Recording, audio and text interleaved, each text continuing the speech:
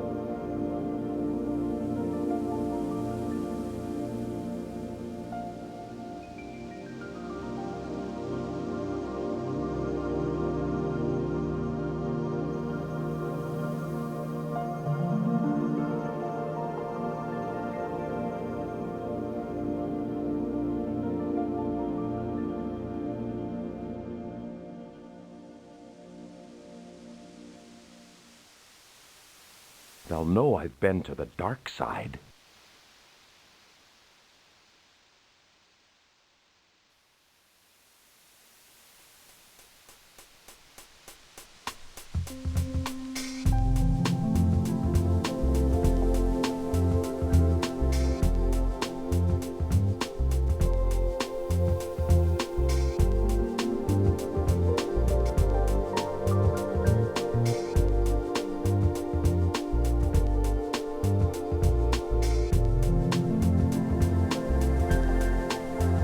I wouldn't want to destroy the phone.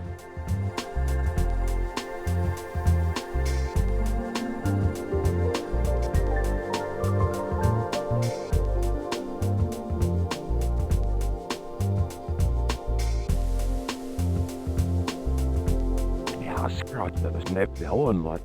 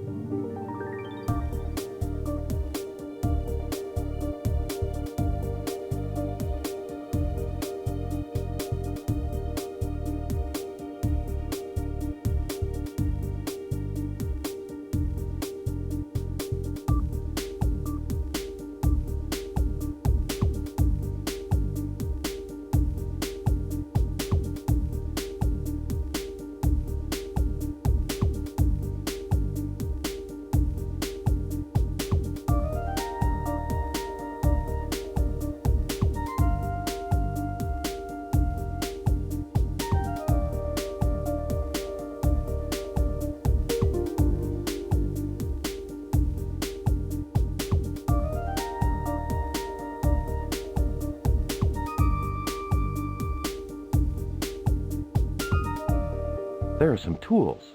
They're rusty, but the hammer looks sturdy.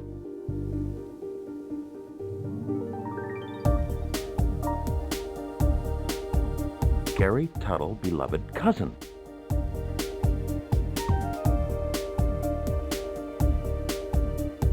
Great, now I have cousin Gary all over me.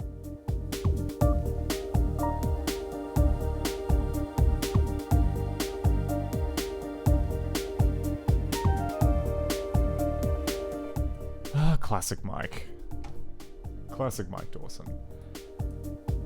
Good evening. Hello. How's it going?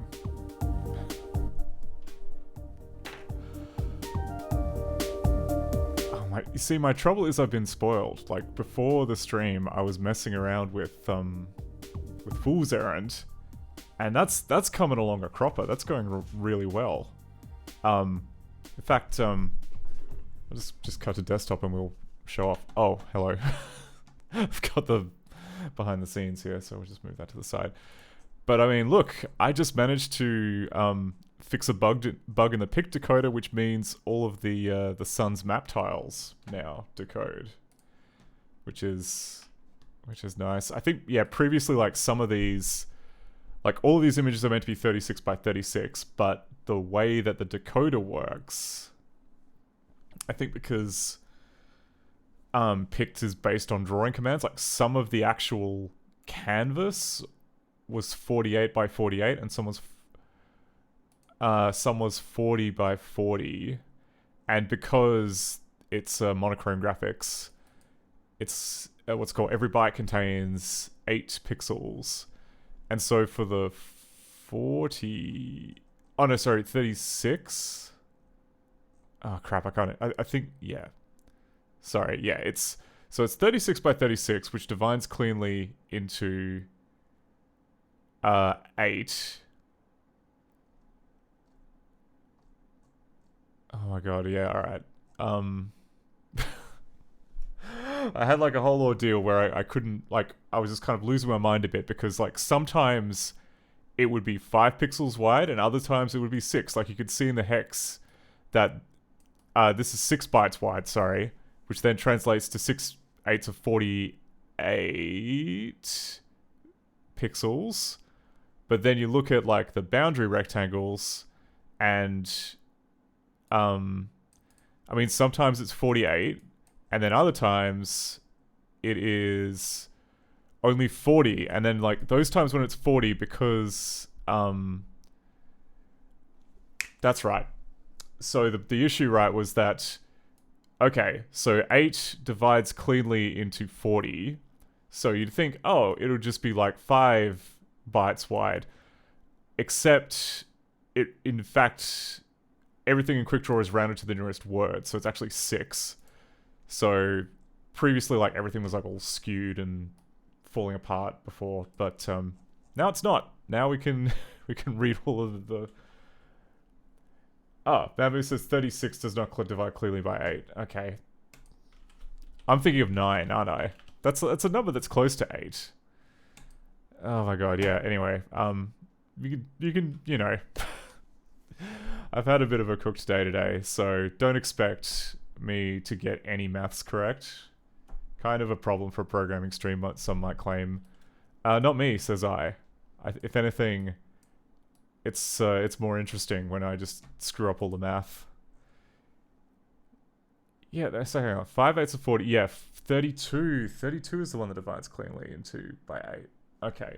Thank you for the touch up, Mad Moose. If we get into any parts of the stream tonight that involve math, I'm gonna probably seek a second opinion, because my track record today not been that great. It's been kind of mid. Anyway, I was thinking of, like, doing a bit more of the one we were working on last week, which was was it Invictus? It had, like, a name that sounded like Invictus. Director 5. Incarnatia. And by sounding like Invictus, I mean it starts with the syllable in. I'm probably going to put that to one side for now, just because the game is entirely subtitled in, or, you know, like, all the text of the game is in Japanese, and so I probably need to, like, think of some way of dealing with that doesn't involve me just holding my phone in front of my face for the entire stream. But what I wanted to have a look at tonight was a game which I think someone mentioned it on Blue Sky, and then I remember, like, possibly RetroPals streamed this during one of their Gauntlet streams, and as soon as I saw kind of some of the screenshots, I was like, okay, yeah, we gotta try this out, and maybe it'll work. Maybe it'll work first time. It's Director 4. Okay, what's it called? Better D. Flags, lingo strict, lingo exec, debug level 5, better D.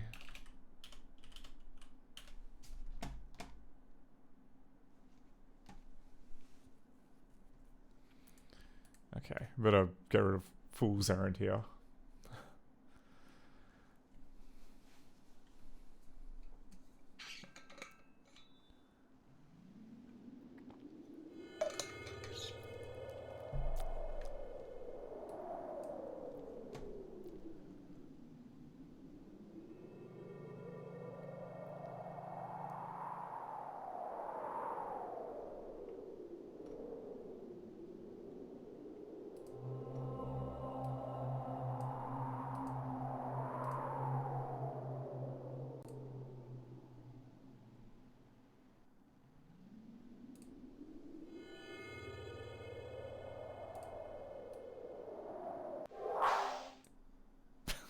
Just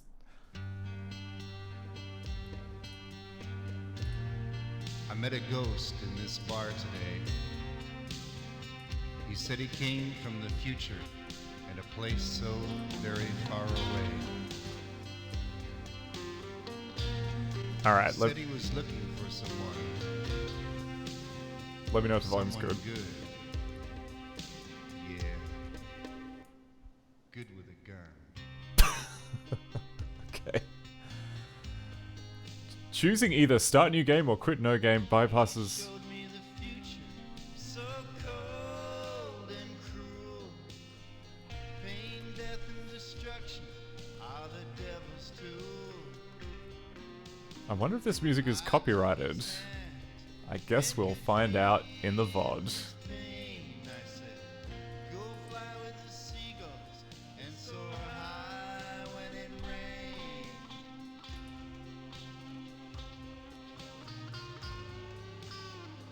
Okay. I'm really keen to start a new game, I'm afraid. Alright, so where do we start off? We start off in... Is this a bar? Nope. Nope. Nope. Nope. Nope. Nope. Nope. Nope. Okay.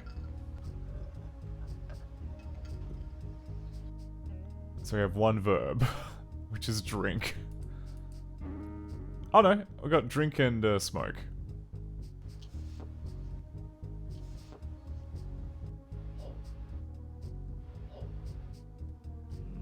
Cohiba. Nope. Nope.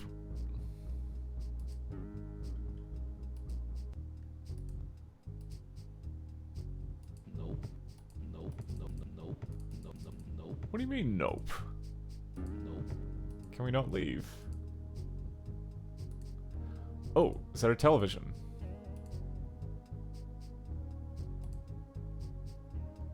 What's on the television? Okay.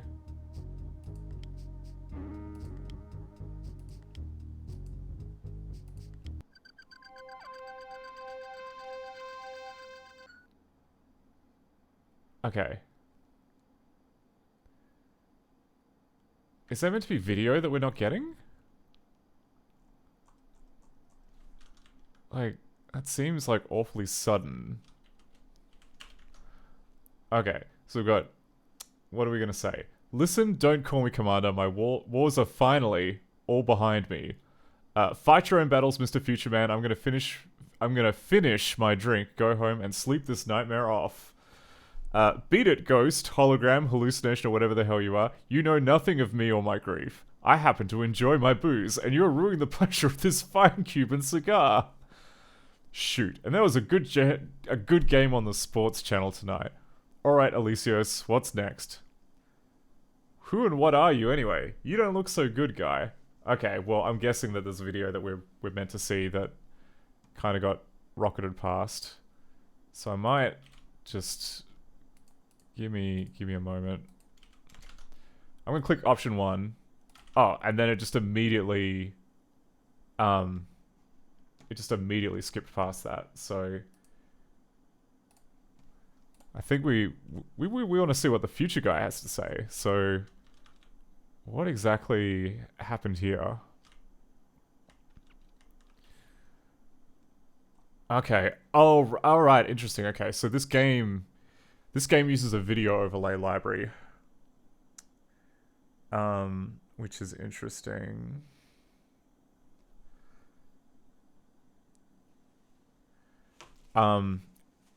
It's based on, well, it looks like it's a version of Parco, which is I don't know. It's like it's a video codec, which was slightly better than QuickTime at playing big videos. So we do have like a Parco player, but it's for a different extension, I believe. So if we go to xlibs,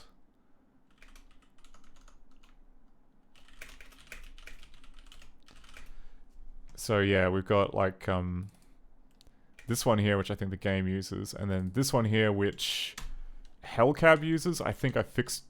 Yeah, okay, this is the one that I fixed for Hellcab. So I think that we could probably just finagle. Oh, hello. Okay, so this Parco decoder. Okay, this is like one that was used for Journeyman project. So, but it is identifying as xplay Parco.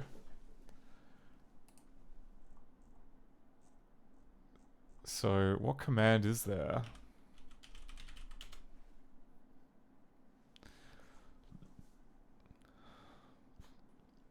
Okay, so it supports set play.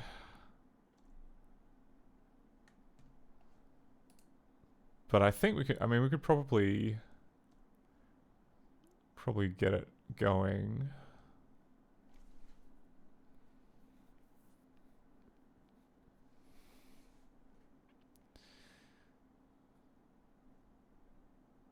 Okay, so what arguments we've got? We've got play file this, and then centering something, window something.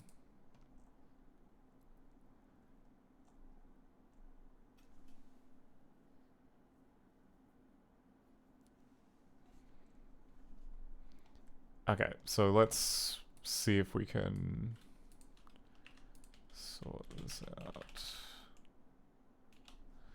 Actually, before we even do that, we should actually look at Better Dead Ratification's code and see if we're not so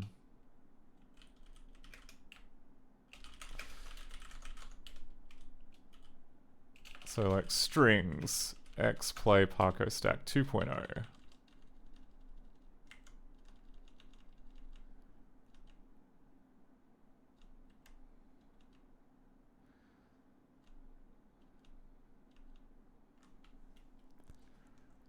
Okay.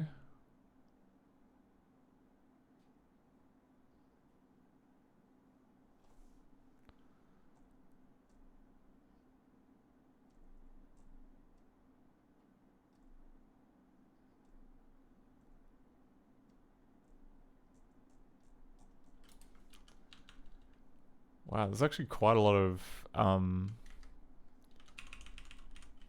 hang on. Oh, it's like it's a literal hypercard stack. Oh, I see. That's why we've got like all of the like. I was like looking at the scripts thinking that that's like an awful, looks a lot like Lingo script, but no, it's hypercard. I guess it must be using ScummVM DevTools, not dumper companion director thing, xplay Parco stack.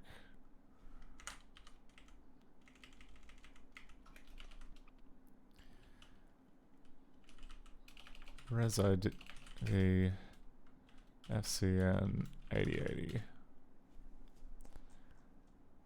Okay, there doesn't appear to be any kind of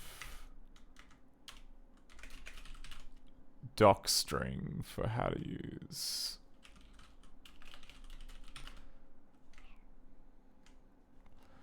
I mean, okay, so we've got like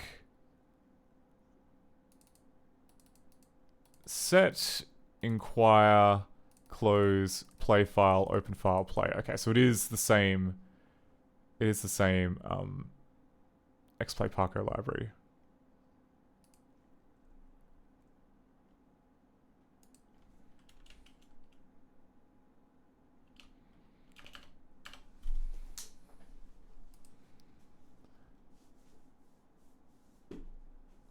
Okay, so we'll just do play file as its own thing.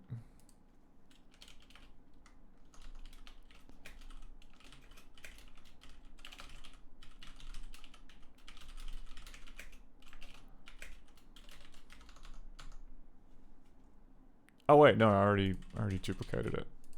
Okay.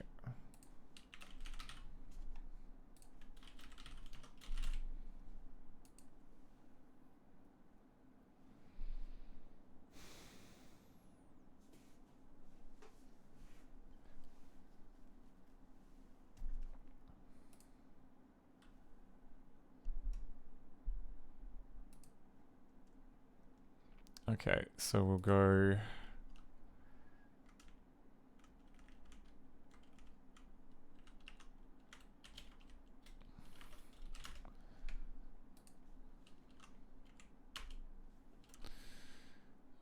We'll go.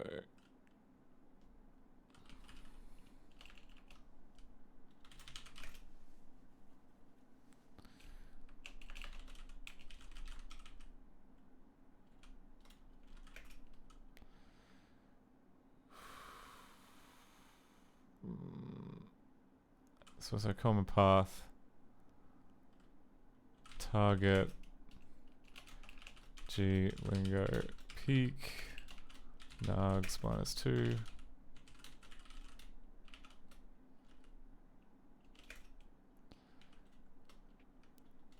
G director. To separator.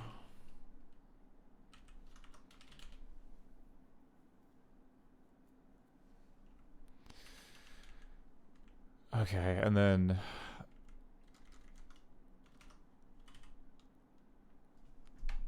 the exact string thing that this used.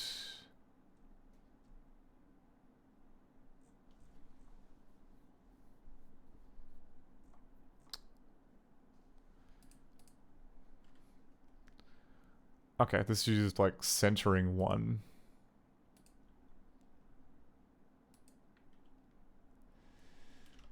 Okay.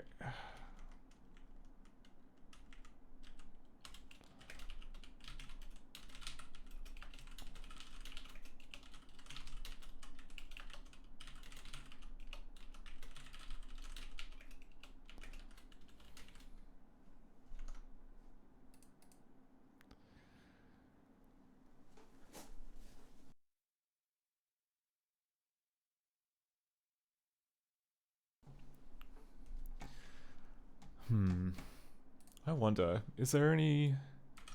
Would there be any documentation about...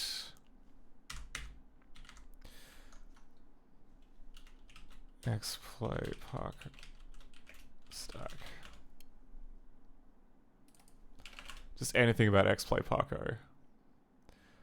No. Okay. Literal. Okay. Yeah. Alright, so I've Google whacked myself looking for information about this. Great. That's fine. We can...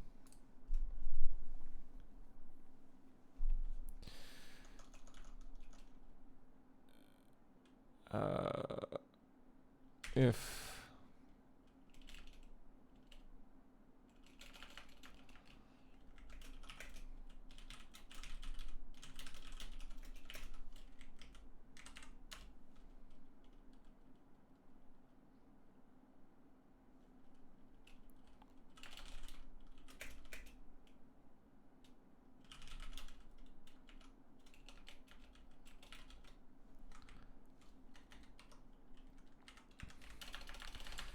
What's the state? I'm pretty sure the state is lifted. Okay, it's lifted from here. Well, there must be something that gets How do we get the resolution from the video?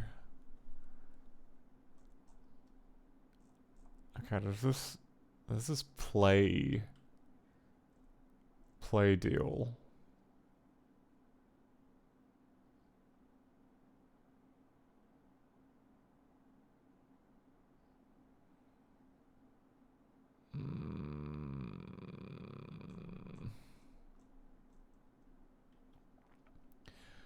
Okay.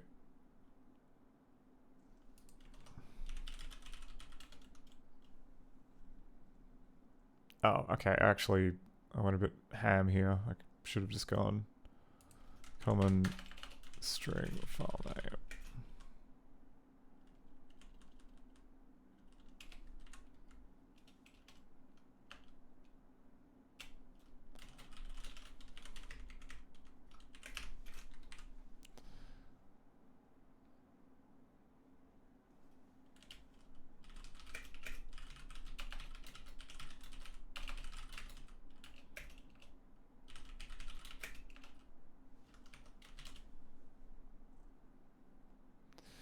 Okay, so we open the file with this.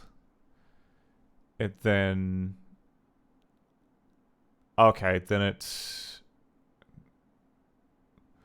opens up a Parko player with this ID, which then returns a result. Okay, I think I understand now. So...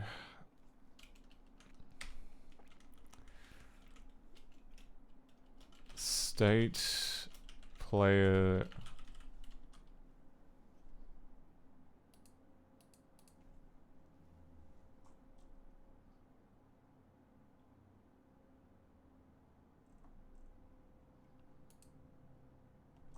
what is result? Oh, datum is result. Okay. Actually just want it as an integer really.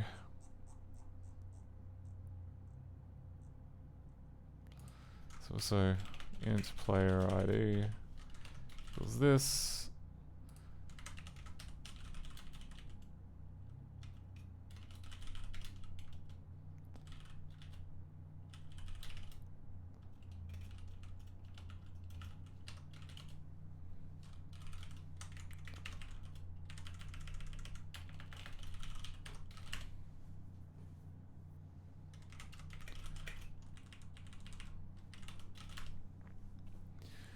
Okay.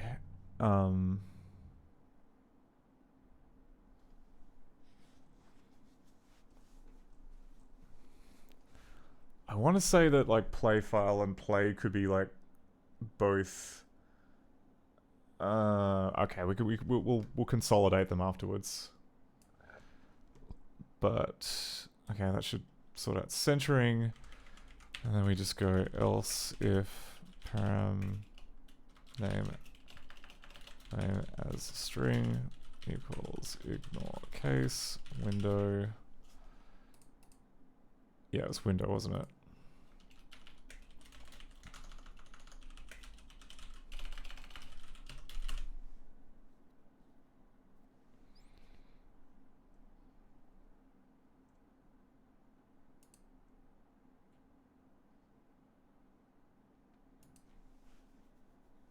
Ah, I see. Okay, so cool. We basically got what we wanted.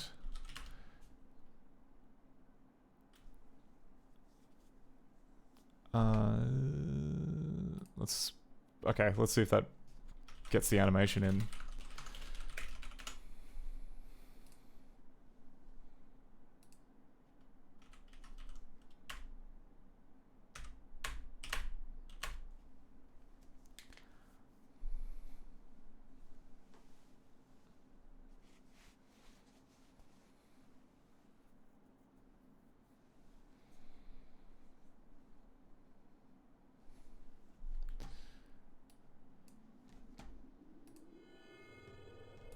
Yeah.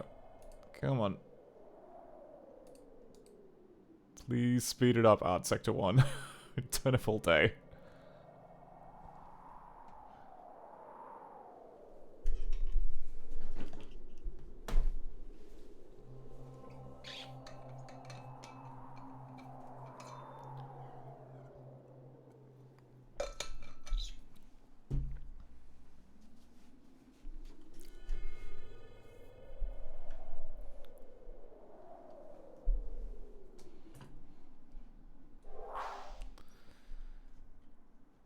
Okay.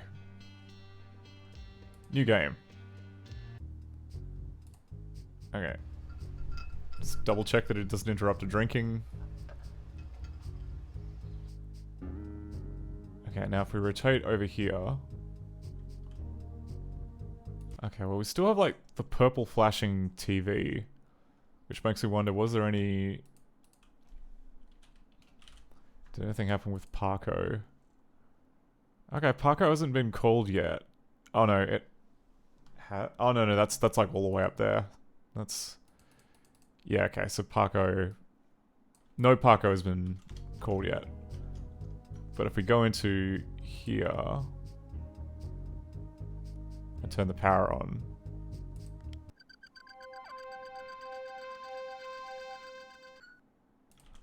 What? Okay, that was like way too quick.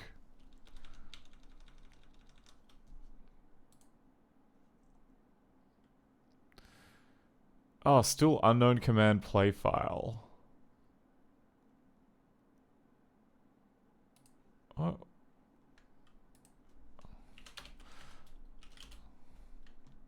Equals ignore case. That's probably why.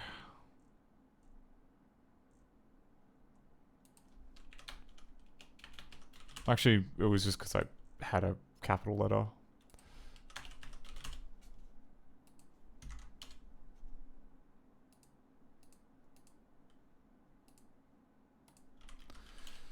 Okay, this time...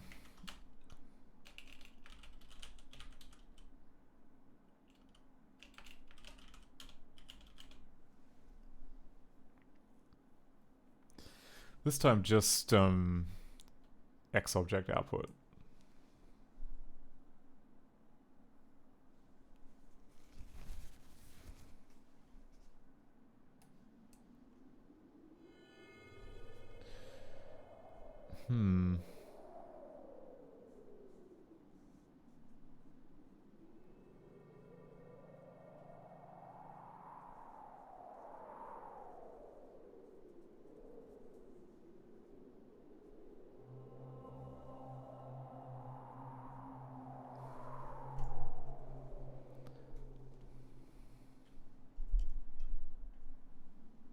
Come on.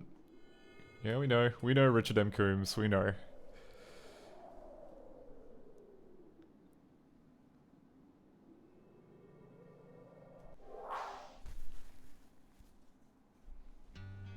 Okay. New game.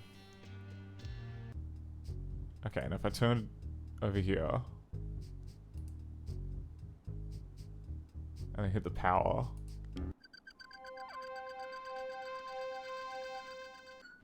Hello, Commander Vane.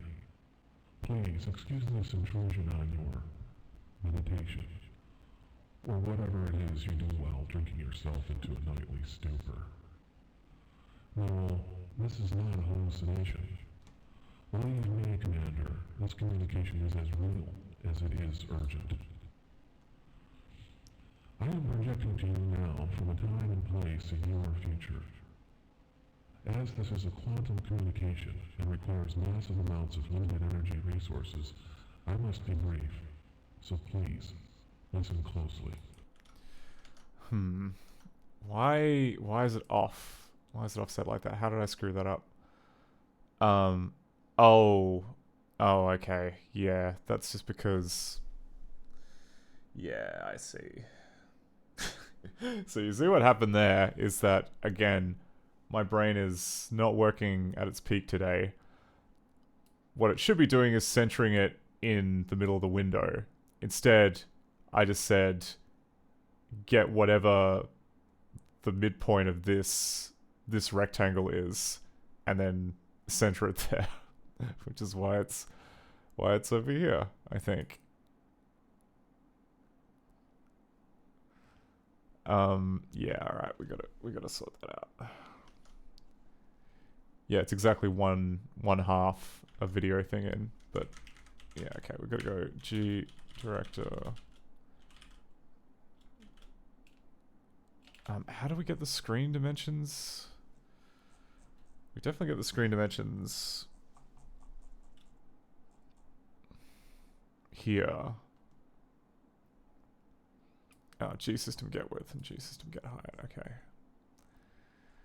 Wow, I didn't even have to like. Didn't even have to try that hard.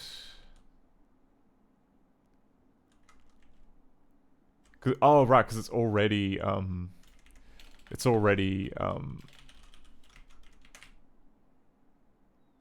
positioned with the center point coordinates. Okay, so we don't even need to know how big the video is. We can just eyeball it.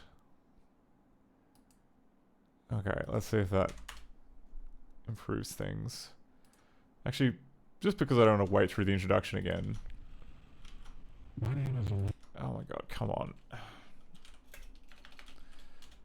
I need to get to that, up 6.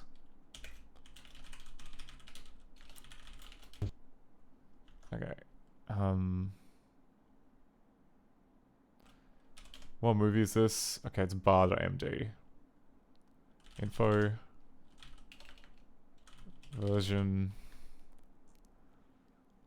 Oh, it's bar fancy F bar MD. Okay, we should be able to sort that out. Okay, that's built, and then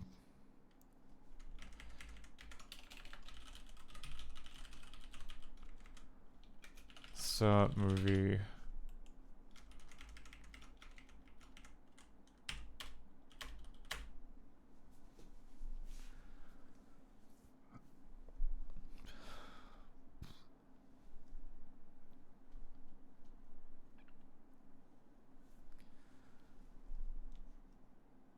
Here we go. Okay. So we're in the bar. We can... Cigar still works.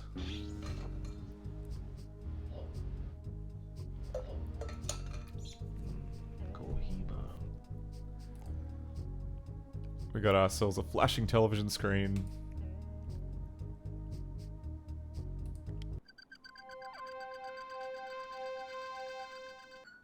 Hello, Commander Bane. Oh my god, I've still got it. I still screwed it up. Alright, so it is... Oh, okay, I do need to offset it by the size of the video. Whoops. So... Let's return this back to where it was.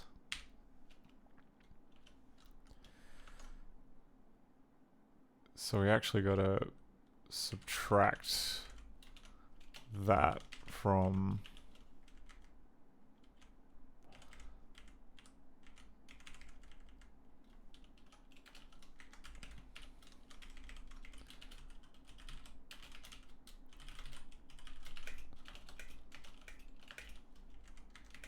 I think that works. G system get height.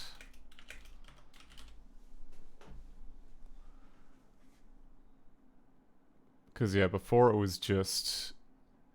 Oh no, we got to subtract the height and the width. Yeah, okay. Okay. Mad Moose, you're meant to be like fixing all my mistakes before I make them. What, this isn't like you.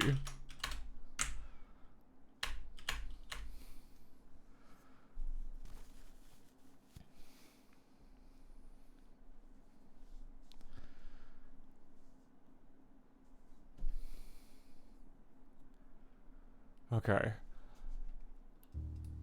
Now the audio is heavily distorted, but I think that might just be kind of part of the atmos, part of the fiction. Hello, Commander Bane. Please excuse this intrusion on your meditation, or whatever it is you do while drinking yourself into a nightly stupor. No, this is not a hallucination. Believe me, Commander, this communication is as real as it is urgent. I am projecting to you now from a time and place in your future. As this is a quantum communication and requires massive amounts of limited energy resources, I must be brief. So please, listen closely. Oh, Okay. Oh, you can skip. You can just skip by pushing a button. That's nice. Well, before we do that, I actually want to check Better Dead Ratification YouTube.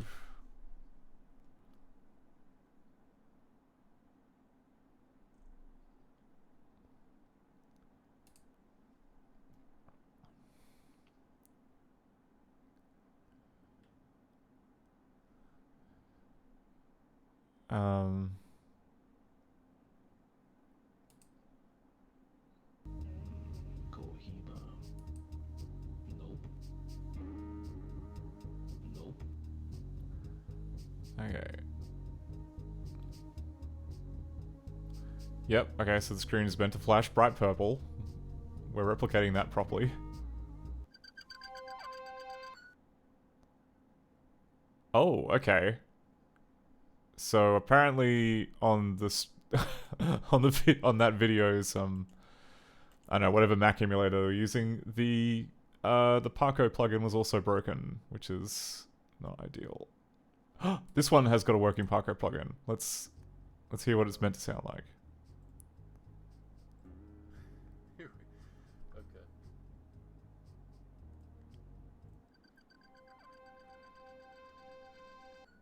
Hello, Commander Green. Please excuse this intrusion on your meditation. Okay, yeah, it is meant to sound that bad. Alright. I'm not gonna worry about fixing it then, cause it can't. Cause that's legit. Okay, back to full screen. Okay, so what are we gonna pick? We're gonna pick... Let's go fight your own battles, Mr. Future Man. I'm gonna finish my drink, go home, and sleep this nightmare off. Oh, there's also this little code up here. Death now comes the mystery. Okay. Believe me, Commander. Your nightmares have only just begun. You need us as much as we need you. Okay, there is like a persistent clicking, which I don't think is in the original. Which does make me wonder, like, are we maxing out on CPU and that's causing it to do that? Let me just see if I can find ScummVM. Okay. Fight your own battles, Mr. Future Man. Believe me, Commander. Your nightmares have only just begun. You need us as much as we need you. Yeah, okay, no, that's quite unpleasant.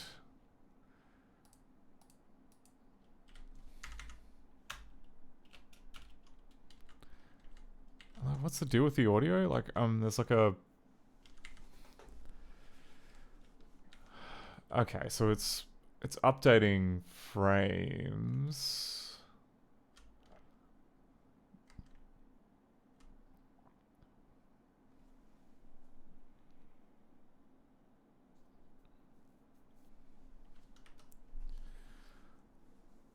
Okay, I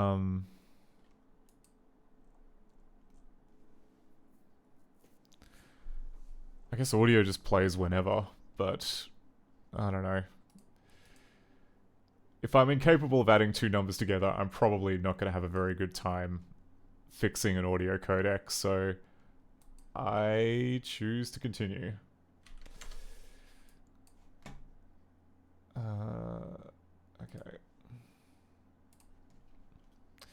Alright.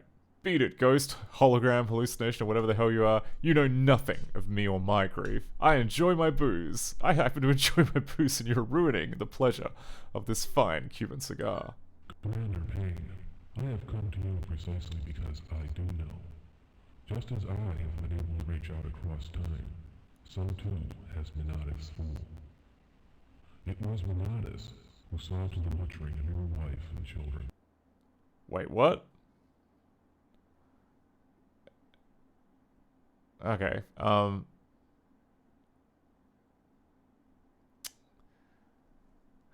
what are you anyway? You don't look so good, guy. There are some things that I am unable to answer for you, Commander Payne. Suffice it to say that I am a friend. Okay. I guess it was a good game on the sports channel. Alright, what's next? A civilian quantum twist time-space portal has been established just outside the bar. I am transporting a QT passkey card into the bar now.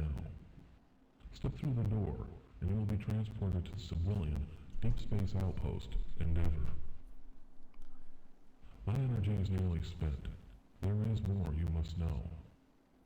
I will contact you as soon as I am able. Until then, you'll be on your own. Why don't you just tell me now? The Endeavor's maintenance robot can fill you in further, and there is just one little sacrifice you will need to make. Good luck, Commander. What? Oh, what? Sacrifice? What? I have to make a sacrifice? That wasn't part of the deal. I'm sure it'll be nothing, though. Let me just take another improving swig.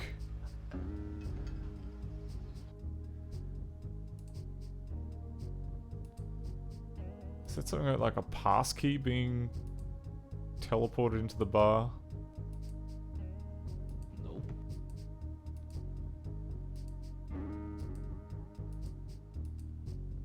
Can't see it, so... Oh no. Uh-oh. So, it's a human, and it wants to play. Uh-oh. I think we screwed up. Look at it. It shakes like a she-beetle in heat. What's the matter, human? Never faced death before? Oh my god, like the contrast in this is terrible. Alright. Damn, you're ugly. Who the hell are you anyway? I am Minatus Fool, Lord of the Universe, all-powerful bestower of pain, death, and corruption. I appear to you now from the future, so that I may savor the beginning of the final end of the human race. I could kill you now. Bite off your puny head and pick my teeth with your spine. But that would be too easy. No fun at all. So come catch me if you can, worm spit. I'll see you in the future. Death and misery to all mankind.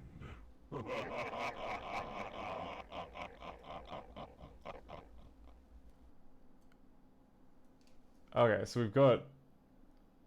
What have we got? We've got... yeah, sure I'm scared. I should... I'm not too macho to admit that. I'm coming for you, creep, and when I find you... talk is cheap, Smiley. Let's get on with it. Let's, talk is cheap. Oh. Uh-oh.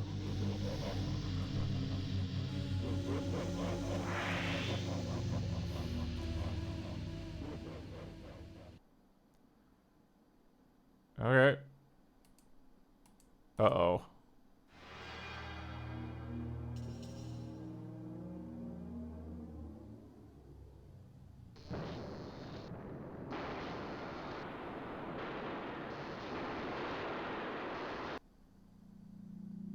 Wait, what? Okay. Here lies... I guess we died. Here lies Lieutenant Major Randolph Rain, retired. Patriot, war hero, drunk.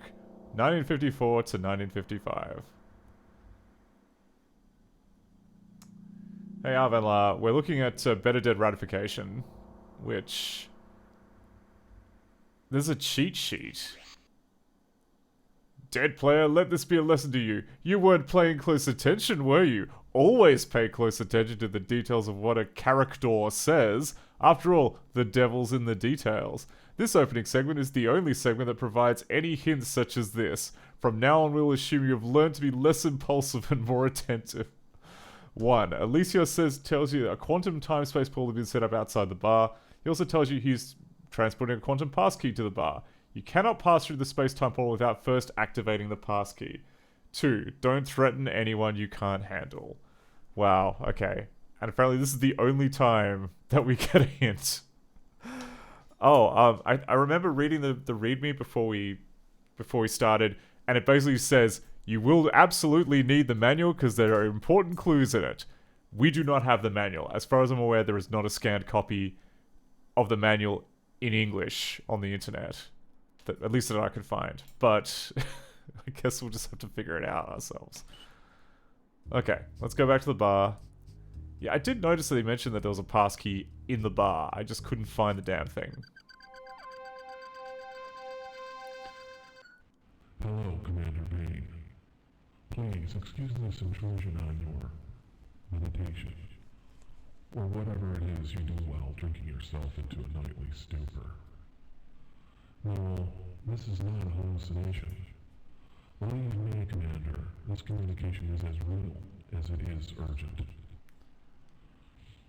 I am projecting to you now from a time and place in your future. As this is a quantum communication and requires massive amounts of limited energy resources, I must be brief, so please, listen closely. My name is Elysius, and I am here to solicit your help. Commander, by the year 2313, mankind will have already joined the Brotherhood of Races and spread throughout the universe. At the same time, a malevolent, charismatic leader by the name of Meninas Fool arose among the godless but otherwise harmless race of beings known as the Benoits. In just 5 short years, he came to own the hearts and souls of the Benoit race and led them to fantastic military and spiritual power. By the year 2323, my present, Meninas Fool and his satanic followers have wreaked mere genocide upon the human race. Nothing, it seems, could stop him. But recently, a Terran Earth spy discovered what may be the secret to bringing down Meninas and ending the Benoit tyranny. Unfortunately, Commander, our spy gave his life before completing his transmission. All we know is that the deadly secret he stumbled upon lies within an ancient cosmic doctrine known as the better dead ratification. Okay. So, looking at this, the audio is obviously clipping, which explains kind of the... However, there are definitely gaps where it looks like the buffer is underflowing, and therefore... How many milliseconds? Would it be exactly... Okay, it's about 20 milliseconds worth. Because yeah, like this is what's causing the clicking, which sucks. The clipping shouldn't be too audible. Like it looks. But this, on the other hand, is, and I hate it. Yeah, okay. So my guess is that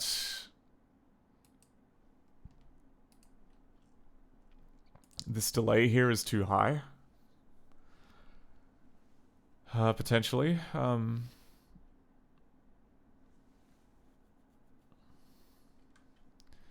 So if I were to take this down to 1, because this is going to be in a while loop, we'll see if that improves things.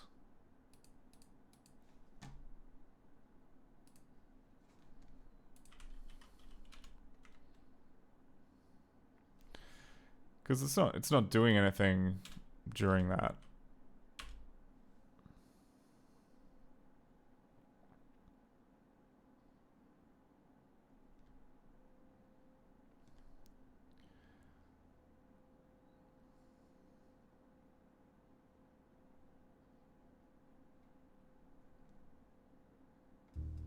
Okay.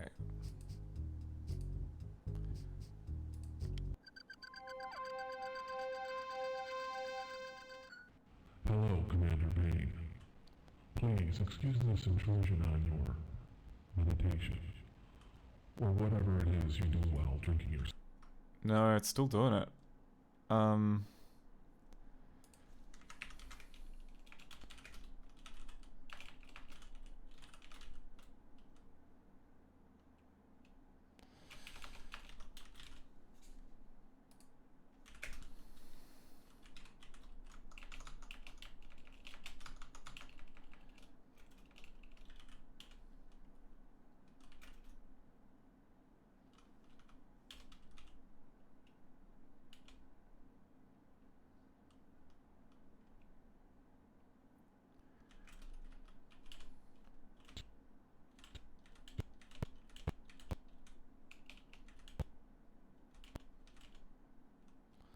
Okay, so we got video decoder needs update. It just goes through each of the track types to determine if it's got has video. Right, and then has audio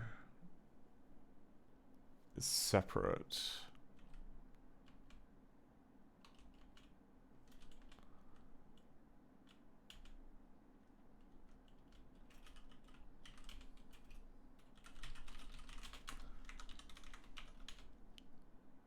Okay, video Parker decoder, Parker video track.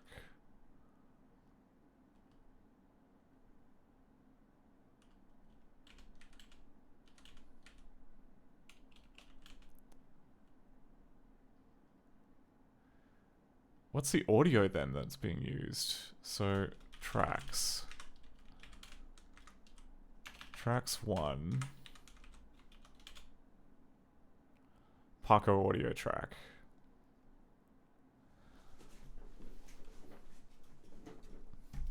Because yeah, it just really feels like the audio decoder is underflowing. Development ScummVM engine. Sorry, video.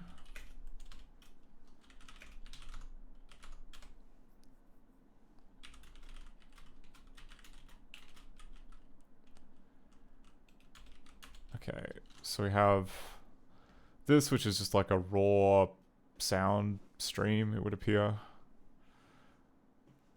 And then there's Q sound, which gets... Oh, I see. It's an interleaved packet format. How fascinating.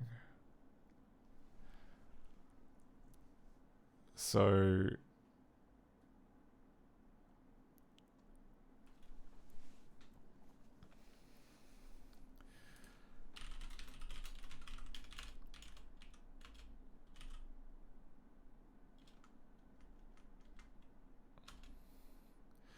Okay, so decode next frame calls read next packet.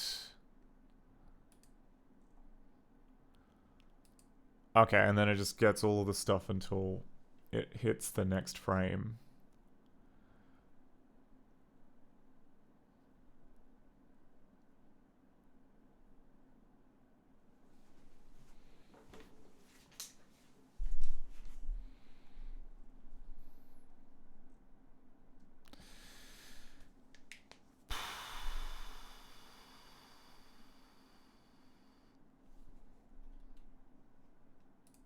Okay, let's have a quick look at the G video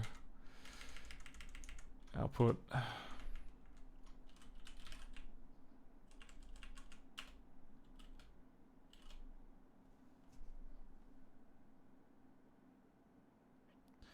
Oh, Avalon says, Parker, what do you want to know? I implemented that from the C code we got. Okay, what I was looking into is like, why is the audio underflowing? So like, it's difficult to make out. But like when the guy is talking, there are these periods where it just where the buffer runs out of audio data and we just get like a nice kind of pop in the audio. And it seems to be an interleave format. So I'm just wondering why that is going on. Hello, Commander Vane. Please excuse this. Okay. Okay, that's just talking about copying pixels and that. Yeah, Avalar says there are audio packets between the video. Yeah, it's interleaved, which is what this guy here is doing. What I don't get is... Okay, and then we got like the slot types. So that should show up. Search slot type.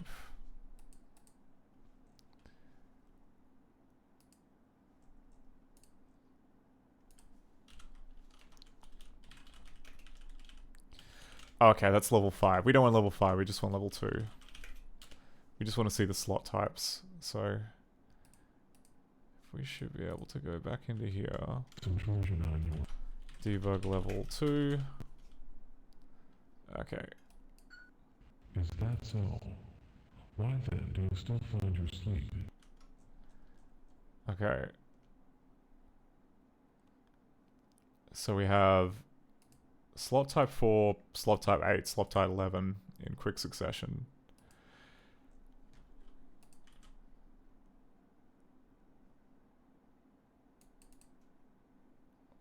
So audio, then video, then end of chunk.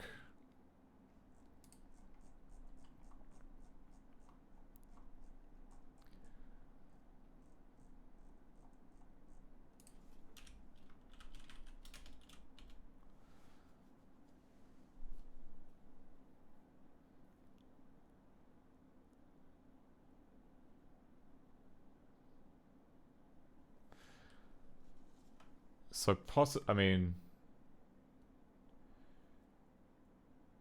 Avila says, could it be that the audio is running too fast?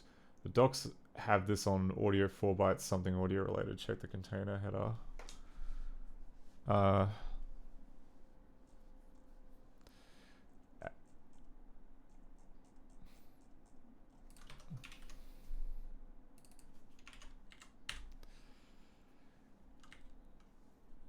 Fixed rate audio track, Pucker audio track. Am I...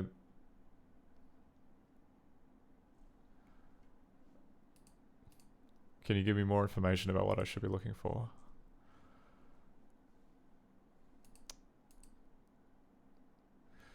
Because like, what would make sense to me potentially is that if the video, I mean, if there's like barely enough audio in there for one full frame of video, then if you're processing like the audio and video in one packet and then delaying for exactly that amount of time before you open up the next frame, then you're going to underrun. Oh, if you look at the multimedia wiki link, then it documents the header. Sure, alright.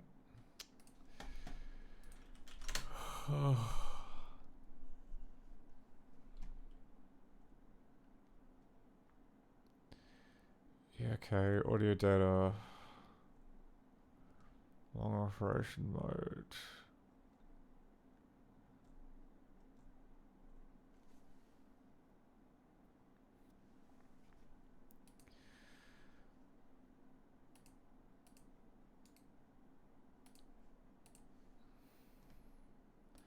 The container format is at the top. It mentions audio.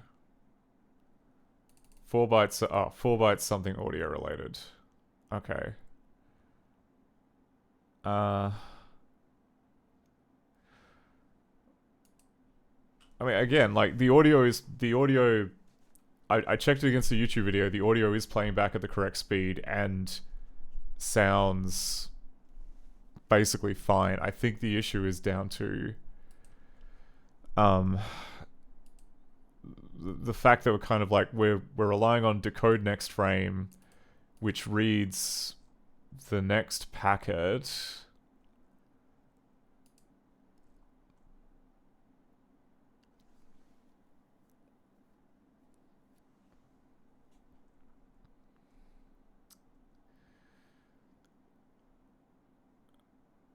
I don't know, like it feels like there's kind of like this what's it called?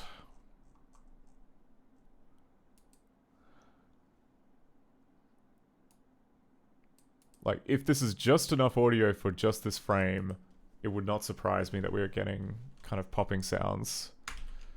So I might have a look at like one of the other decoders and see what they do for buffering.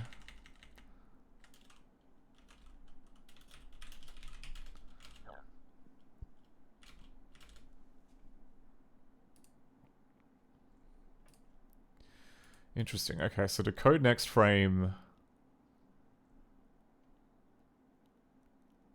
is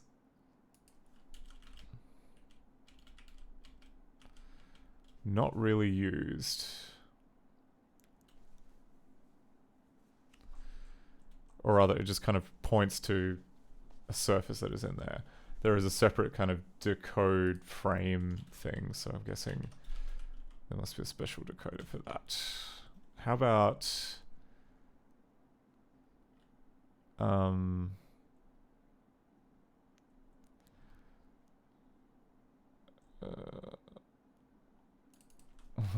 we'll look at the Matryoshka one. Okay, so we've got decode next frame, which then... Okay, that's the video track.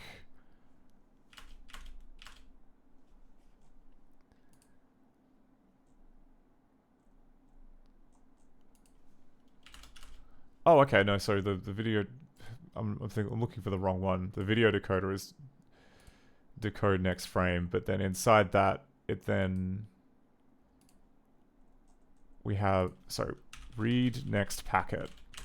That was what I needed to look into. Read next packet. Tell me more about read next packet.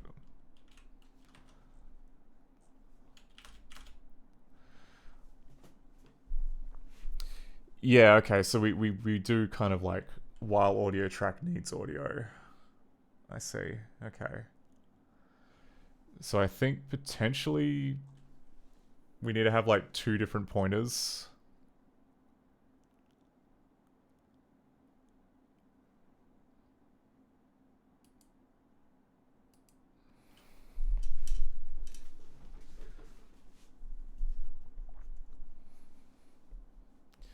Because like you can see like MKV decoder, it just delegates getting the next packet to the track itself.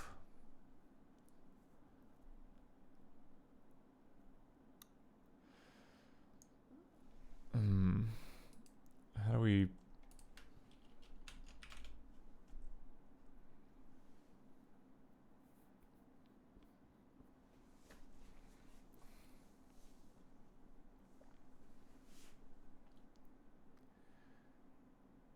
The read next frame reads ahead 1 frame.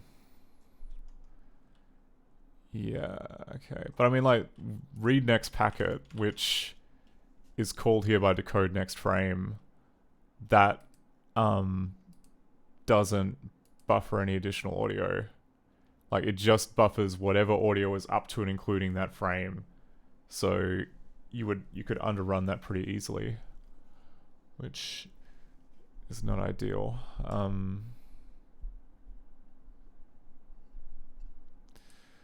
So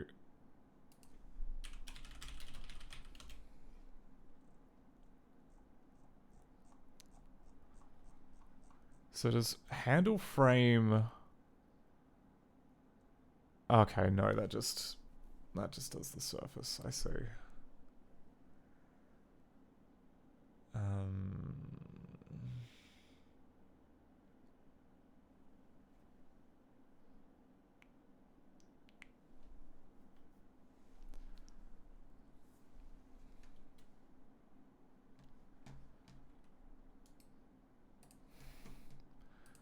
I've got another link.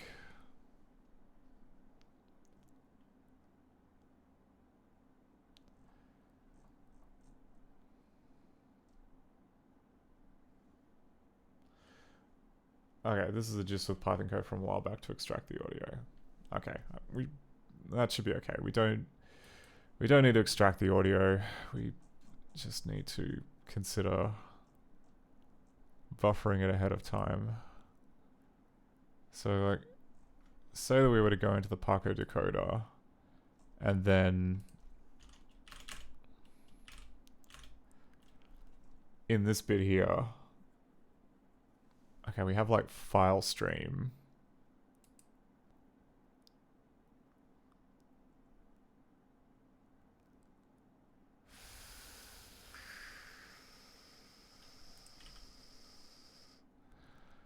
Where is that defined?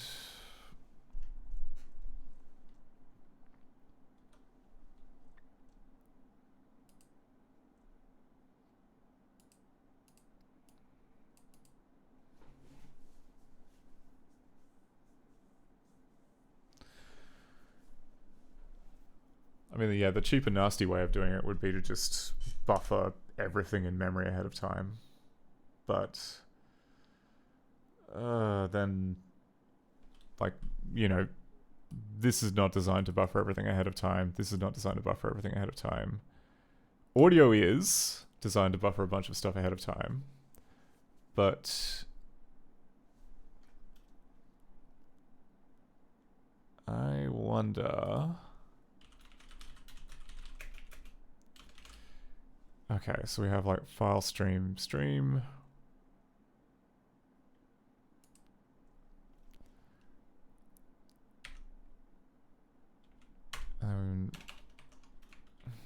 Let's just try something.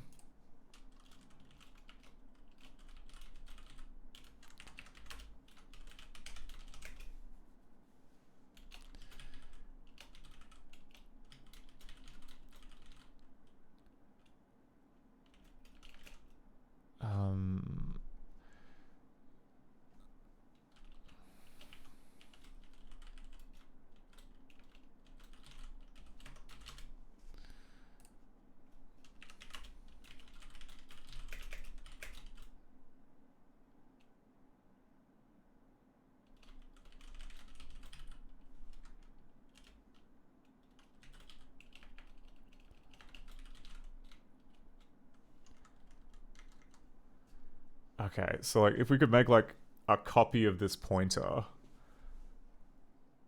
so that we have like one, and then we just like pump one queue to get the audio packets and then another queue to get video packets. Like I think that would work. Maybe.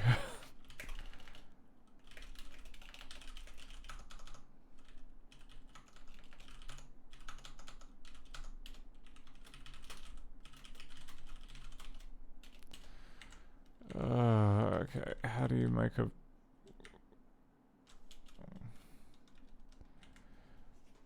Okay.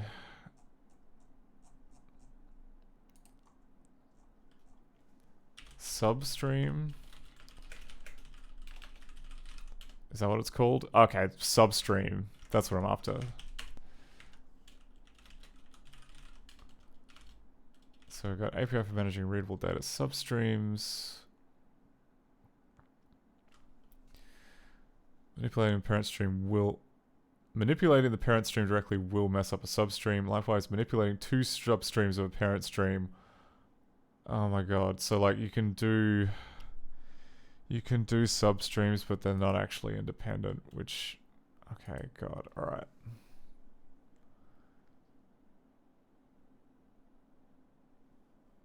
What even is the point?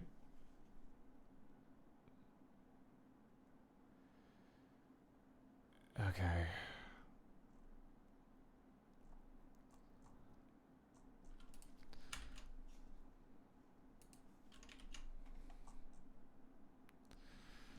Manipulating the parent... Okay.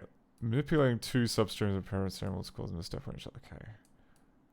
Even if that manipulation is just reading. Even if it's just literally just a pointer. Arvanlar says, does the debug output also show the stall? No, but I don't know if... I don't know if there's a debug message that happens if the audio underruns. I guess we could try and find a way to add one. Alternatively, I could just not mess with the... Like, I recall saying like half an hour earlier, I'm probably not in a state to be doing audio codec stuff, so I should probably just leave it be. So, yeah, I might shelve this for now. It's good enough that we've just got video of a sort working, even if the audio is In a battle. kind Your of family is dead, Commander. crap. I am deeply sorry. But you and I both know that you can never find peace until you resolve their deaths in your own mind. Okay, A civilian quantum twist time-space portal has been established just outside the bar. I am transporting a QT passkey card into the bar now. Step through the door, and you will be transported to the civilian deep space outpost, Endeavor. My energy is nearly spent. There is more you must know. I will contact you as soon as I'm able. Until then, you'll be on your own. The Endeavor's maintenance robot can fill you in further, and there is just one little sacrifice you will need to make. Good luck, Commander. okay. We're done. Alright, passkey. Where the Nope. Nope.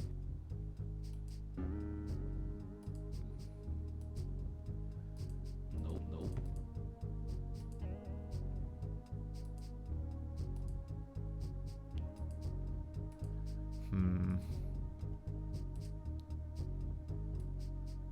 I get the feeling that this game is going to kind of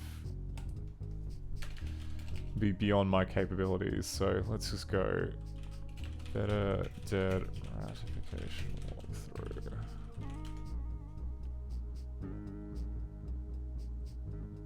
Is there a walkthrough? Probably not. No, go back.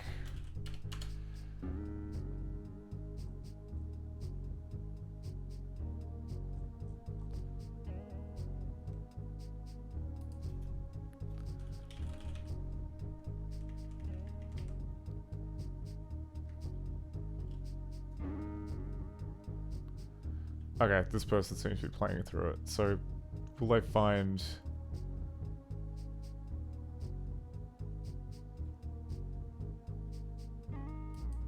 Okay, it's on a table?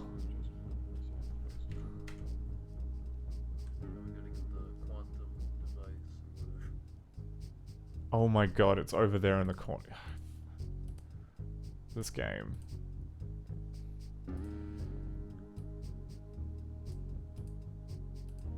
Alright. So we're about to leave the bar. Don't open the door. Instead, go over to this table.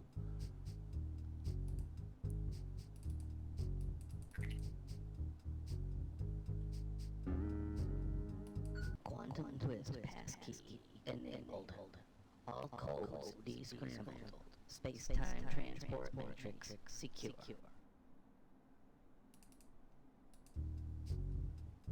Okay.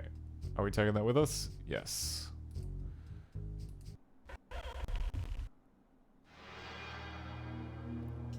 Ah, so it's a human. Okay. Arvanla says, can you post the debug output with D2 and level G video? Yeah. We're doing that now, I think.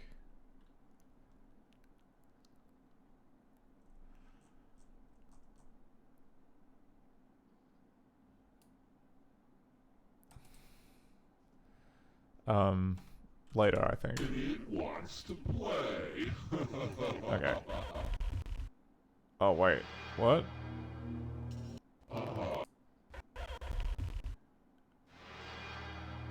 Why is it playing it over and over again? So it's a human, and it wants to play. Look at it. It shakes like a she-beetle in heat. What's the matter, human? Never faced death before. Okay, there we go. Let's just go...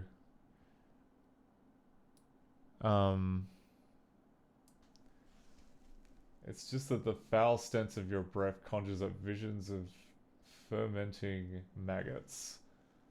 Okay. Okay, let's be honest and say that we're scared. Oh hell, it's a liberal, and I had so What? at least a little challenging. Okay. What? That was out of left field. Wasn't quite expecting that. Alright, let's insult him. Listen, I use a mouthwash daily.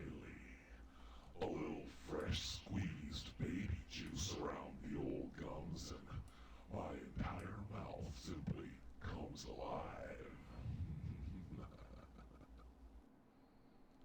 Okay. So when I find you. You shut up, moron! You are nothing human. You are little more than a speck of fly crap floating in a sea of your own blood. You talk tough. I am all powerful. You threaten me. I destroy you. Okay. Oh. Oh no, not the eyes. Yeah, okay. Well.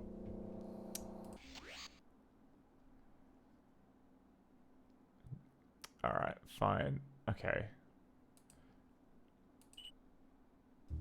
I think I understand what we did wrong. So, we're not meant to threaten him because then he hurts us, but we're also meant to activate the key beforehand.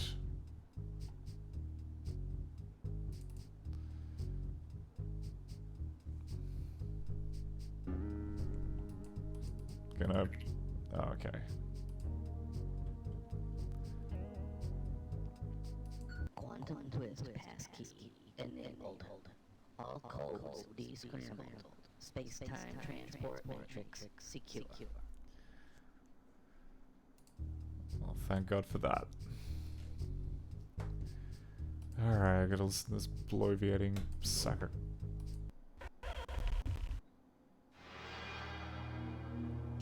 Ah, so it's a human. Oh, I didn't look at the video. It's gonna punish me for that, isn't it? Look at it. It shakes like a she-beetle in heat. What's the matter, human? Never faced death before. Oh, shut up. Okay,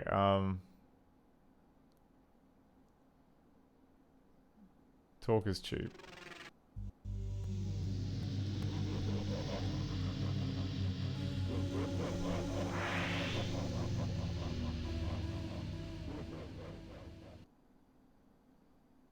Okay. Can we... Quantum twist passkey enabled. All codes descrambled. Space-time transport matrix secure. Okay. So that's how we could leave without dying.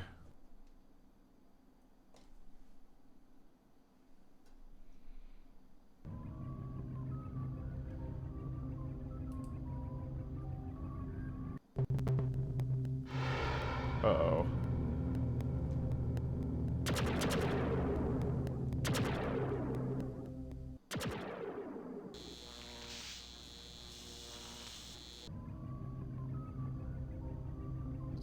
What is going on at the viewport size?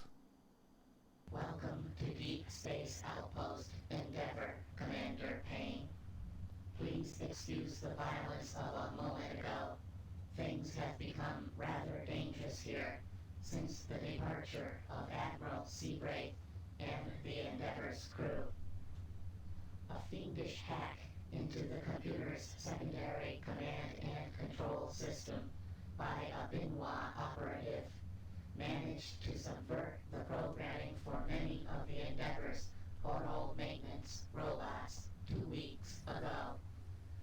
They are armed and dangerous, and they are looking for you, Commander. I am the only Autobot with a clean program left. I managed to vaporize that one, but there are 6 other rogues Okay, 6 killer robots.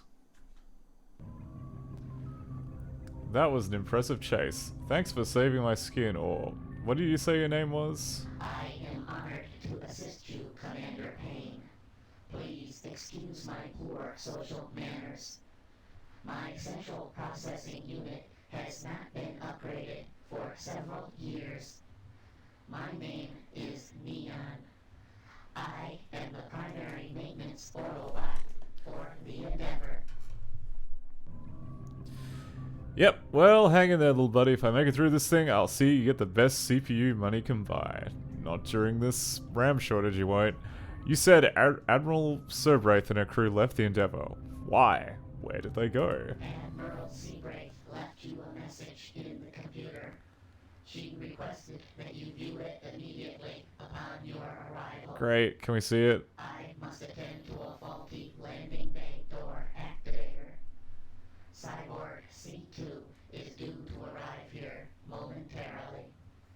I will meet you in the psychofuse room as soon as you are ready. Okay. Well, and just checkerboard it out of existence.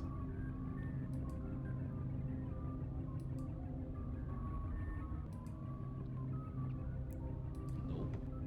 Nope. Okay. I kind of want to know, like, is this part of the,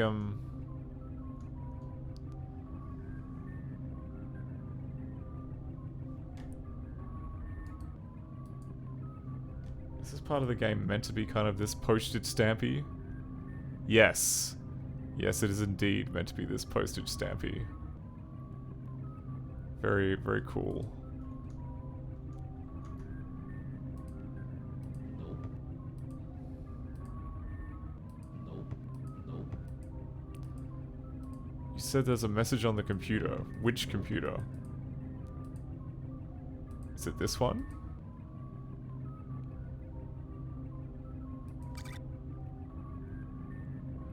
Message Commander Randolph Payne. Ah! Greetings, Commander Randolph Payne. I am Admiral Seabraith. I am sorry that I cannot be there to meet with you in person. As you are already aware, the Endeavor has become unsafe, and I was ordered by Terran Access Command to abandon ship. Unfortunately, the Endeavor is the only outpost remaining in the Z-Polar Quadrant with the essential equipment and supplies necessary for you to succeed in your most vital mission. For reasons not yet fully understood by the Axis, it was necessary to bring you to this time and place to accomplish the mission Alessius has already touched upon with you. While information is limited, I have prepared a database of pertinent information regarding this mission and its known requirements. Please access this data now. I must go. Good luck, and Godspeed to you, Commander. Okay. Okay, we've got a database. Mission overview. Okay. Oh my god, there's even more lore. So... The Binwar Evangelical Society is empowered and led by... Okay, yep. The Endeavor is infiltrated by a Binwar operative who reprograms the secondary Autobot command and control, directing to destroy any organisms on board. All hands are ordered to abandon ship. A program-secure maintenance Autobot is left to maintain the outpost and protect the Holobible suite, where the main Holobible controller awaits completion and full activation by the promised savior. Okay. Sure.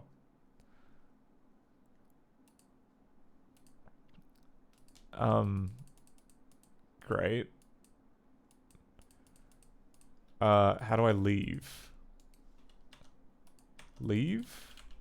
It was from this unimposing temple on the remote Binwa planet Syracuse, on the eve of the year 2013, that the Binwa High Priest Minatis Fool launched the great intergalactic war against the Terran Axis and wreaked genocide upon mankind. planet after planet, civilization after civilization was attacked, burned, and left for dead. Okay.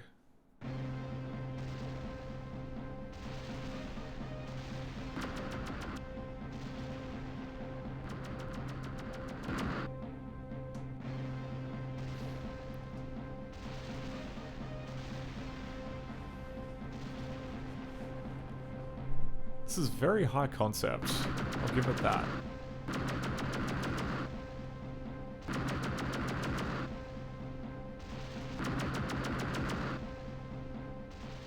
Now, only a small number of civilizations remain free. The Terran Axis forces are all but annihilated. Hope runs silent but firm, in the promise of a great warrior from the past, who will unravel the mystery of an ancient cosmic doctrine, known only as the Better Dead Ratification. Okay. Well, I made the mistake of click. Oh, there were meant to be buttons underneath, and they weren't there before.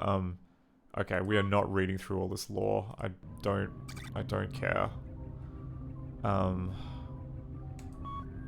as well look it up. Okay, this is Alicios's. Oh, okay, we don't know who Alicios is. It's speculated that Alicios is somehow tied closely to the Better Dead Ratification. You know, Alicios could just tell us, but chose not to. Okay, great.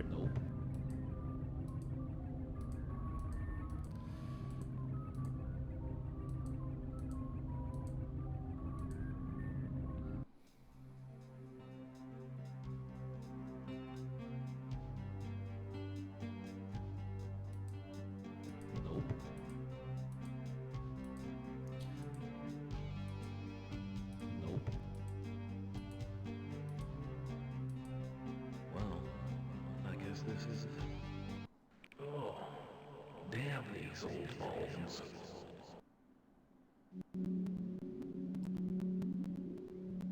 Greetings, Commander Payne. I am Cyborg C2, Artificial Intelligence Unit, version 2.3. I am sorry I could not be here to greet you upon your arrival. I was only just flown here moments ago. I have interfaced with the Endeavor's maintenance robot, Neon, and understand that you have already been briefed about the cyclofuse process. Didn't read it. Allow me to say that your reputation has preceded you, Commander Payne. I am honored to cyclofuse with such a great warrior and strategist. I see you have already prepared the cyclofuse equipment. I will enter the fusion chamber now. Soon, we will be Payne. Oh, okay. So I guess we're getting mind melded with this robot. I am ready if you are, Commander.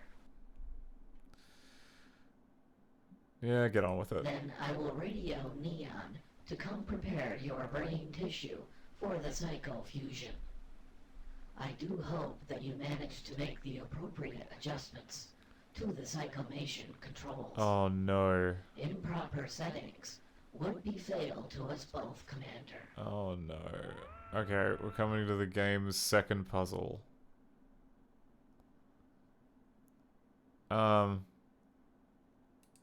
Excuse me. Okay.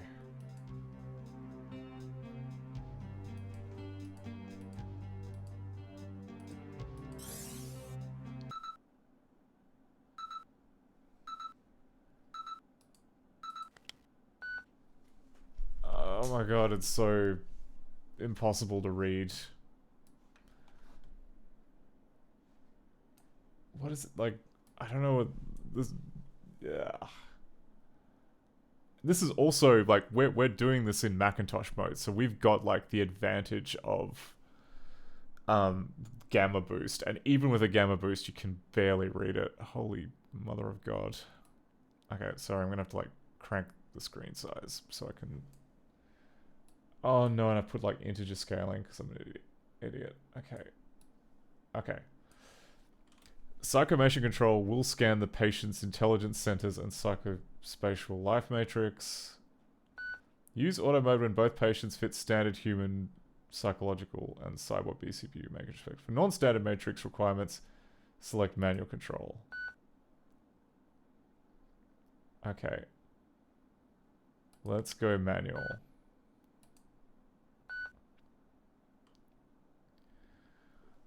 Oh, the fuck. Okay. The robot told us which model it was, didn't it? I'll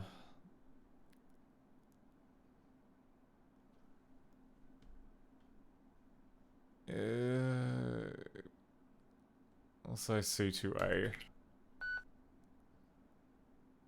2.3 power supply. I don't freaking know what kind of battery it's got.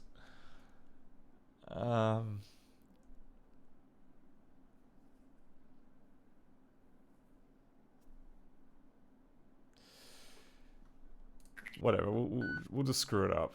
Okay, we'll say... Well, we're dead. I'm pretty sure.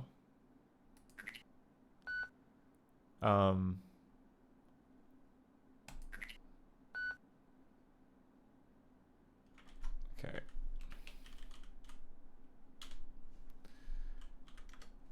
So I'm just going to have a quick look at the code. Because I'm guessing that's going to be...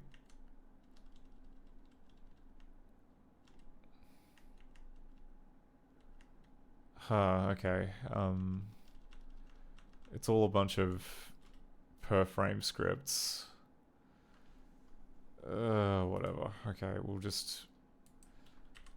Tell you what, we're going to debug flag enable lingo exec debug level 5 debug disable G video.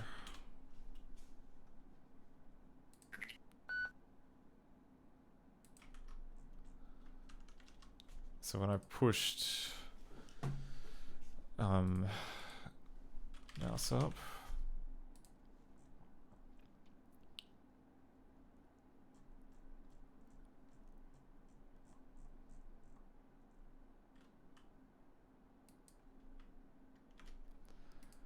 okay. Nope. Oh, we can hear the spiel again if we sit down, I think.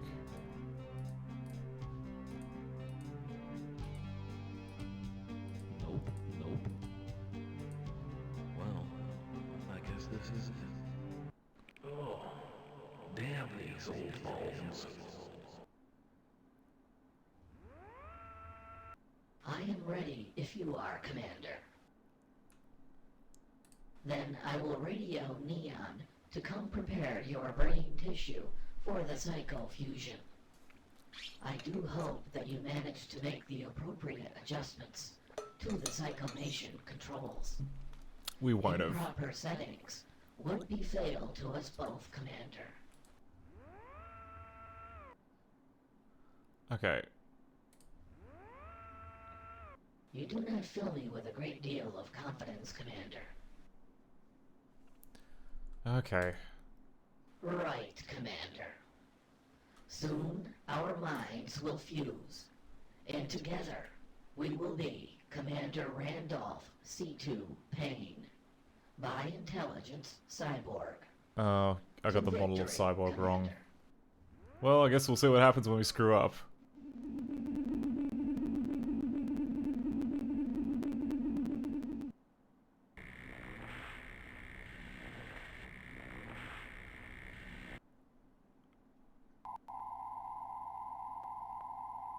I see that you are both ready for the psychofusion, Commander.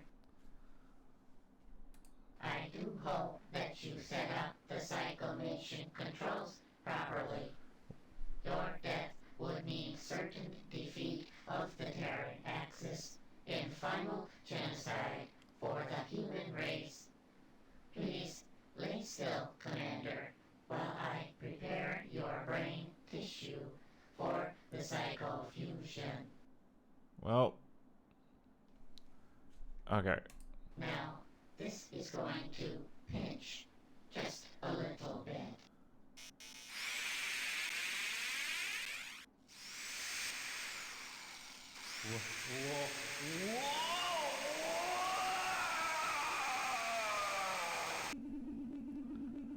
Well, I guess that didn't work.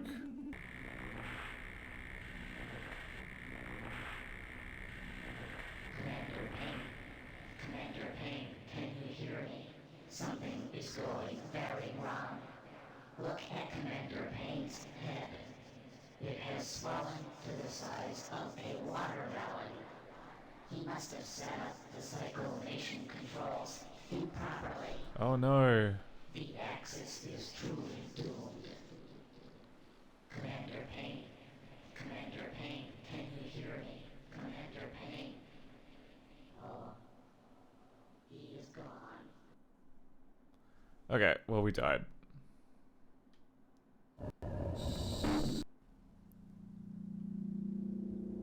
And a good day to you, sir. Hey, crushing ceiling. Well, okay, well, we've got a little... This gave us a little bit of a hint. So we know that we are now, okay, I don't know.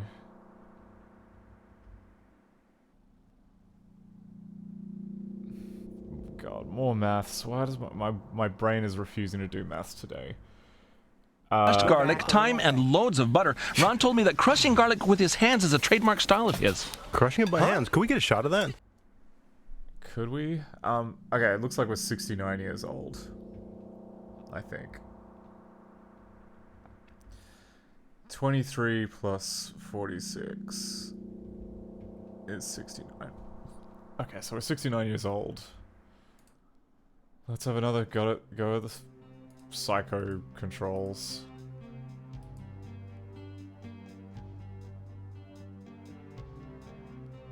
Nope. Or more importantly, let's just... Okay. Okay, manual.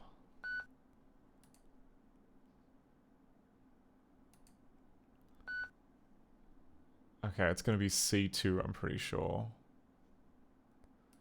But... why not? Let's just... see what this walkthrough did.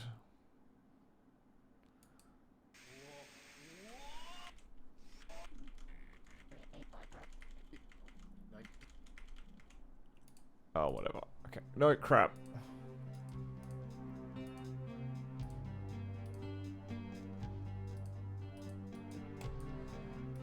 Okay. Power. Manual. I said manual. C2. 2.3. C2.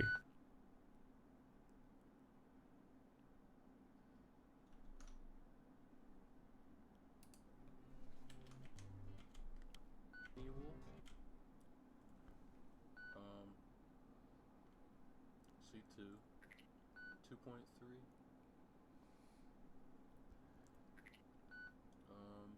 See, I wrote it down.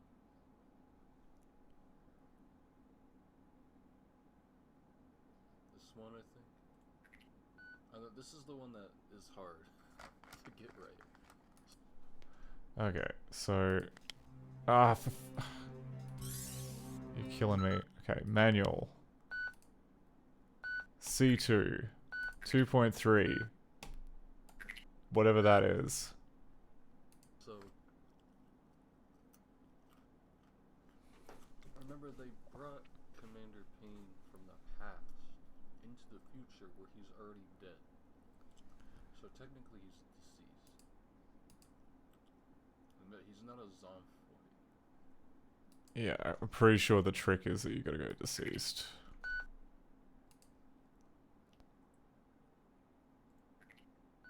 And also, he's over 125.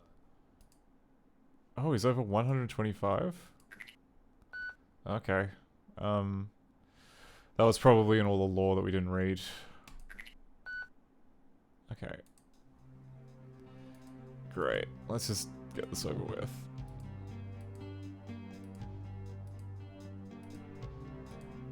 Well, I guess this is it. Oh, damn these old phones.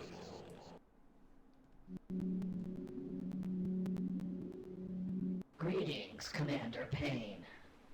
I am Cyborg C2, Artificial Intelligence Unit, version 2.3.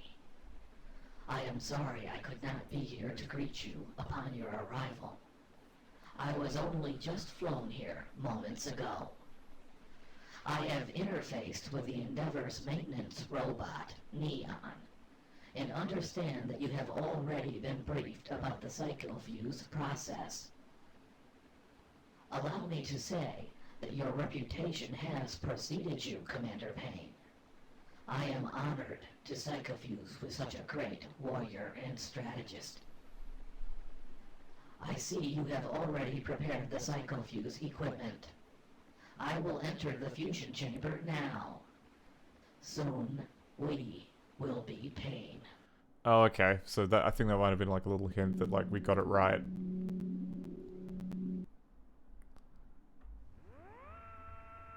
I am ready if you are, Commander. Then I will radio Neon to come prepare your brain tissue for the psychofusion. I do hope that you manage to make the appropriate adjustments to the psychomation controls. Improper settings would be fatal to us both, Commander. Yep. You do not fill me with a great deal of confidence, Commander. Right, Commander. Soon, our minds I don't will kind of fuse. get why Together, we need to be will merged. Commander Randolph C2 Payne. Like, why do we need to get our brain merged into a robot? To victory, Commander.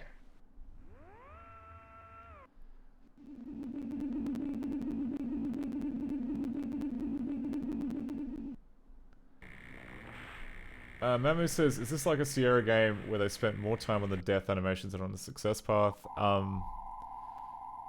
No, I think it's just very obtuse. Ready for the psychofusion, Commander. I do hope that you set up the psychomation. Shut up, shut up. Everyone in this game talks too much. Certain defeat of the Terran Axis in final genocide for the human race.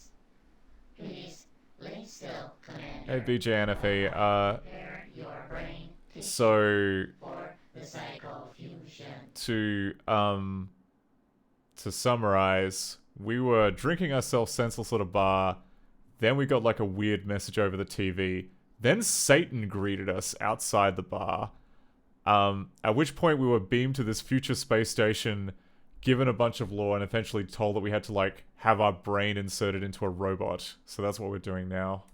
Now, this is going to pinch just a little bit.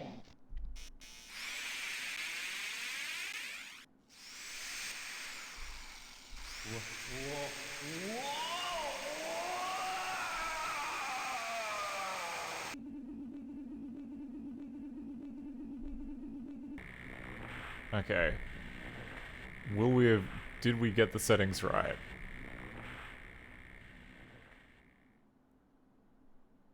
We did. Thank you very much, walkthrough author.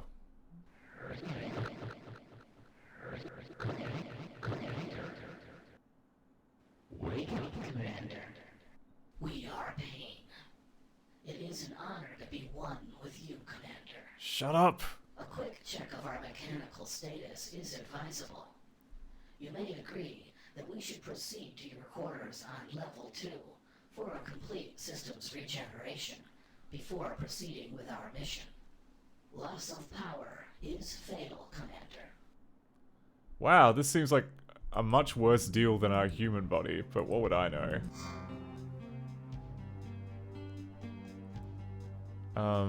Status. Mech. Oh no, okay, there are stats.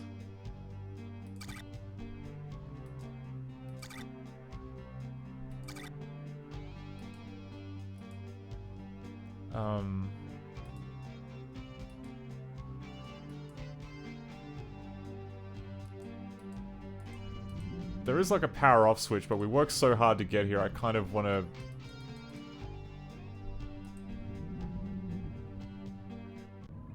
Like, is there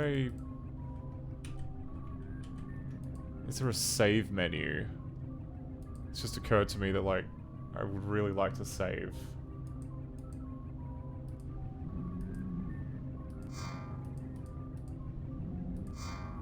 So I hit off. Okay, attention. Powering down Cyborg System allow you to quit and save game. Do you wish to quit now? To return to former position game, simply power Cyborg Systems back up. Okay, well, we may as well try this just to see what happens. Okay. New access code Roger4. Okay.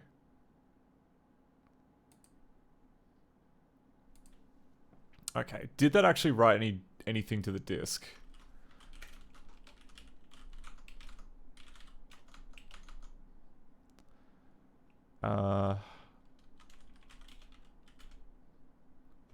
Apparently not. Okay, apparently it's all kind of save code based. Whatever. Alright, we'll start this again.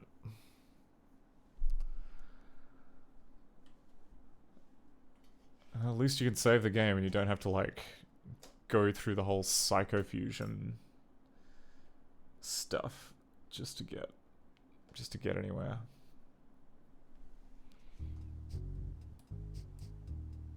Ah, crap. And I started the game in the bar. I didn't want to do that.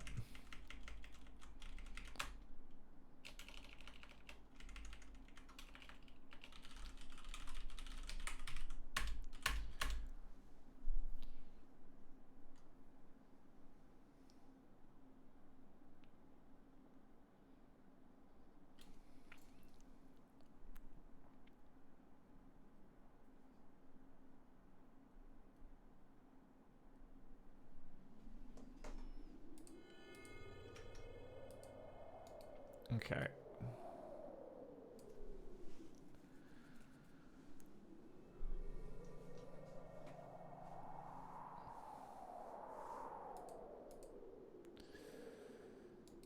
Please. Please go faster.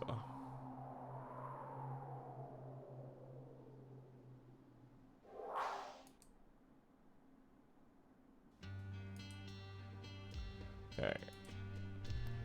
Roger 4. Okay. We're back.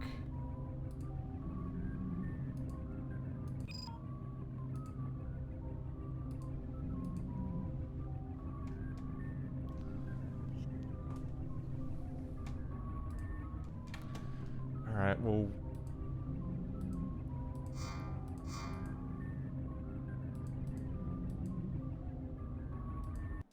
Okay, this is like the psychofusion changer. Is it sensor? EMF?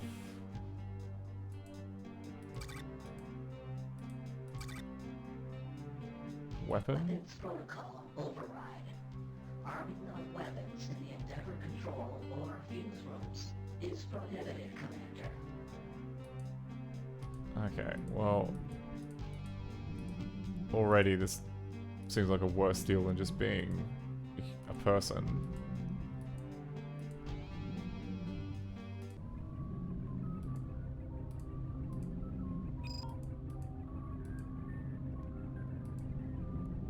Okay. Weapons protocol override. Arming of weapons in the Endeavor control or fuse rooms is prohibited, Commander. Weapons protocol override. Arming of weapons in the Endeavor control or fuse rooms is prohibited, Commander. Well, how come none of these... How come none of those buttons are doing anything anymore? Okay, now they are. Abort level 1. Abort level 1.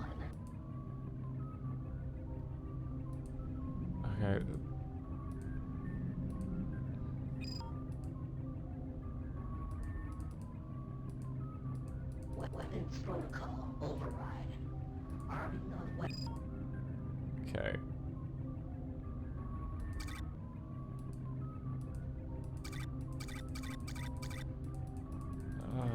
Come on.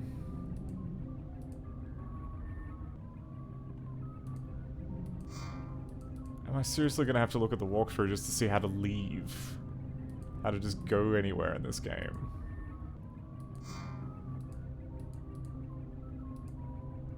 Weapons protocol override. Arming of weapons in the Endeavor control or fuse rooms is prohibited, Commander. What am I missing? Okay, I'm gonna look at the walkthrough. Life is too short. Okay. For a complete systems regeneration, before proceeding.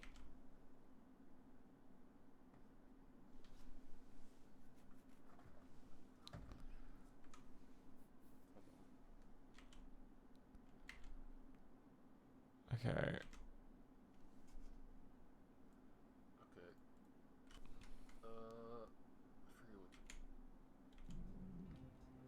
Gotta go get battery recharged, right?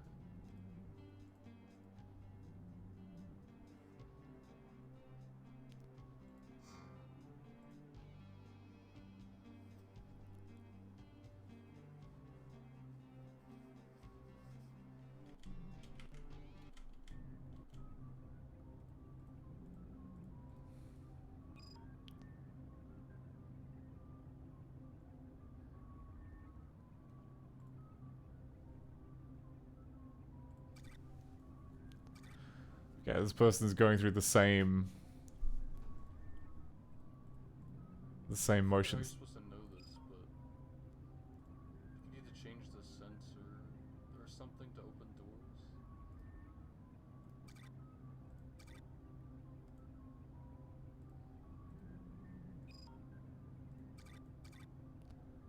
Oh, here we go. Oh, it's digital, okay. Not the sensor, but that thing. Okay.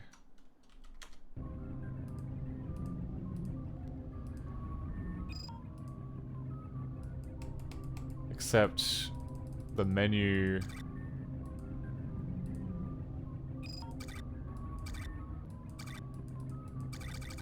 Oh my god.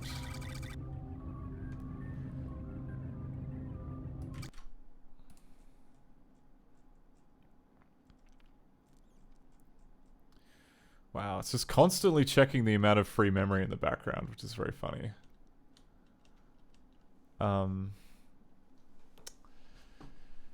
Okay, how so what do the buttons even do?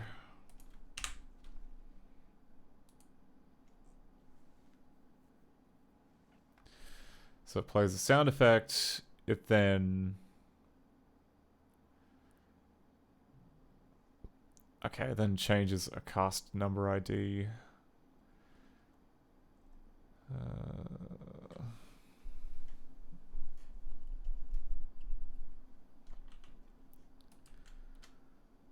Okay.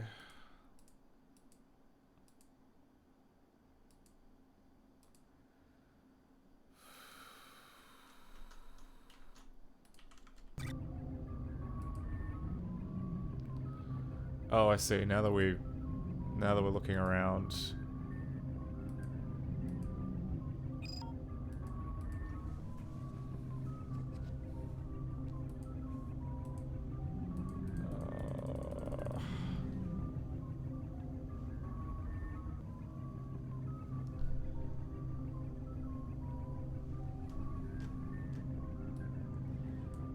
I don't know, we're only a couple of hours into the stream and I'm not feeling it. Maybe because I just picked an exceptionally... Shut up about the weapons protocol, I do not care. Endeavor control or fuse rooms is prohibited, Commander. Okay, well... Sensor. Spot. Normal. Okay, menu. Okay, we'll call it a croquette then. Fine. You know, I'm really interested to see the comms, digital, Speak. Okay.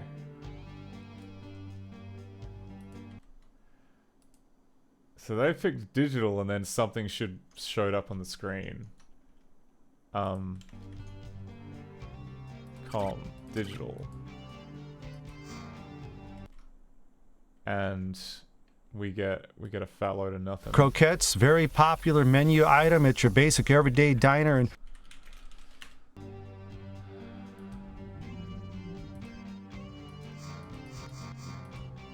Okay, I'll go to the other door. On the other side of the ship.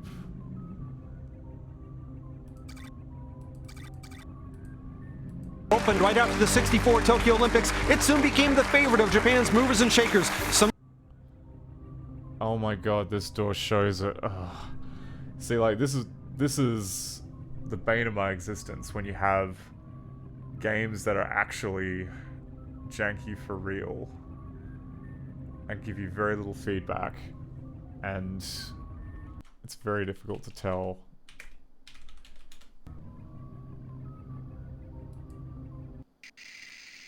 Okay. We are Pain. Do not worry about the lights, Commander. The Endeavor is operating in minimum power mode.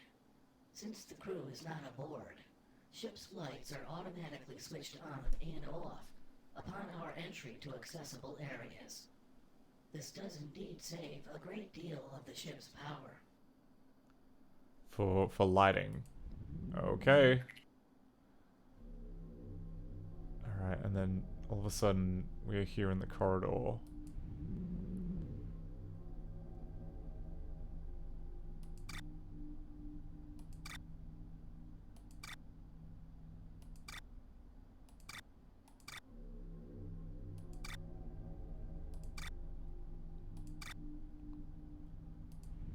Warning, warning, Commander. Sensors are detecting a Benoit armor-piercing stiletto. Approaching Sector E, directly ahead.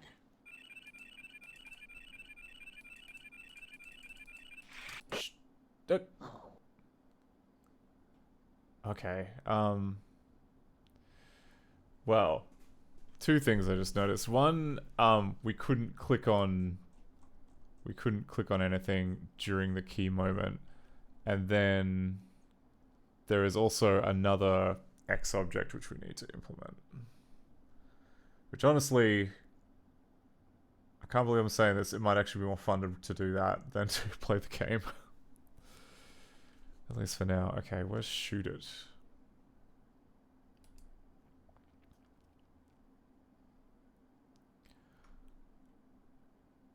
Object shoot it has no method M dispose.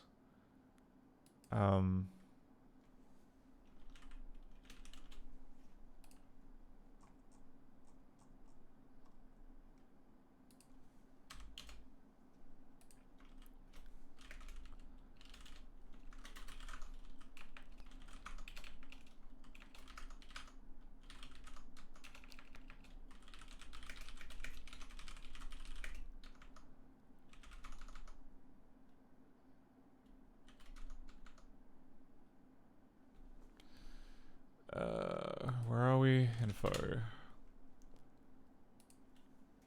Passages.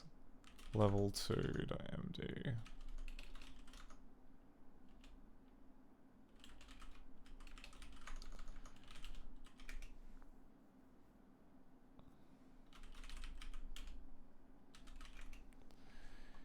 Okay, so alright, so it opens up X Parco.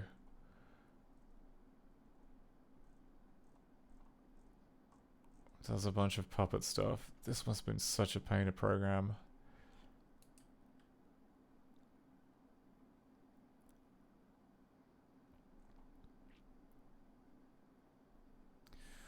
Oh my god, and we got an ammo limit too.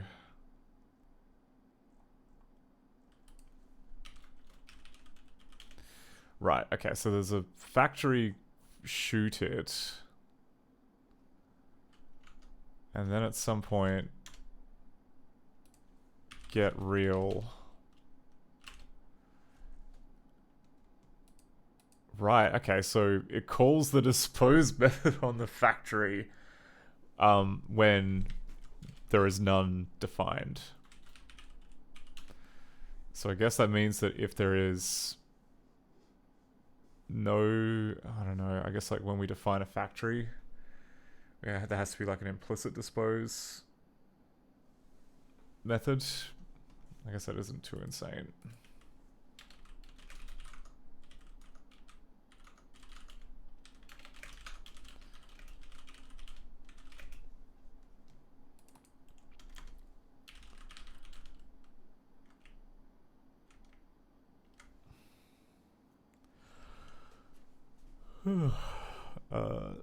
Okay.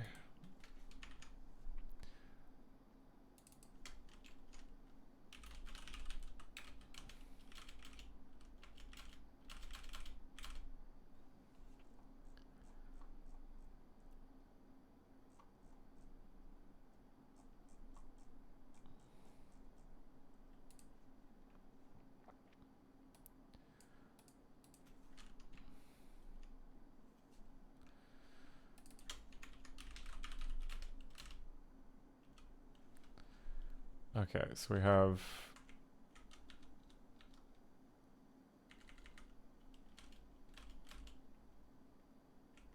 a factory.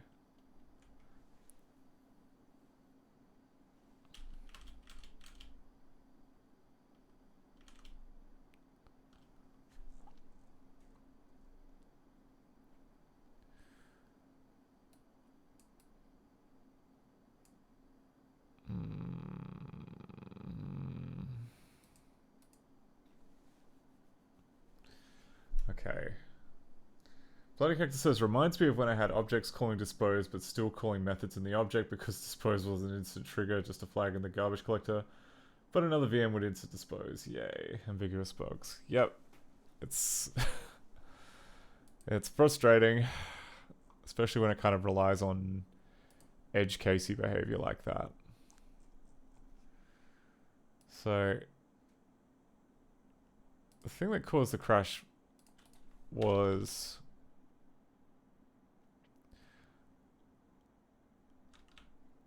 oh, did I get rid of the... did I get rid of the log with all my scroll? I did. There's just so many functions that it... oh no. Okay.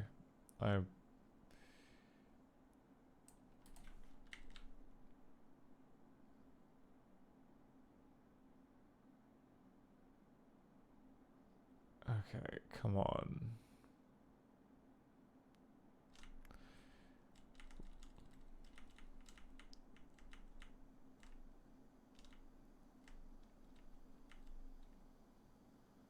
Oh dear God, alright, here we go.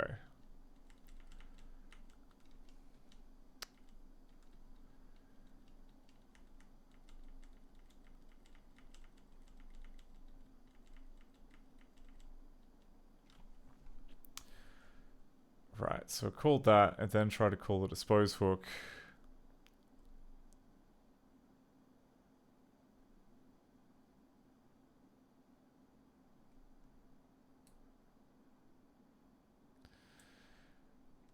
So I guess we just let that slide. I mean, there are two options. One is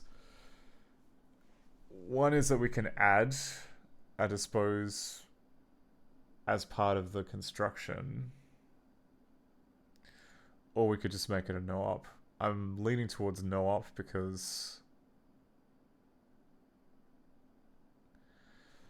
that way it would just apply everywhere. I can't think of a place where we would want it to crash when dispose is missing, so we'll just put in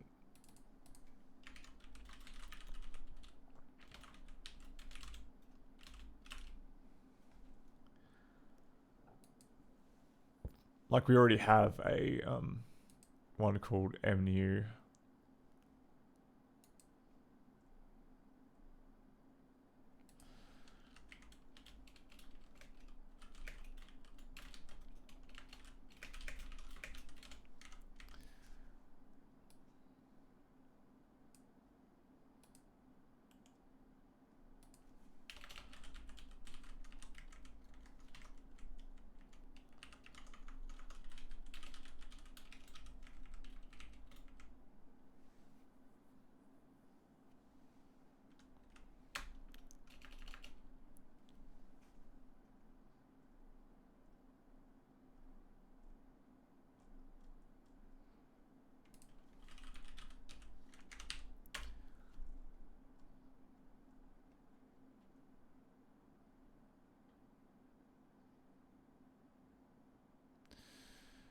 I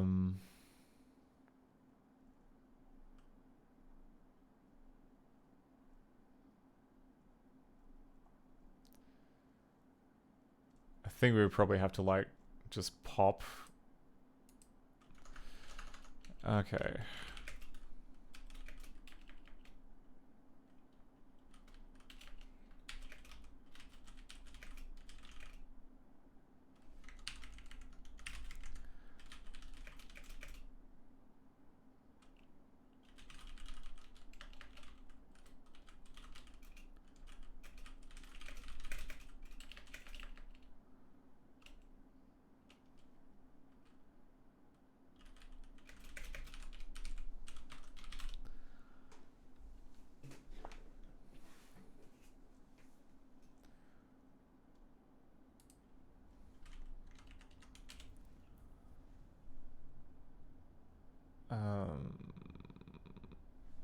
Okay, and then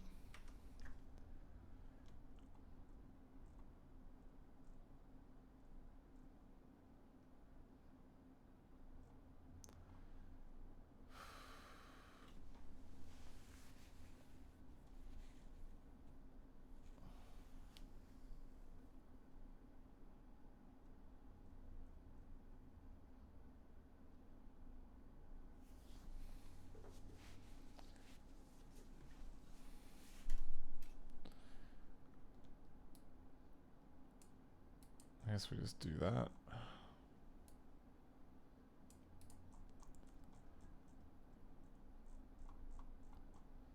Oh, I mean we can just call a null thing and then it'll work. Okay, easy. We'll just do that.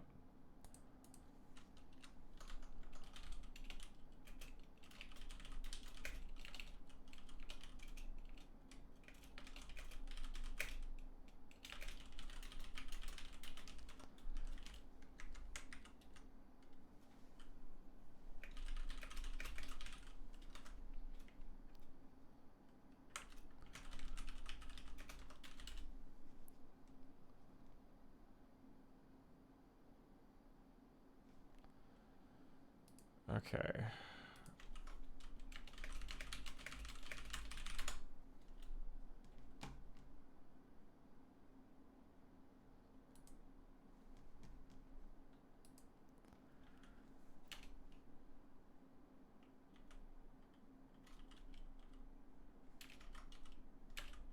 No, stop.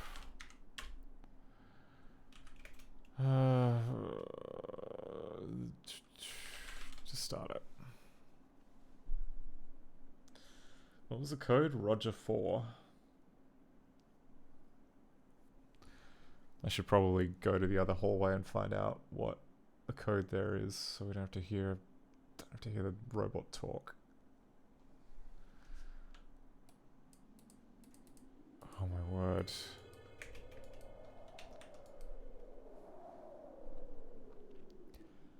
How did this game get an international release? It's just...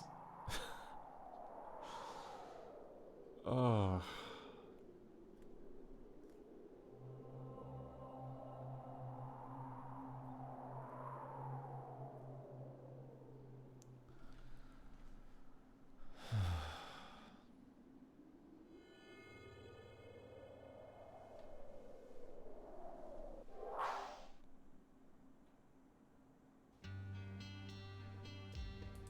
Okay, Roger 4. I met a ghost in this room.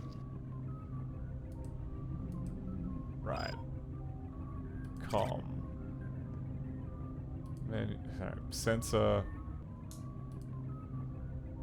That was com. Digital? We are Pain. The Endeavor's hatchways are controlled by the system's computer for security purposes, Commander. We are equipped with a digital communications transponder for sending and receiving system command communications.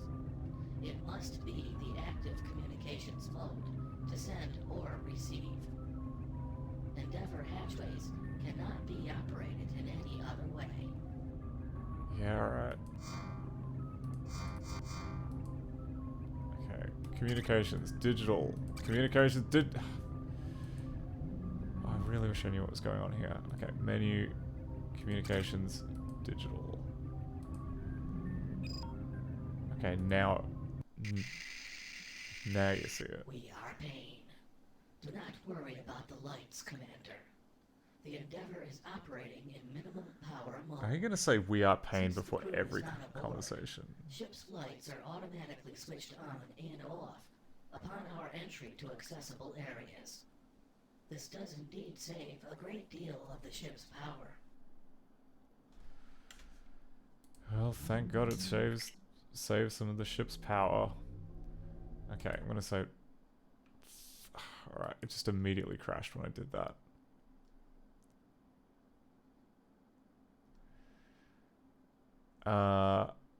Okay. Why didn't it... 23? Oh, no, it...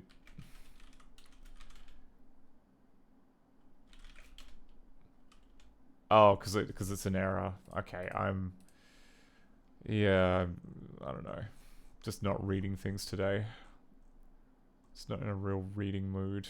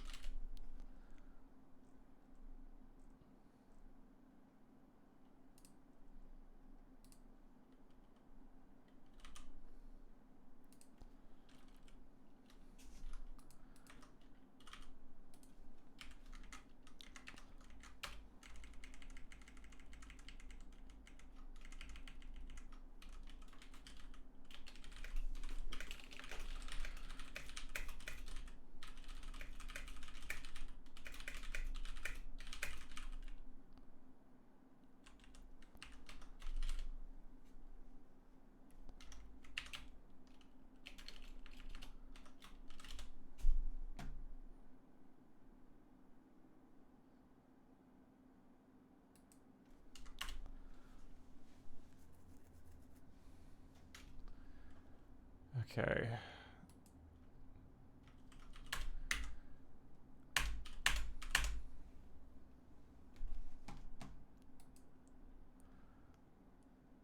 Namo says a slower game for a slower time.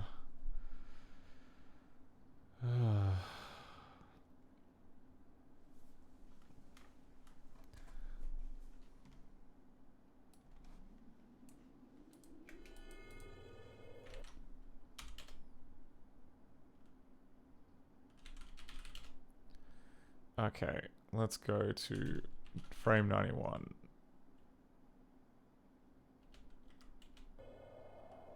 And we're going to put in the code. Roger 4. Access approved. Okay, communications, digital.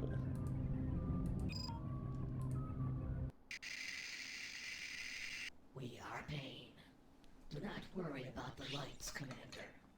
The Endeavor is operating in minimum power mode.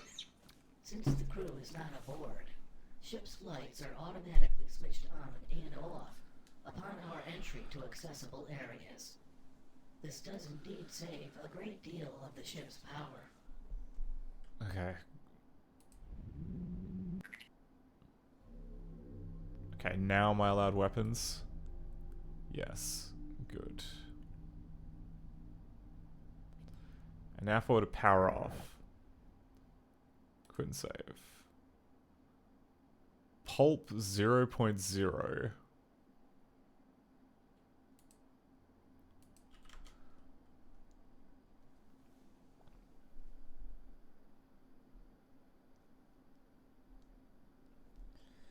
Such an unwieldy save system. Almost is like designed in a lab to prevent save scumming. Okay. Markers. Switch to 91. Pulp 0.0. Access approved. Okay, weapons. Warning, warning, Commander. Sensors are detecting a Benoit armor-piercing stiletto.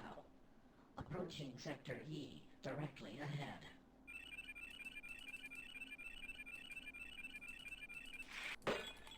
Oh, well done, Commander.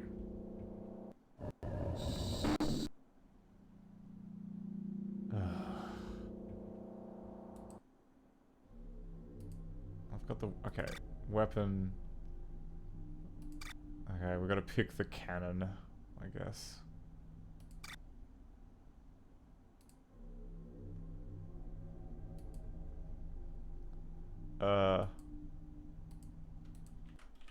Why are we...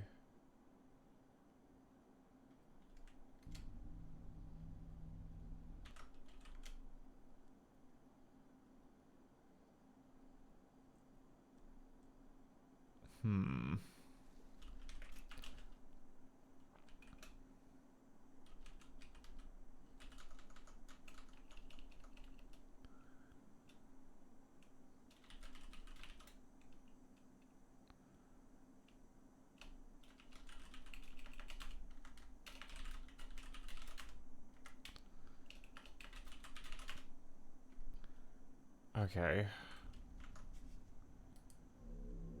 It's doing something involving... Mask Blitz. Okay, up 3.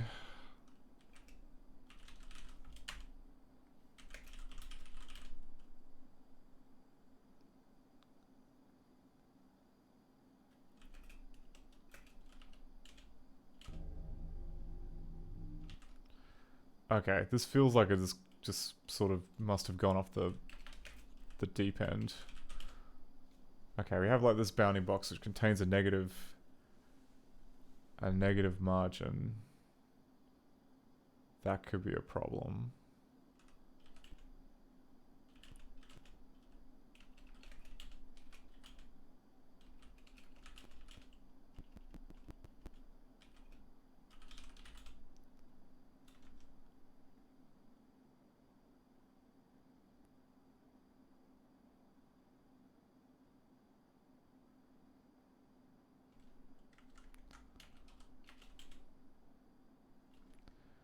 Okay.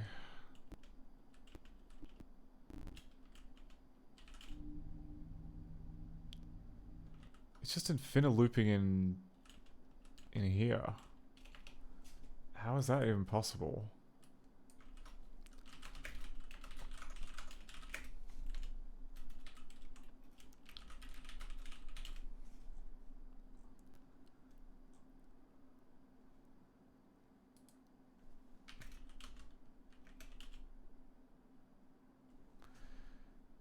Yeah, okay, so it's...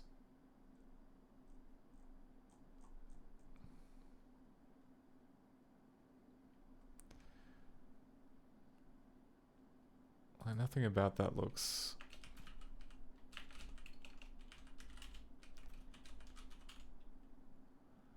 Oh, okay, okay...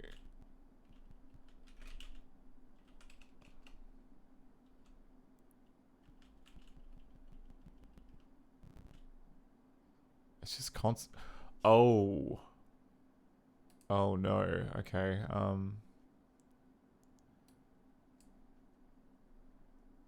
Oh, it's searching for the white color in the corners and it's failing because it's 1 pixel white. Oh, I see. Okay, because yeah.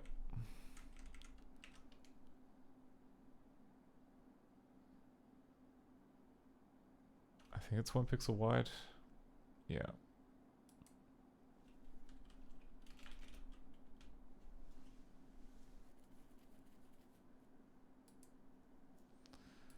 But I mean, what I don't get then is...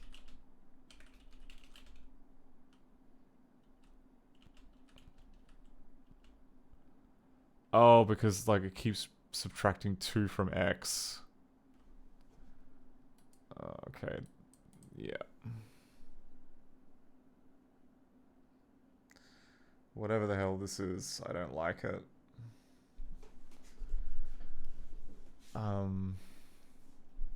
Okay, what is going on?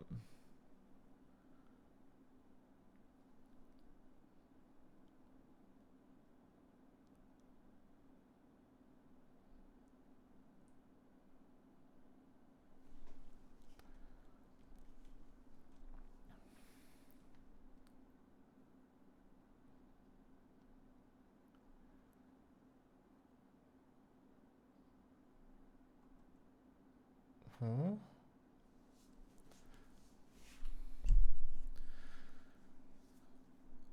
Searching, okay, like, it's got every...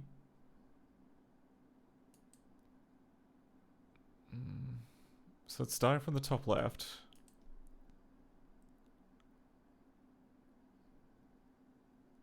Oh, is this just meant to be like a hack to jump to the penultimate pixel in the thing? Okay. Yeah. I don't know why you would do this as a loop. This seems like a bad idea.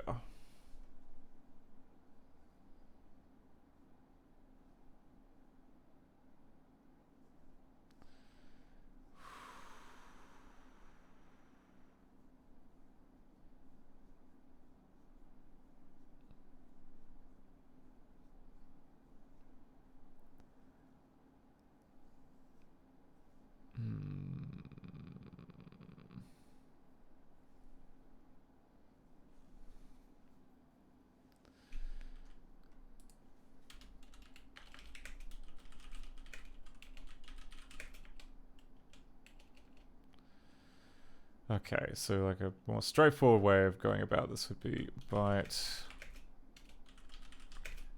equals 4, and then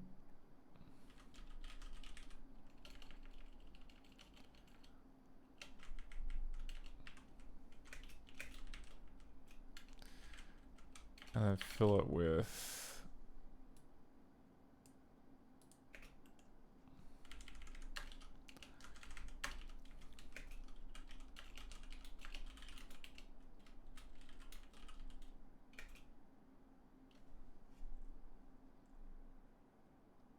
I mean, we can just do get pixel.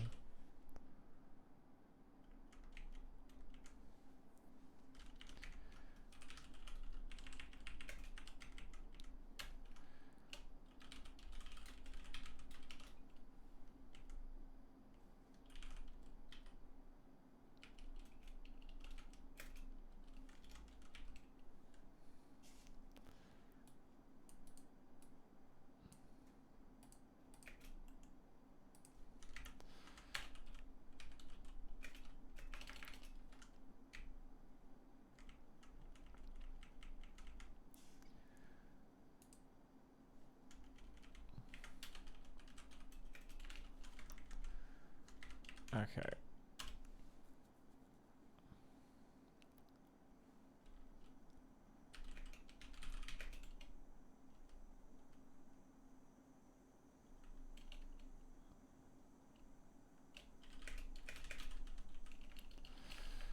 It's I equals 0, I equals less than 4.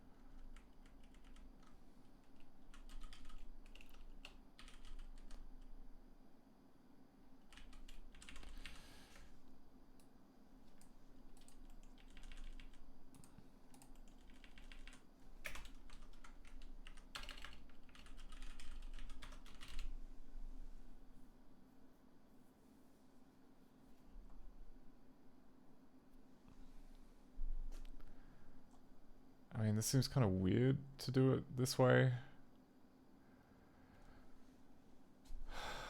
Like, what is the... Just in Time says, damn it, the moment you spend an hour of time debugging something only to realize it's not firing because it requires the process to be launched in admin mode due to port punch through stuff. Oh, jeez.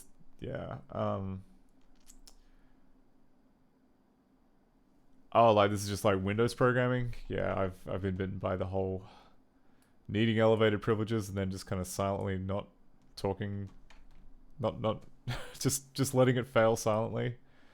It's a great system. Okay. I mean, like this, I have questions about this. This whole deal, because where is temp? So temp is created using, okay, it's done using the picture surface.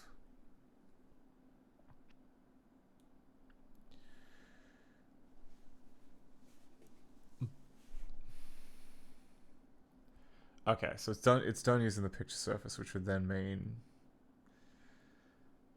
the picture surface isn't guaranteed to have the same palette setup as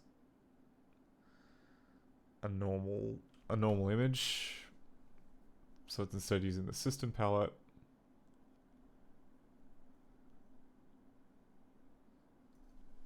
Like, this doesn't seem like it's taking into account the dithering problem. Because what's meant to happen is that it's meant to, before we blit it to the screen,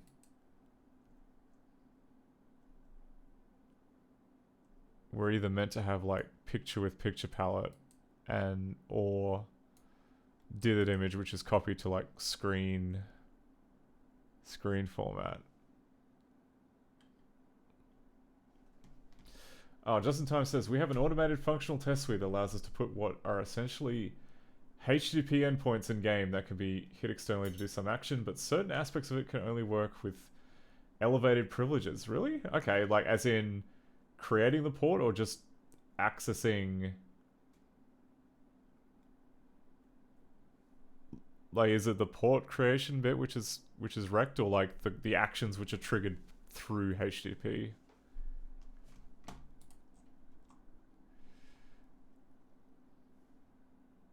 Oh, just creating the port itself, yeah. Yeah, Linux is similar. Like, you have to, like, all ports with a number below 1,000, I think, are reserved and require admin. So that's why, like, dev servers and everything have, like, nice high numbers. But yeah, like, port 80 you need, or port 445 you need elevated permission to do that. 1024, yeah, that would make sense. Love powers of 2.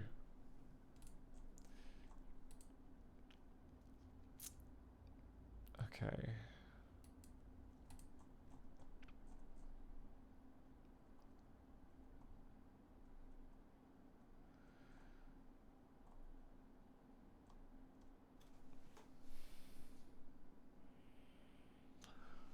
So what kind of, yeah, what makes this like a little strange is that images can either be, they can either have no palette and rely on whatever palette that the director movie is using, or they can have a built-in palette which then either gets remapped at runtime or dithered at runtime.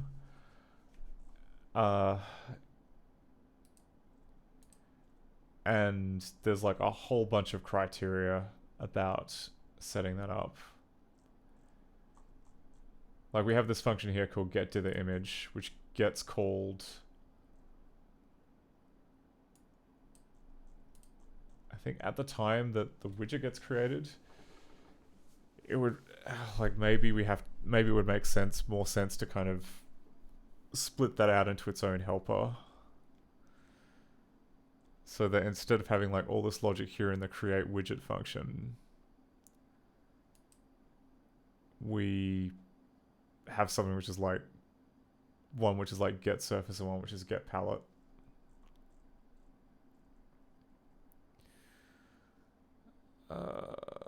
But maybe I'm nitpicking. Like the main reason why it was like hanging, like I don't. Yeah, like obviously it would be nice to get like mats working properly, but the main thing is we just don't want it to hang indefinitely because of the weird way that they picked the corners. So that should be good enough.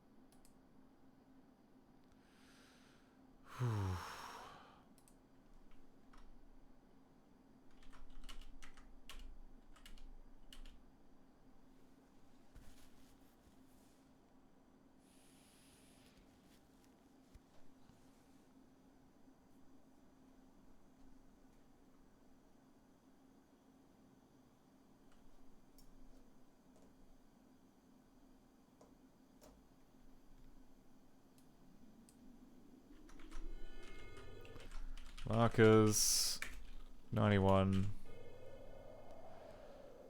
Roger 4. Access approved. Communications digital.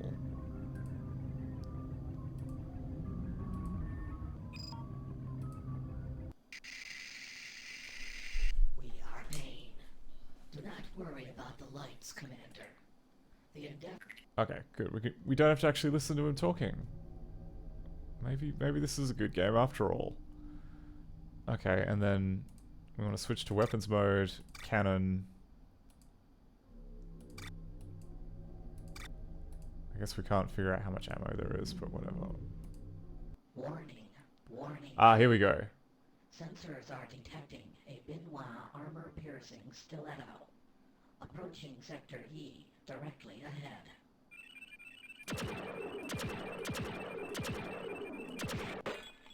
Oh, well done, Commander.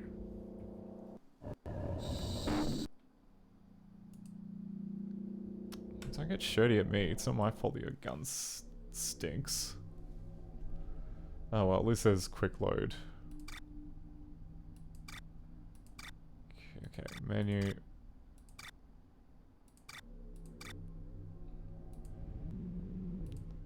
Warning. Oh, I didn't have the weapon primed, so we're... Oh, well done, Commander. Okay. The menus are getting on my nerves. I think we've got to figure out why they're not working. So...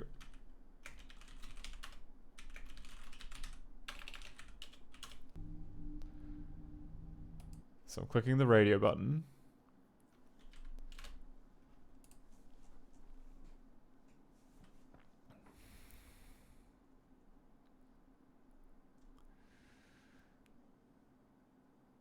Okay.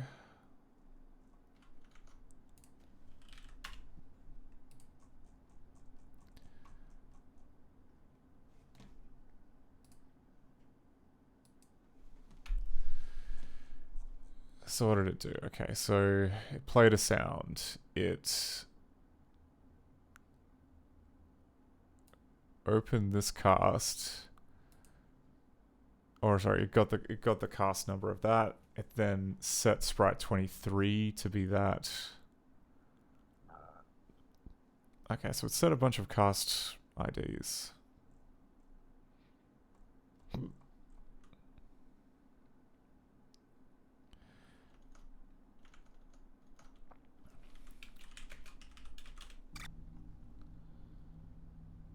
Okay.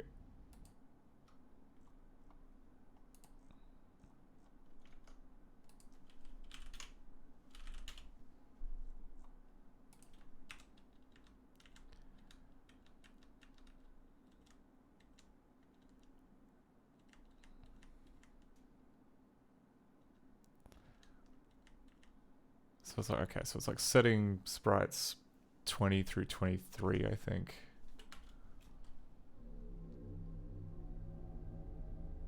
Weapon.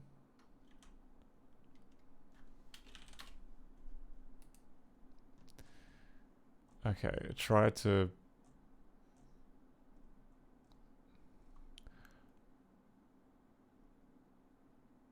Oh, right, it's interesting, okay,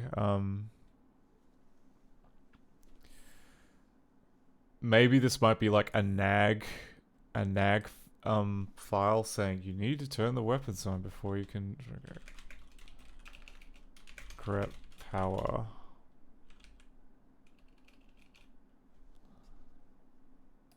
Oh, there's just no file at all.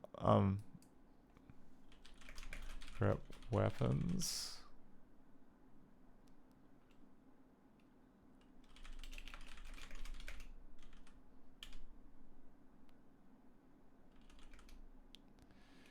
Yeah, okay. It's just an AIFF file that was never included in the game. That's very cool. Or at least not in my copy.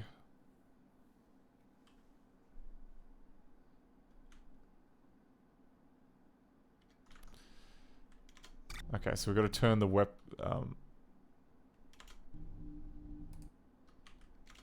okay, when you turn that power switch on, now you get the gun. So we'll do like a quick... Oh!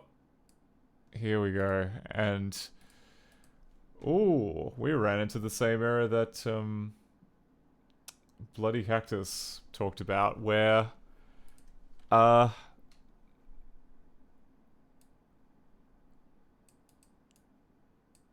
property track it 2.2, actus on disposed object, shoot it 2.2. Okay.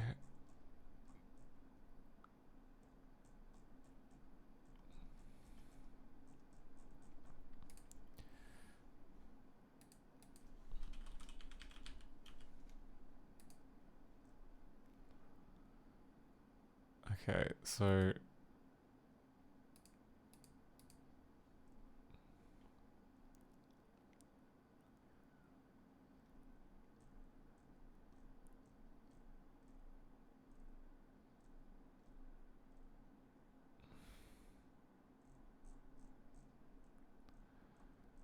So where did it call dispose?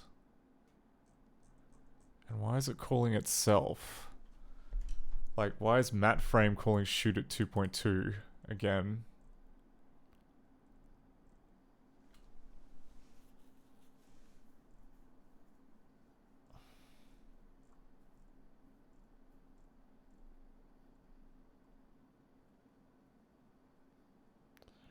Okay, property track at 2.2, accessed on disposed object script shoot at 2.2.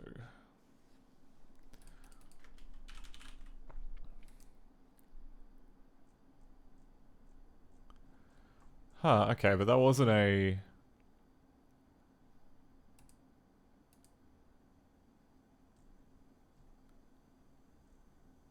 that wasn't a crash.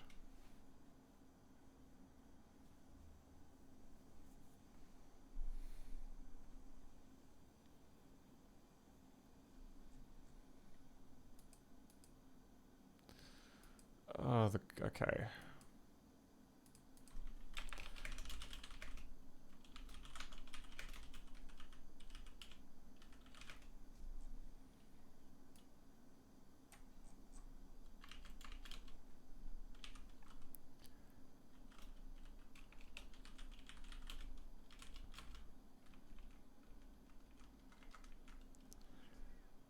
Alright, which function are we calling this from? Oh god, alright, it's like a per frame hook. So so the per frame hook tries... okay. So it tries to call mnew on track it. Okay, like I'm not seeing anything too objectionable there.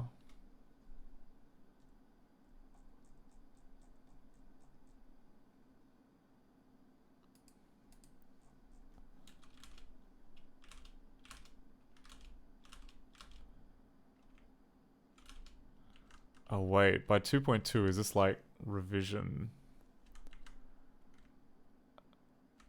Oh, I don't know. Okay.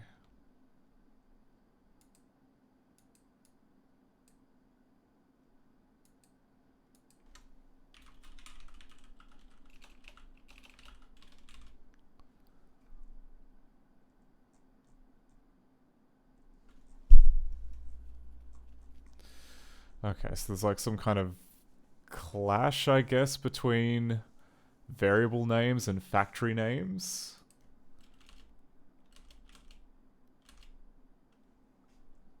Oh, I hate it. Ugh. So it's just calling it mdispose like straight on a factory, not even an instance of a factory. Just...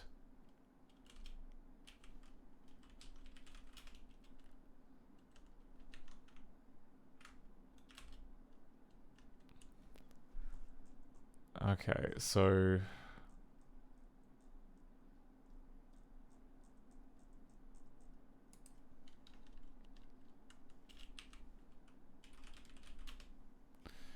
Because, yeah, like, guns down...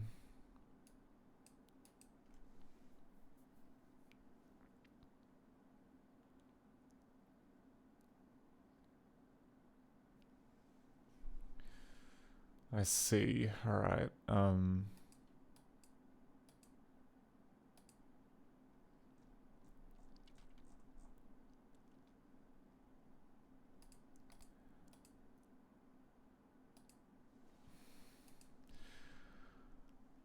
okay, well, I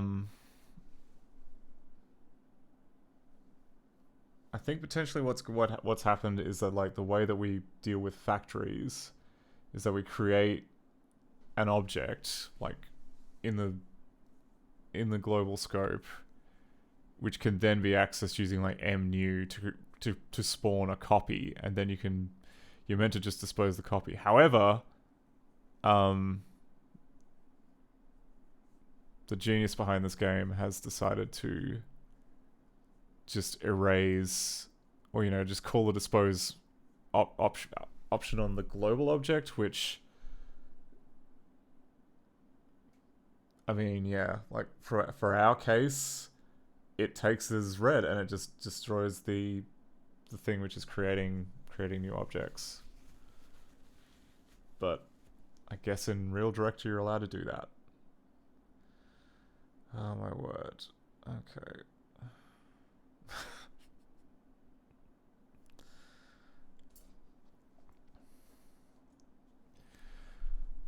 Okay, I'm flagging a bit, so I'm going to take a quick break and then reconsider my options. I may pivot midstream to just doing Fool's Errand, because unlike this, that was fun. Whereas with this, it's just like, oh, then like, it's just... I'm not getting a lot of joy out of this particular game. And I'm wondering if that's a deliberate design choice. Anyway, I'll be back in about, let's call it 10 minutes. Go treat yourself. Go treat yourself to a break. Least you can do in these trying times.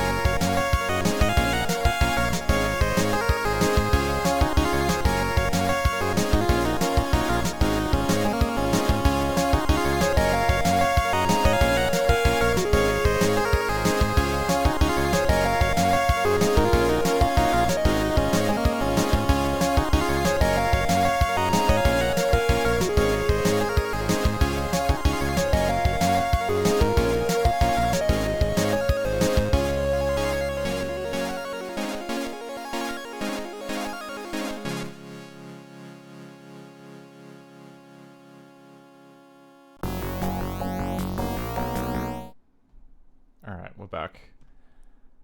Okay, so I think I found something that I was like looking for earlier with regards to the audio codec.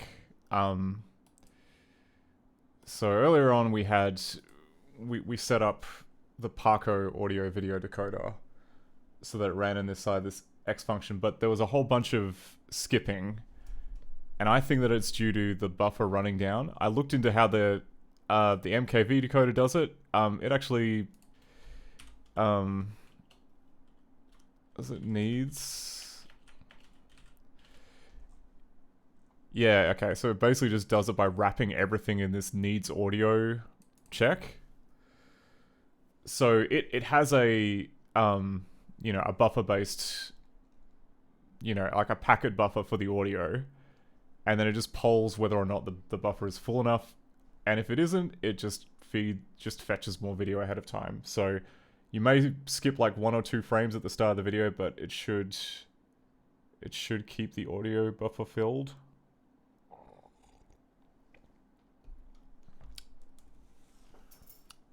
I don't know. This is anyway. I reckon we'll try that, and then I don't know. I might go and do some fool's errand, because it's, yeah. I don't know. I'm just not really feeling director stuff today.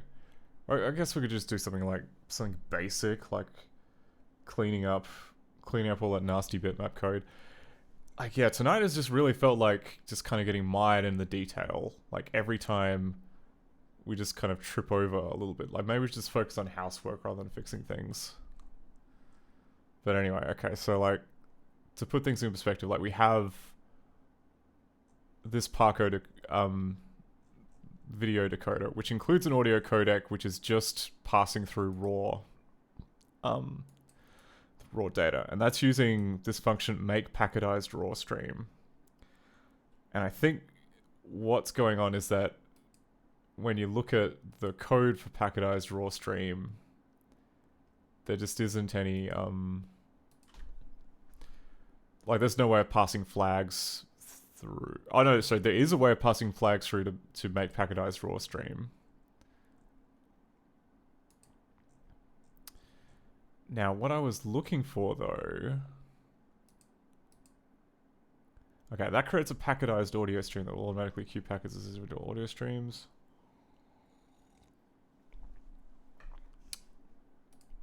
But in audiostream.h, they've got this thing called stateless packetized audio stream, which sounds good.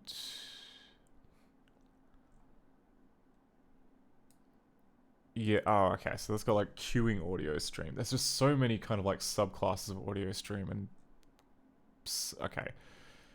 So the one that we have here is like packetized audio stream, which is like a very, very thin interface over like the base audio stream class.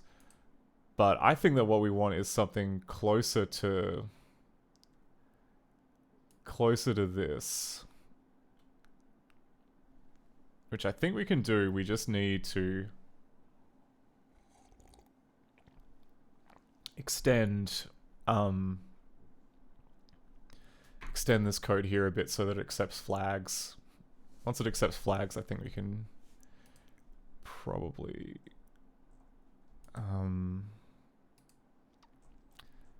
okay, so like if we we've got like make queuing audio stream.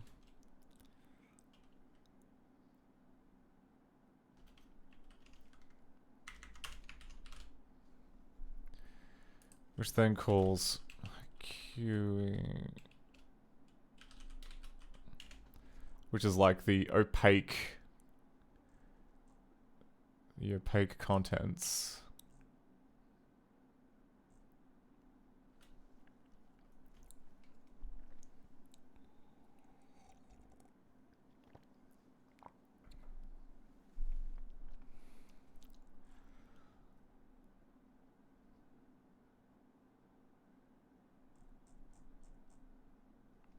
So, alright, and that implements this queuing audio stream. But then we have this, like make packetized raw stream. And that I want to know more about.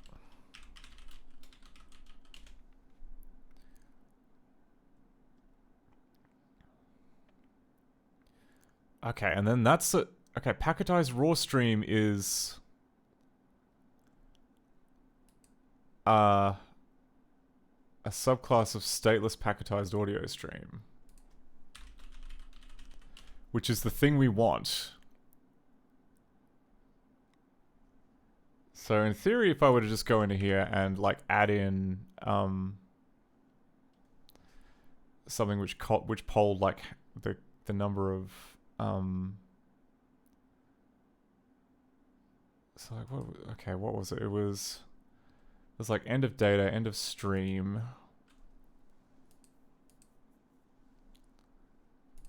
And the raw one had no, not the raw one, sorry.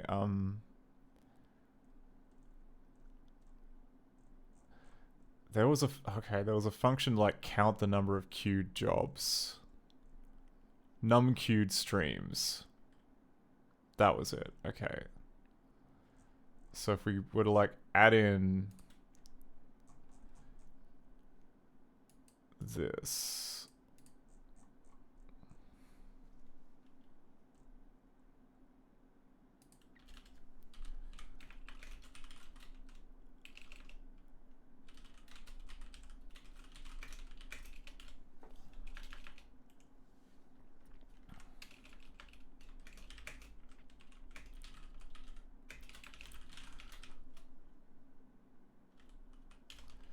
Okay. So that's now exposed here in the stateless packetized audio stream API, which, unless I'm much mistaken, should mean that it is now available here without changing any of that.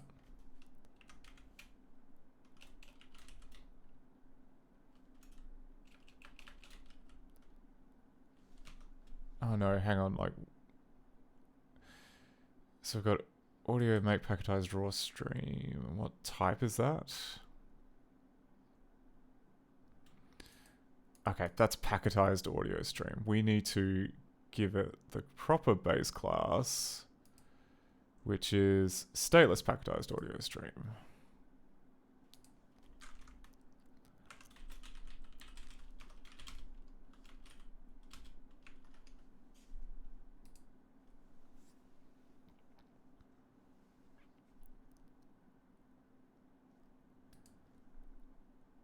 I mean, is that true though? Like we have packetized raw stream.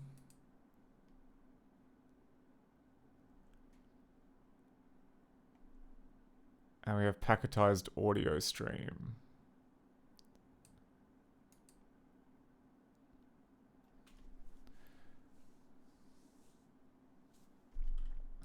Okay.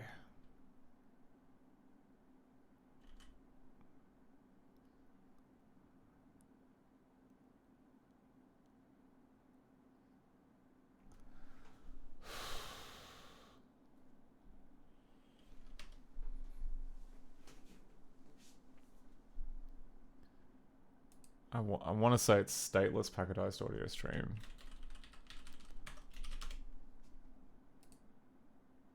Functions are differently in the return type can be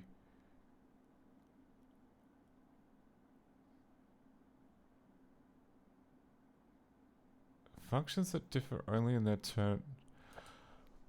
Oh right, because I defined it in here. Okay, so 104.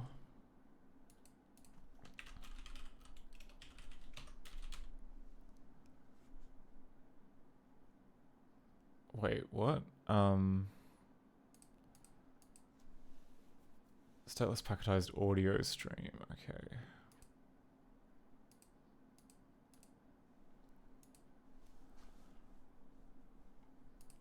Oh, that better. Is that because it's a private type?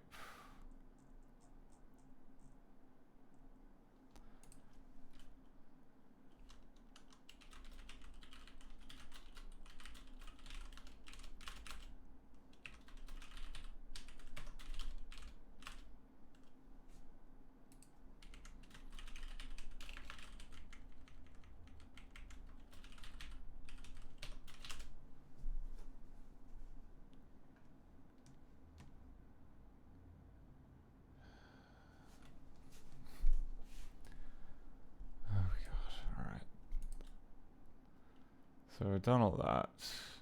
So that should hopefully now pass the test. It'll probably mean the AVI code will now throw a wobbly. Num queued streams is less than 5.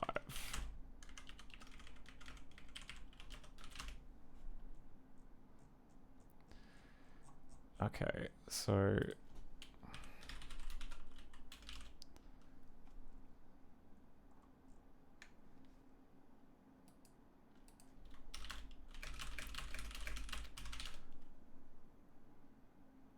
all right, let's see how much stuff I broke by changing that class definition.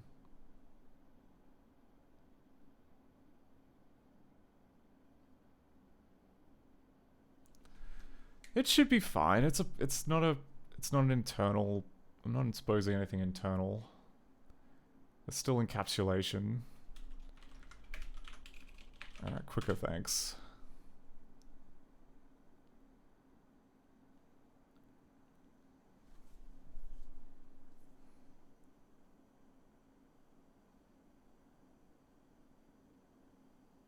Well, it built.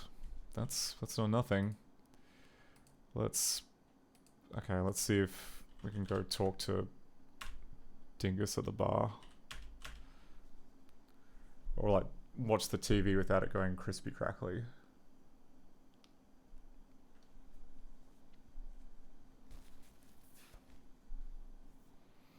Oh, we should also check Hellcap. I think Hellcap also had like stuttery audio for some of it, so maybe that'll fix Hellcap too.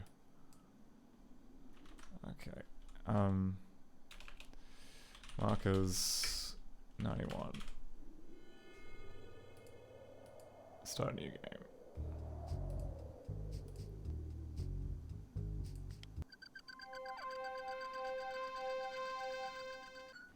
Hello, Commander Bane.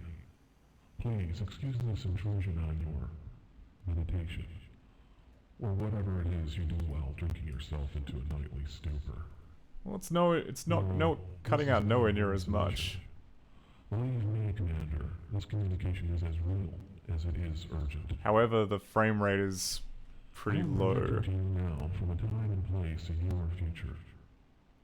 As this is a quantum communication and requires massive amounts of limited energy resources, I must be brief, so please, listen closely. It's like 3 frames a second. Was the original video that bad? I don't think it was. I think it was slightly better. Yeah, okay. So we've fixed one thing at the expense of another. Well, not even fixed. We've improved. It's still underflows. I think, yeah. I'm actually keen to know. So, like, common.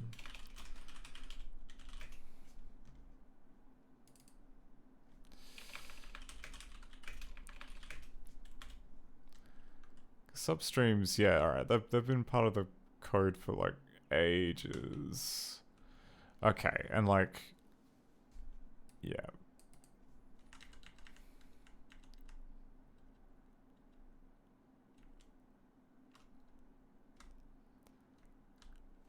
Wait, this is what I want. This is what we want, I think. Okay. A seekable substream that removes the exclusivity demand required by the normal seekable substream at the cost of seeking the parent stream before each read. More than one safe seekable subread stream, the same parent stream can be used at the same time. They won't mess up each other. They will, however, reposition the parent stream, so don't present it in its position to be the same after a read or a seek, or on one of its safe seekable subread stream. Note that the stream is not threading safe. Calling read from the audio thread and from the main thread might mess up the data retrieved. Okay. So it does just kind of like bounce the pointer around a bit.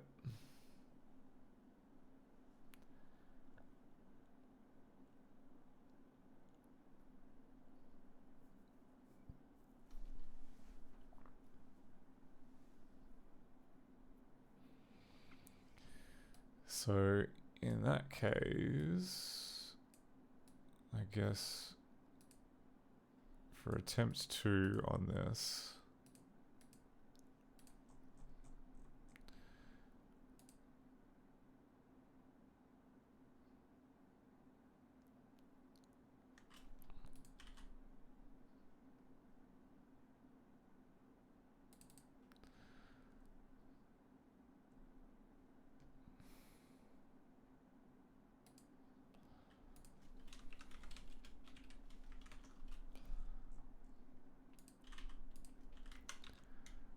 Alright, so let's move all this back here.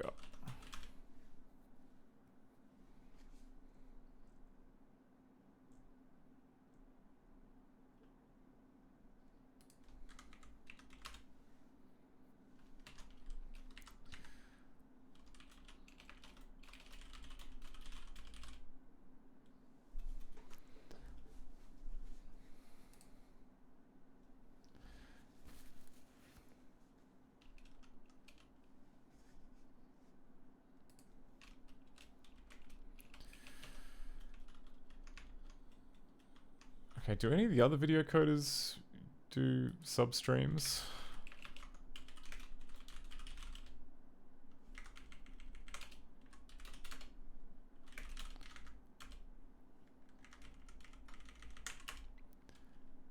Okay, does anything...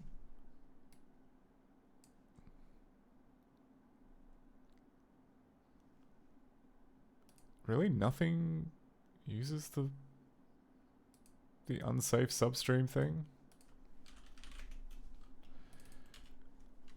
Okay, what's it called? Okay, it's called sub read stream.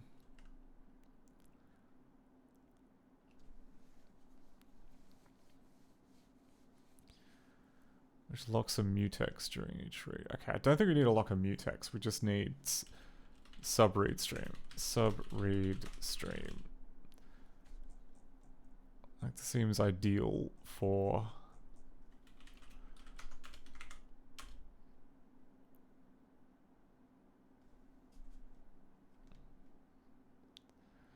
Okay, so the Bink decoder does it.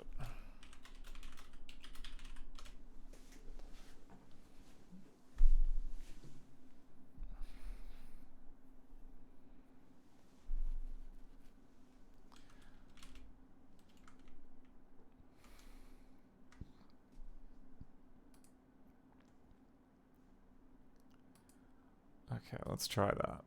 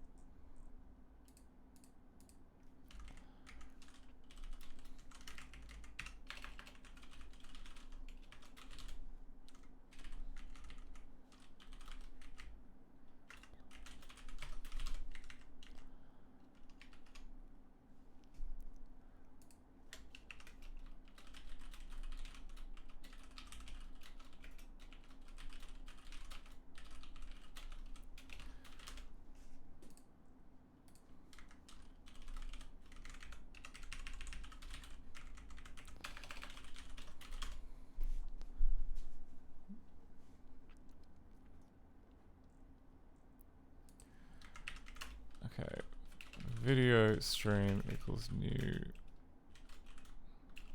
common sub C.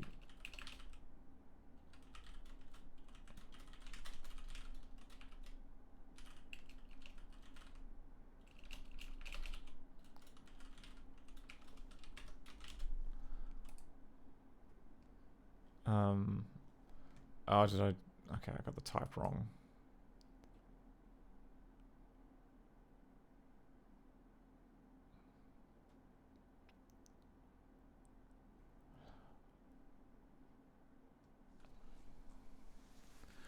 Oh, okay, and that, okay, this does it all in a single packet, but we don't want to. Wait.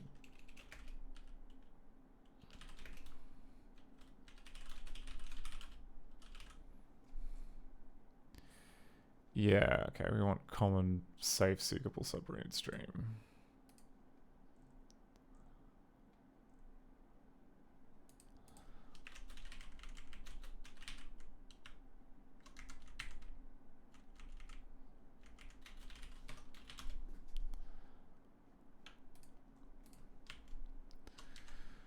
Okay, so we go.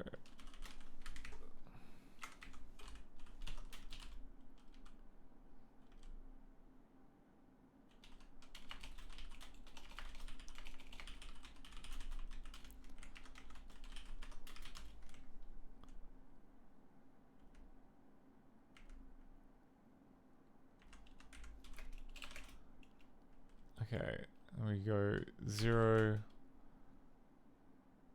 stream.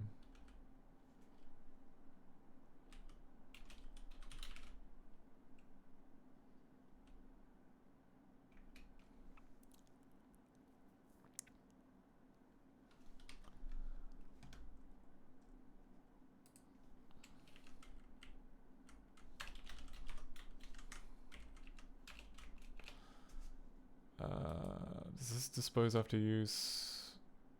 Okay, we'll get rid of this because we don't need that anymore.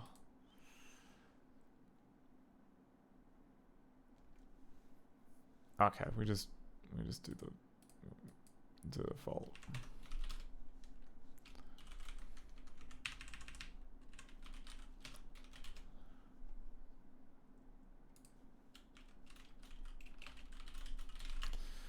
Okay, and now just from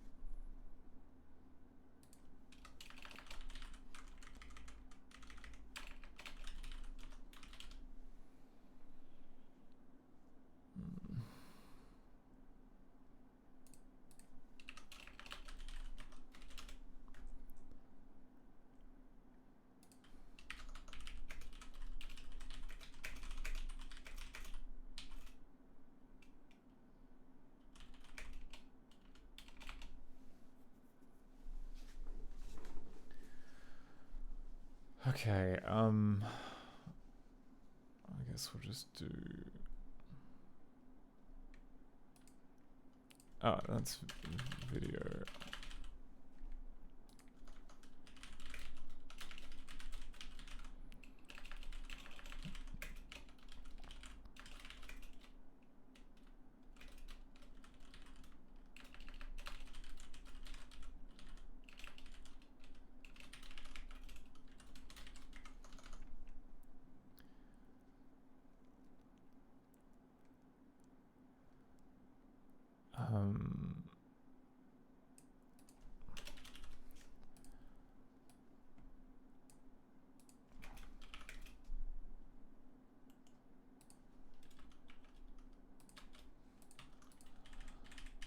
Okay. So we got all this. We then let's just copy what we've got in here.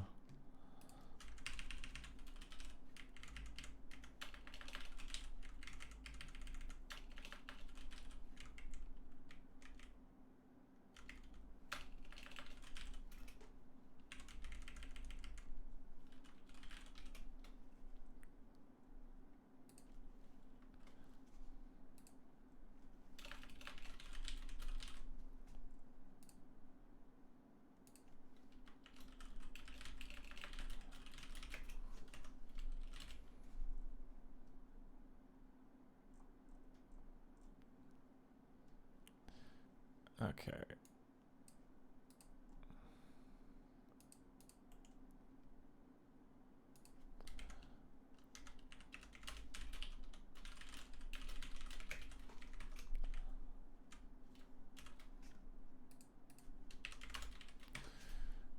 Okay.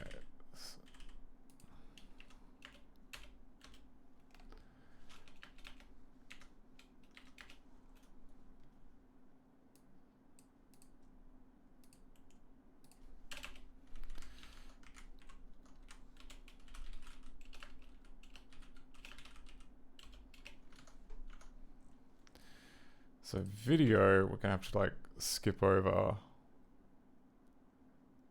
as much as we can.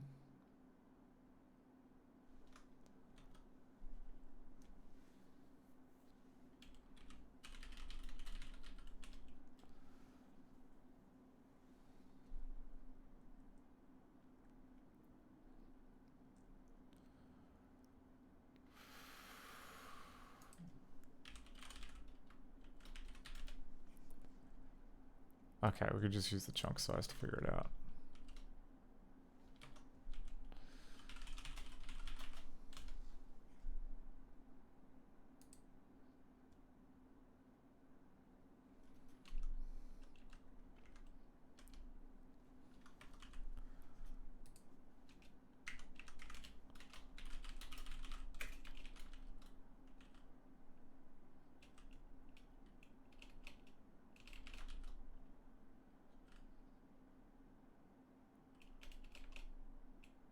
Oh, sorry. Audio stream seek.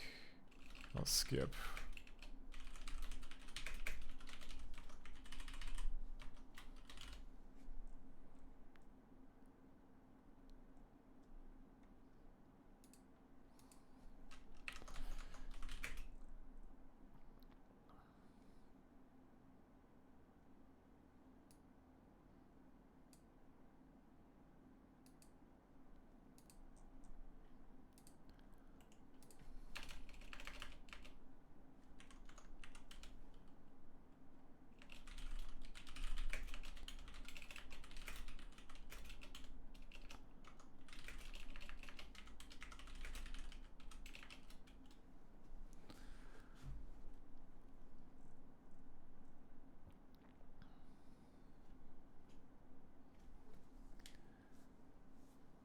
Okay, yeah.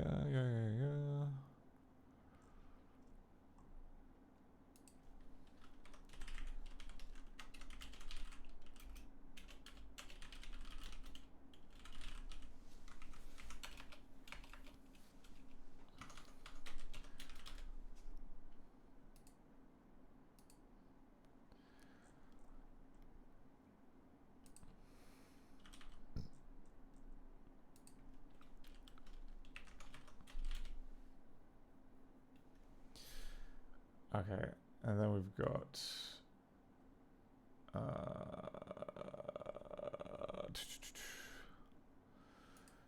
so video palette EOC NOP does handle, like, in theory the chunk size, it should just always be the chunk size, right? Whatever, I guess we'll find out.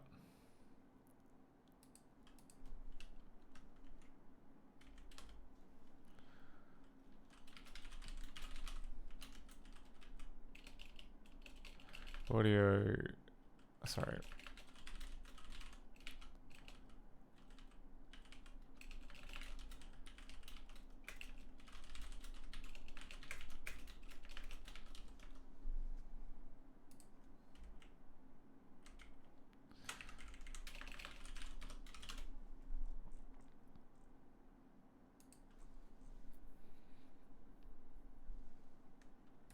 This should be video.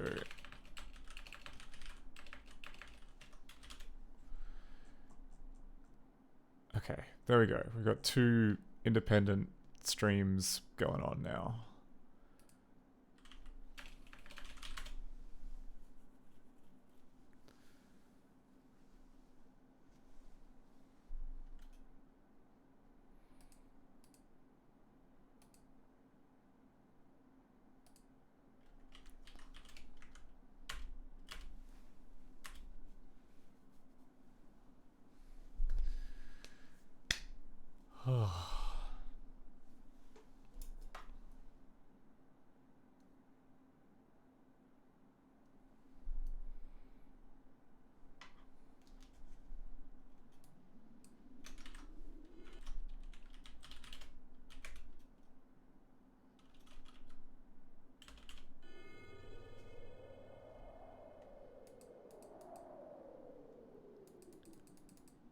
New game.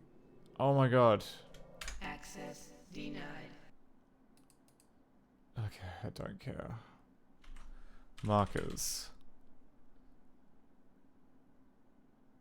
1-4. Let's go to the bar.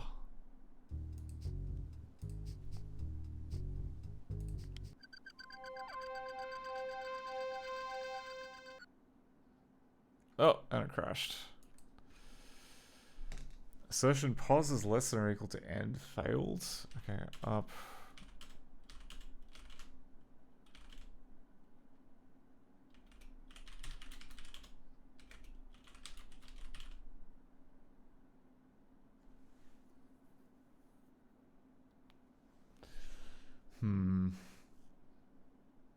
Okay, well it... There's something I must be missing.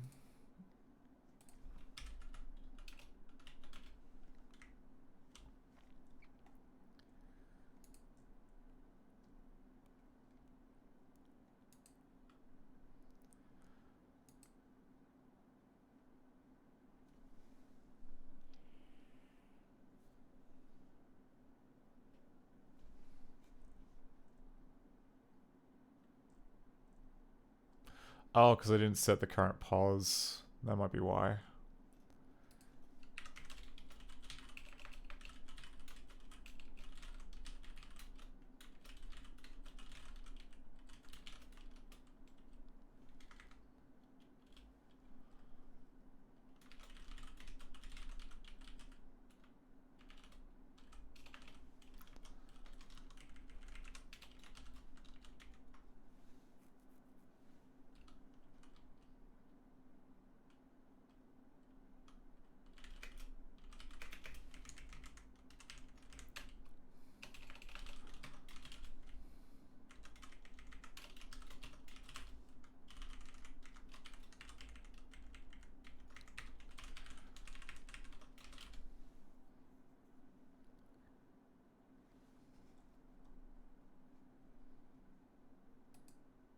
Let's see if that does anything.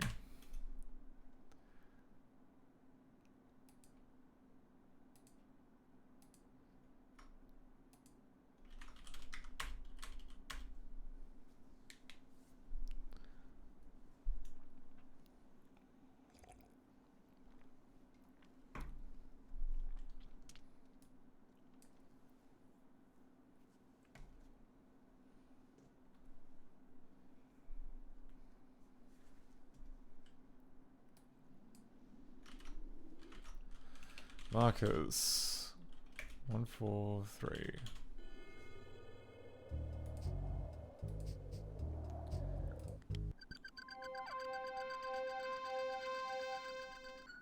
Hello, Commander Bain.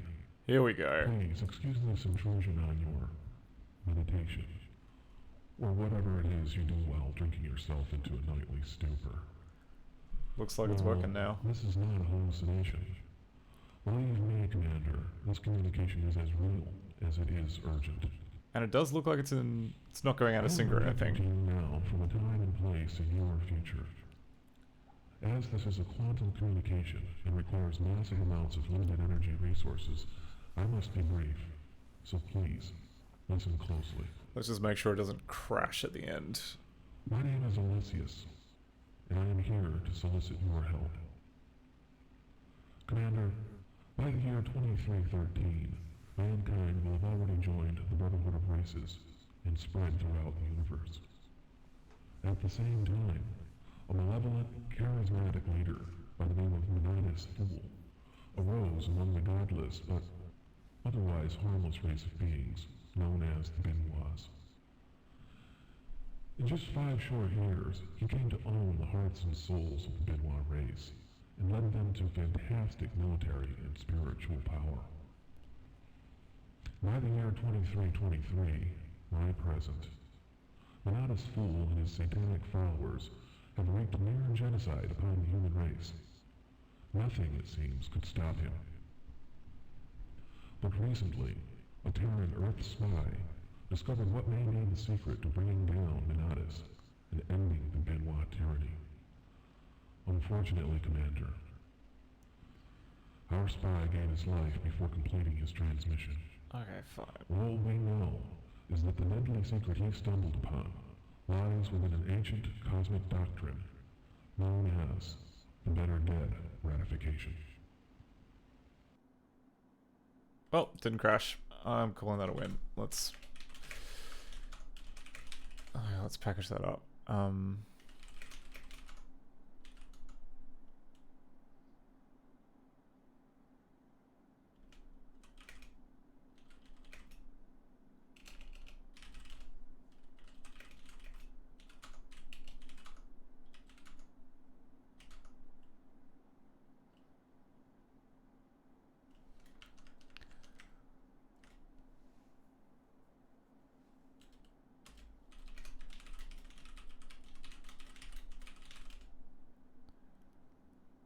Okay, and we definitely like building the AVI decoder.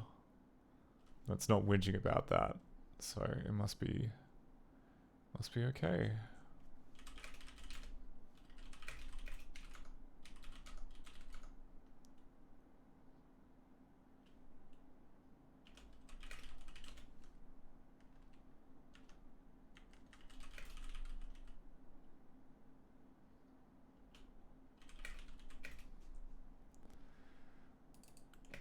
Okay.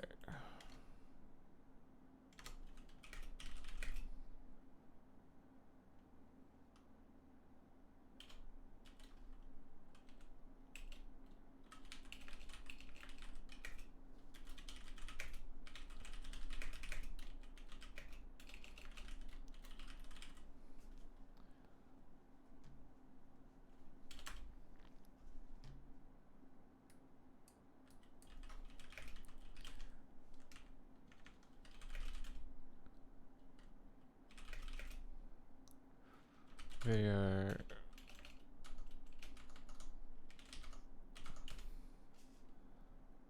Yeah, okay.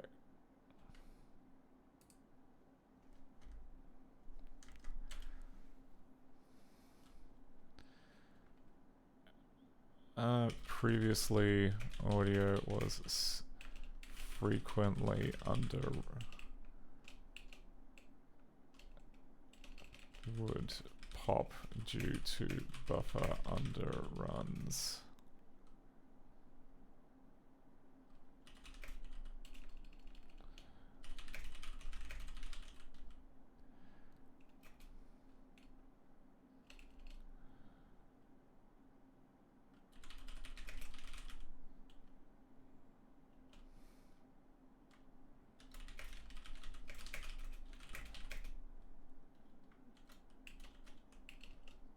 Substreams.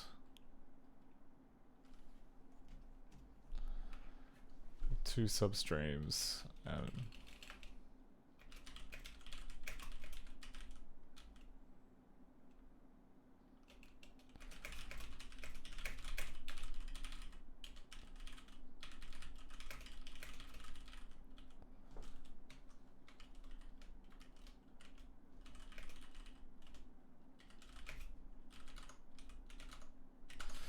oh, actually, one last thing I forgot to do, which is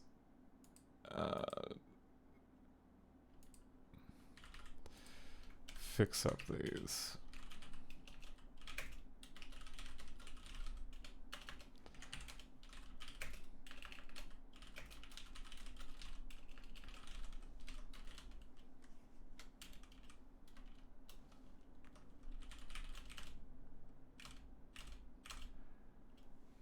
Yep, okay. And that calls close on exit, so we're fine.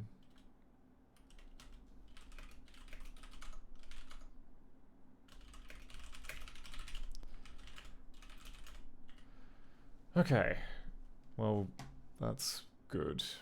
It's good that we did that. Oh, we should check out Hellcab.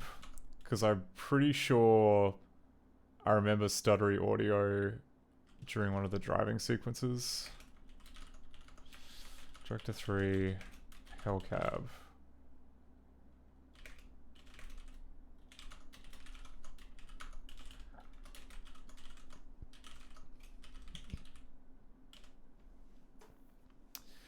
But this also uses Paco video, and I'm pretty sure it's the kind that has audio muxed in with it as well.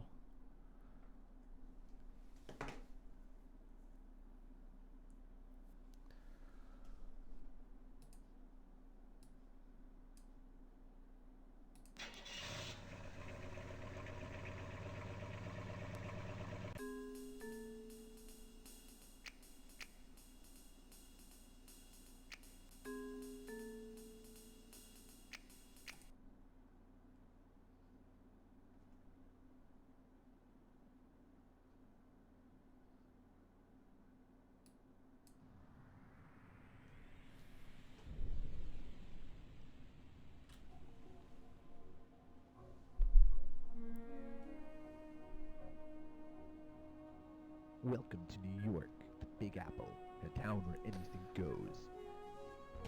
You've missed your connecting flight and you have some time to kill. So why not hop in a cab and go take in the sights? There's only one problem. You've just gotten into the wrong cab.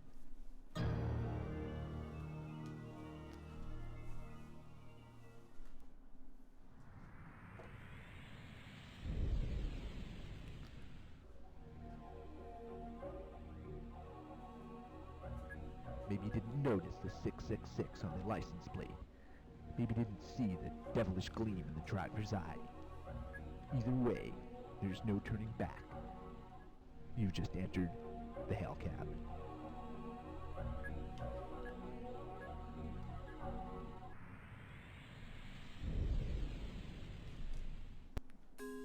Okay, yep.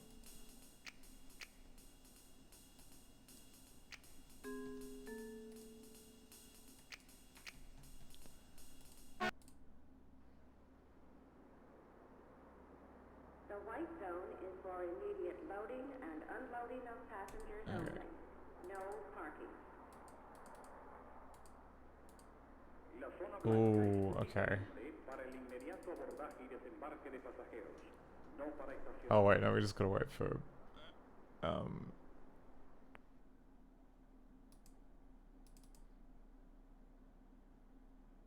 Ooh, okay. Cool. Apparently we broke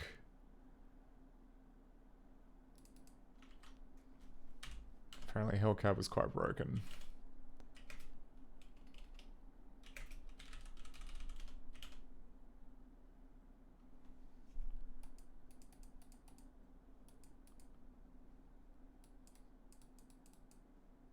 Okay. Stopping runaway script recursion. Is that a regression? Has Hellcab always been this broken, or is it just because... Oh my god.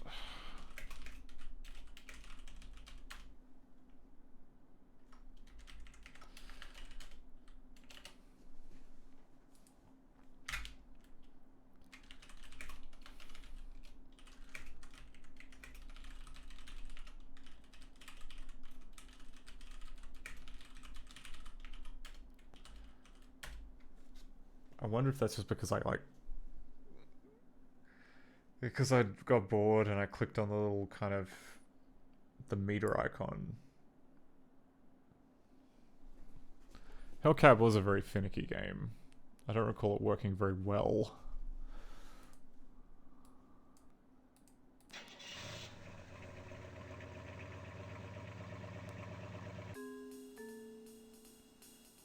Wait a second.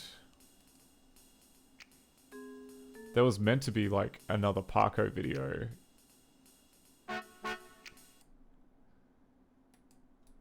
Like we heard this first one.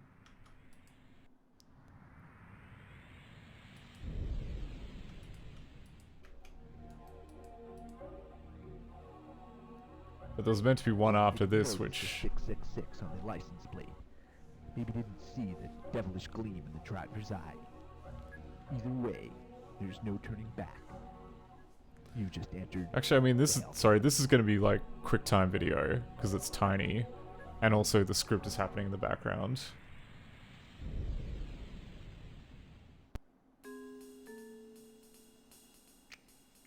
Okay, I'm just gonna not click on anything. I'm just gonna let it take its course.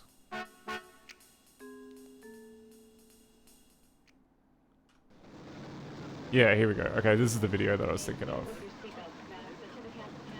This is Parker.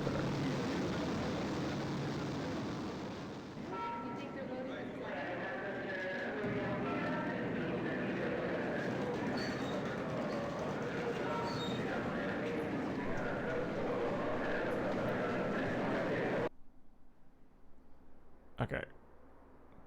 The white zone is for immediate loading and unloading of passengers only. Okay, I'm not gonna click on anything. I'm just gonna wait very patiently for Beelzebub to come in through the door and trigger the animation instead of doing an infinite script loop.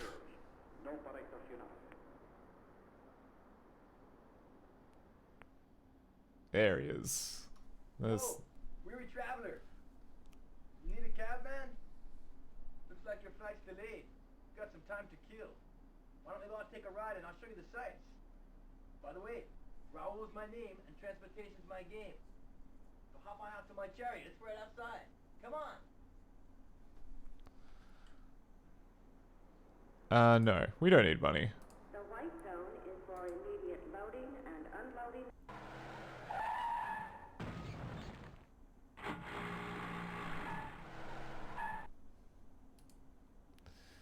Alright, let's get in that hellcab.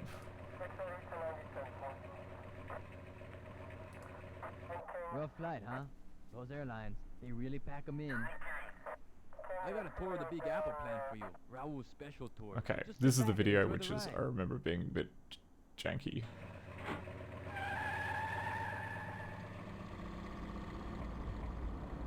Okay.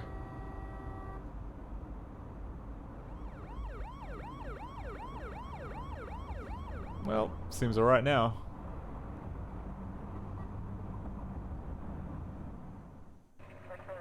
Okay, man. Time to square up. Time to pay your fare. Well, I don't... Damn, I don't have any money. What? You got no money, man? Come on. This is New York City, man. You crazy? Sorry. Okay. I'm gonna cut you some slack this time. I'm gonna give you a special deal. A deal that's gonna save you big bucks. And all you gotta do is sign this little piece of paper. Okay, and then this is the hellcab contract.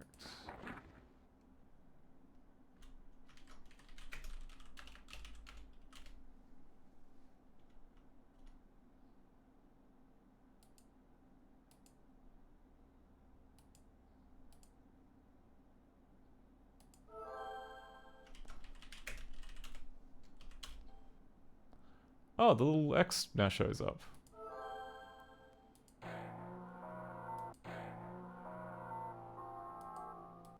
Just a small piece of paper. A little formality, you know. My boss and everything. He's a stickler for paperwork. Okay, and this uses the Trails code, which isn't working. Alright, man. Go in and check out the building, man. Oh, man, you gotta go up to the observation deck. They say you can see Baltimore. Alright, let's see if we can actually go up to the observation deck, given that it was kind of crashing before. Hey, excuse me, but, can you spare a quarter?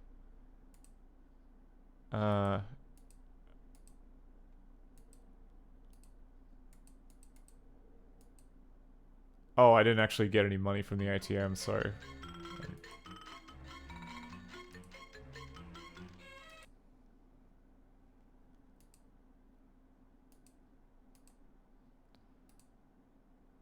Okay. Do these little portrait-y things work? Yeah, I think they do. They Okay. said it was deserted. They said it wasn't dangerous. On a lonely mission to the most hostile outpost in the sector, Space Boy matches wits with an alien menace in a battle against time.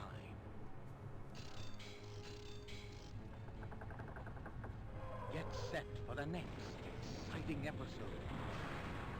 Space Boy in Sky High Scramble, coming soon from Blue Sky Productions. Blue Sky Productions, they did... I wonder if that was the same Blue Sky Productions that did Welcome to the Future. Just bonkers game. Okay. Can we go to the elevators? Yep.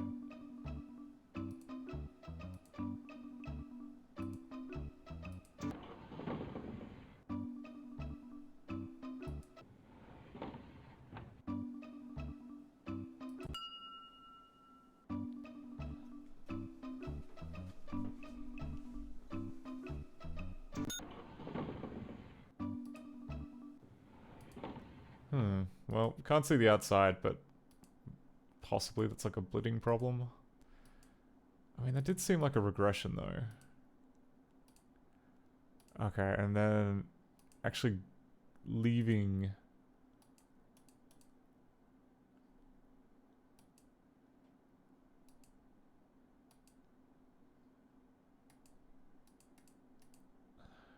Ah, here it is. Here's the exit to the observation deck.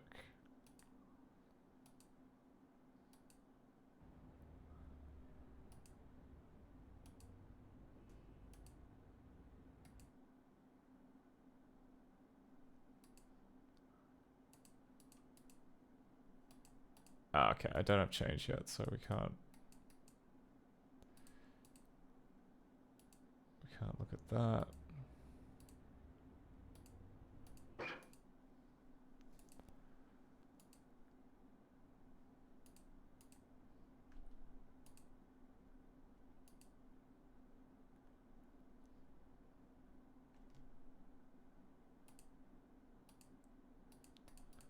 Oh, okay, that is... I can't remember if that's a regression, but that was definitely an issue that we were having, like, originally with Hellcap, which is that when you leave the roof, that kind of does something terrible to the game's perception of where you are. And I thought, oh yeah, I thought that we fixed that, but apparently not. Anyway, okay.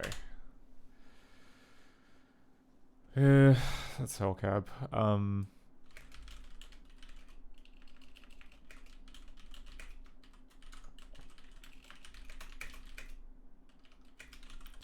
Anything else? Use the Parko player. Okay, I guess Journeyman project, but I can't remember if I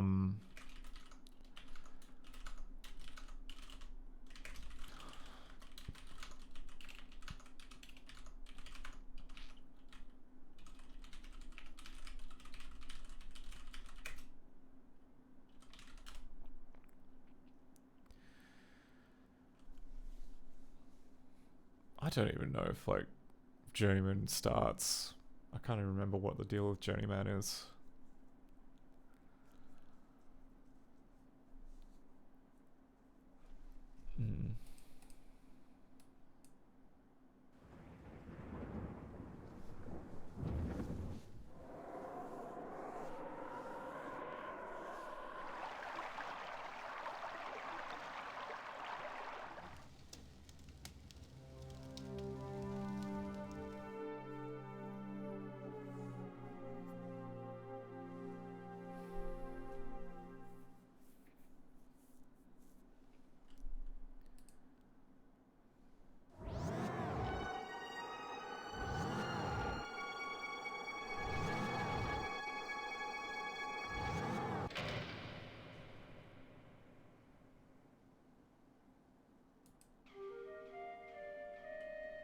Okay, new game.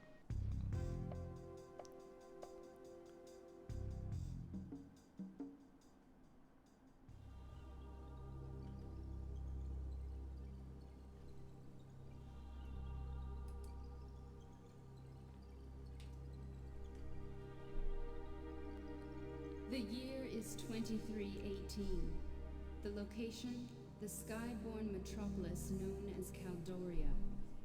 The Earth is finally at peace after a long, bloody battle against a few tyrants who sought total world domination. Having learned the hard way the evils of imperialism, the borders began to come down one by one. Finally, in the year 2117, the unified world was realized. Now, all that we have accomplished is being threatened by the power of time travel. Realizing its potential for destruction, the very same Democrats who initiated the building of the time machine immediately discontinued the project once they saw a working prototype. Temporal travel now being a reality, they brought the time machine to a secret location and formed an agency to protect the flow of history. The project, codename Journeyman.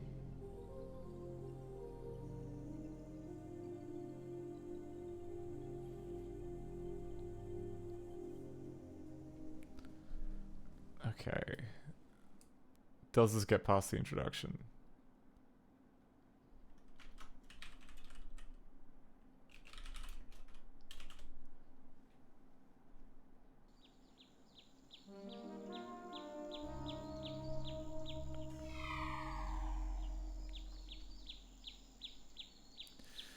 Well, apparently it does. At least a little bit.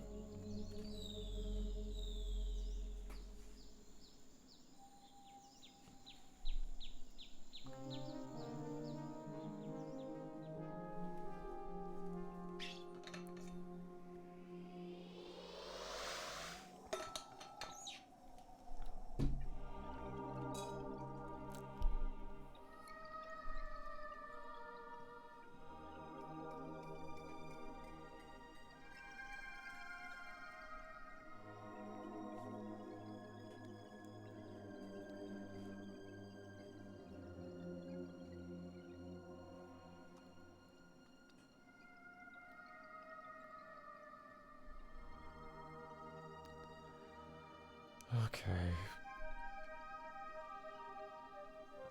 It's beautiful and everything, but it's kind of long.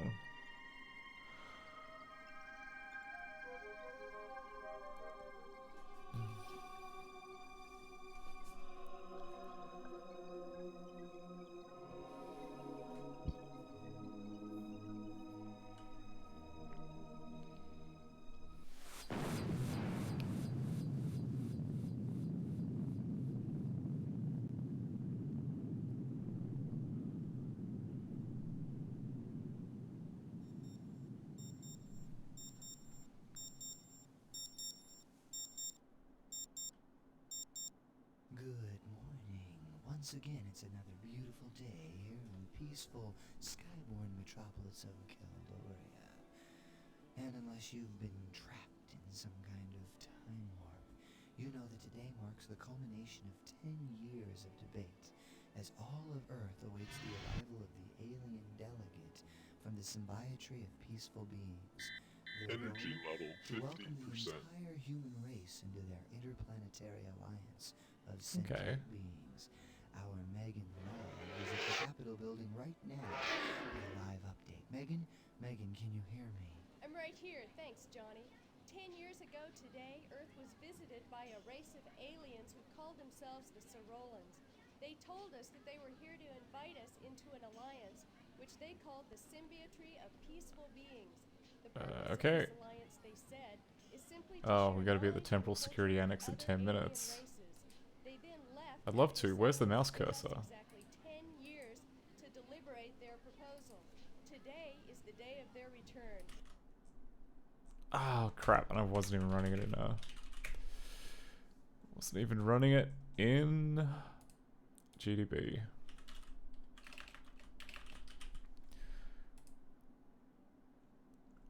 Okay, so there's a.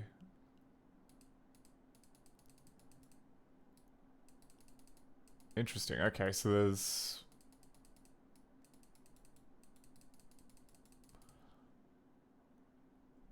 Right. So...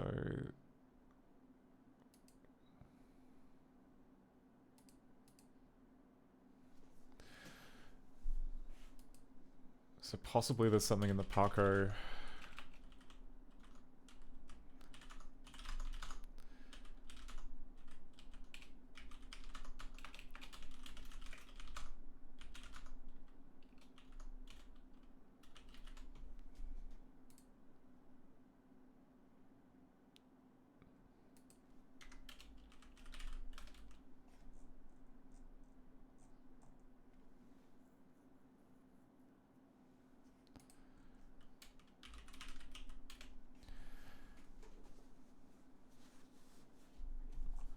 Yeah, so the actual video, it just does that.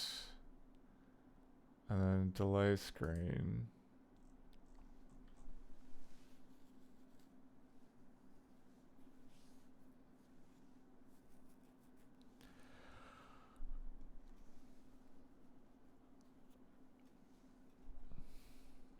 Okay, so then I've got like window centering. Pause X, pause Y. Close.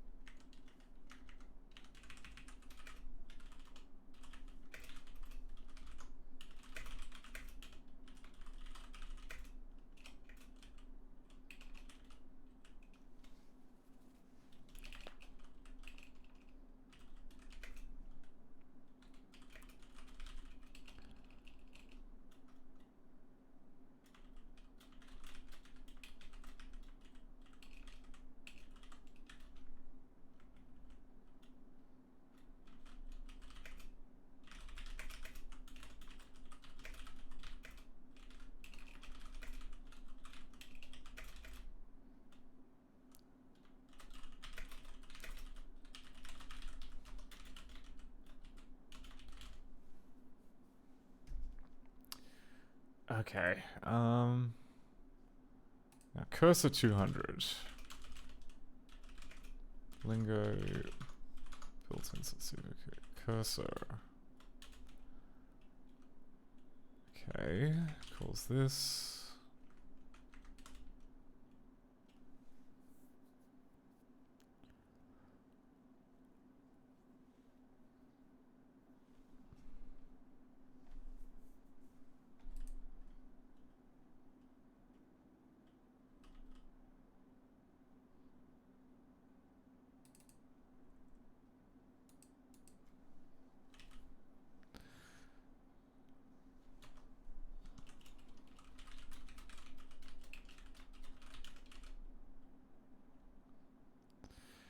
Okay, 200 is cursor off. So there is a script which deliberately turns off the mouse cursor.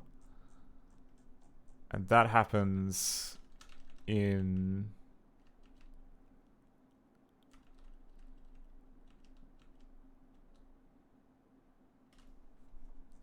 like all the way back here somewhere. Oh, like before the systems check. Okay, I see.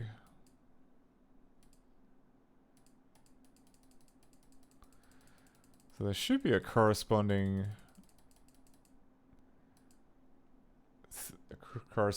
script to turn it back on.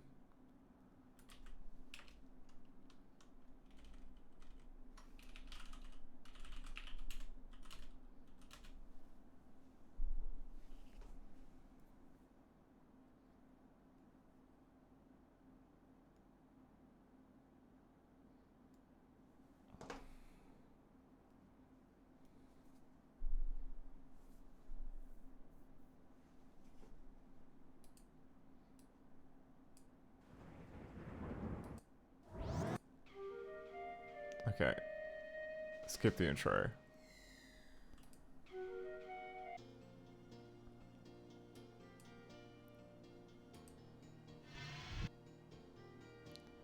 Okay, Agent 5 report to the Temporal Security Annex.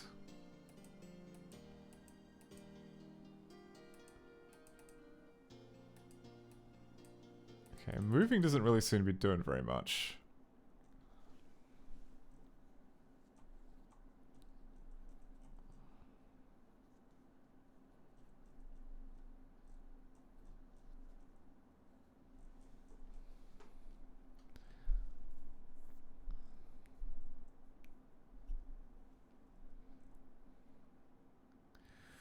Okay, so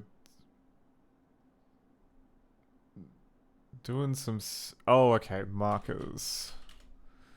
So it's figuring out like a marker based on, yeah, here we go. So we've got like markers for like 19S, south, west, north, east. Yeah, okay, easy. So we've got marker 19S, which translates to frame 493. And we go there. But what is going on?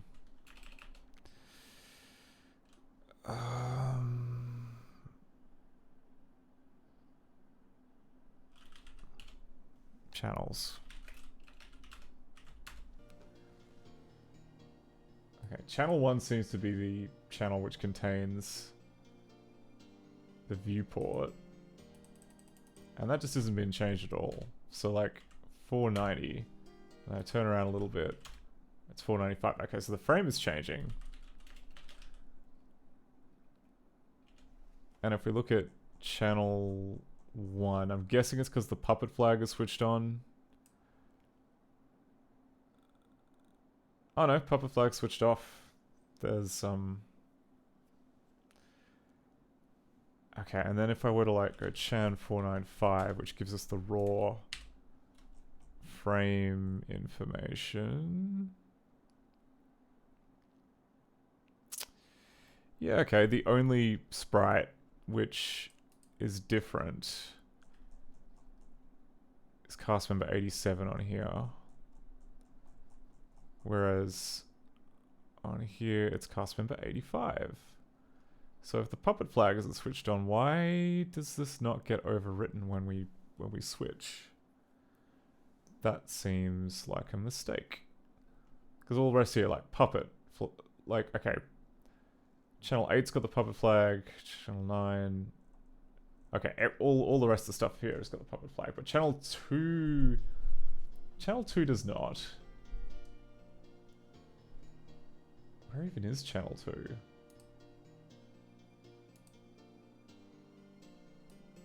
Oh, it's there. Okay. Okay, well...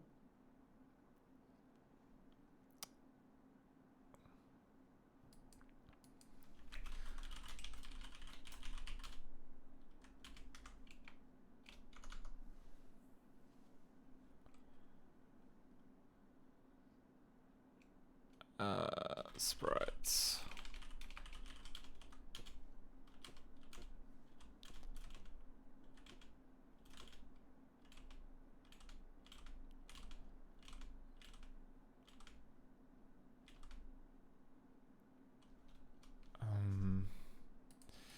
Alright, I'm looking for engines director score.cpp.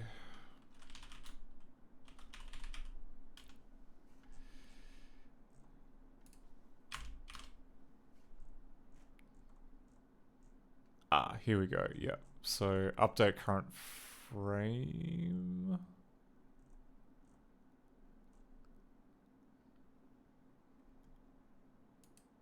Yeah, okay, so 502, I think.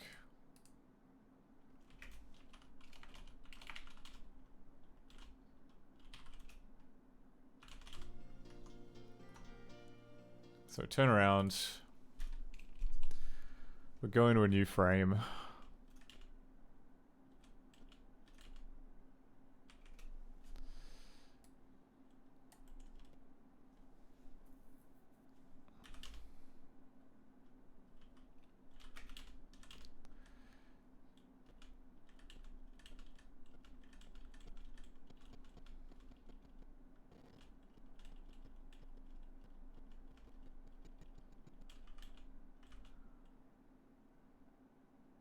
Okay, yep.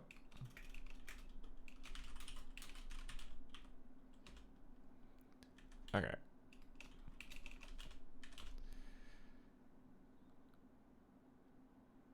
Oh, and I should have turned loading on. Whoops. Okay.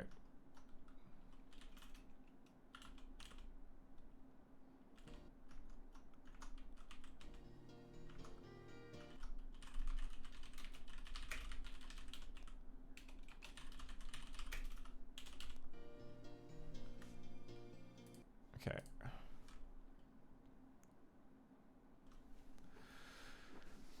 Alright, so we're going to a brand new frame.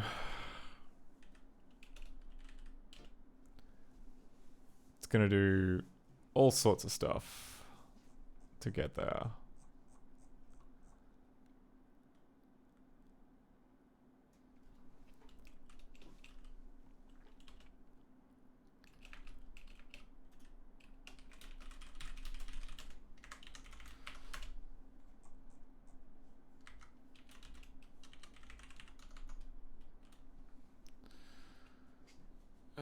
So we got main channels, sprites. We want sprites. Sprite number 1. Okay, sprite number 1 is 86. Pattern is 0. Puppet is false. What is preventing this from being overwritten? If not the puppet flag.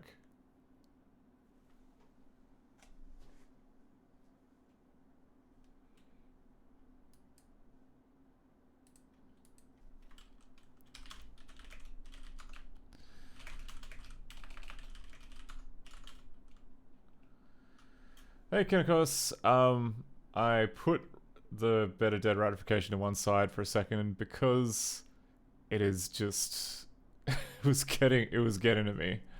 It broke me a bit. We fixed some video codec stuff, but like the actual game is terrible.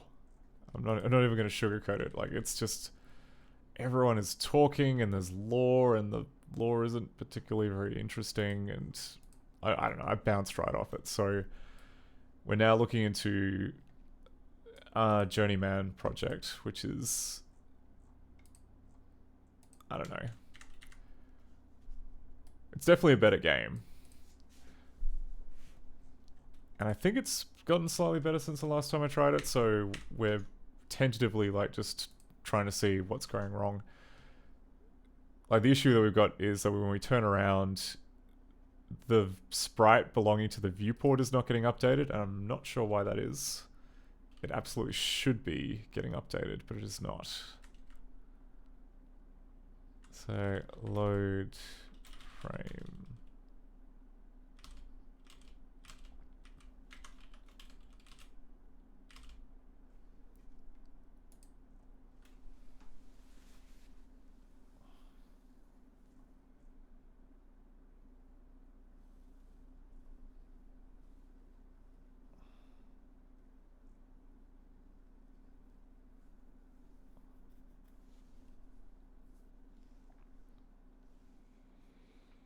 Okay, and then we rechannel.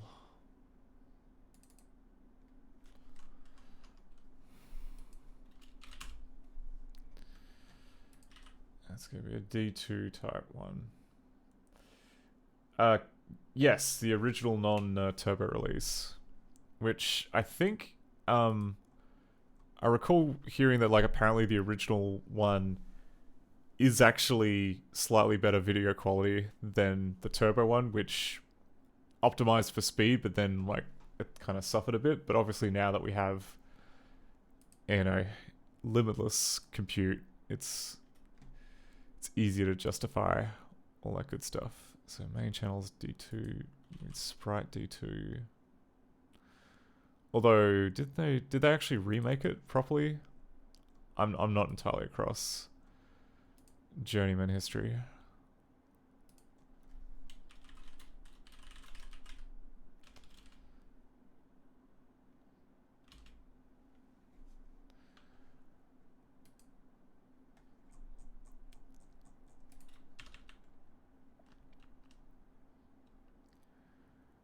Okay, so we've got like a lot of frames to schlep through.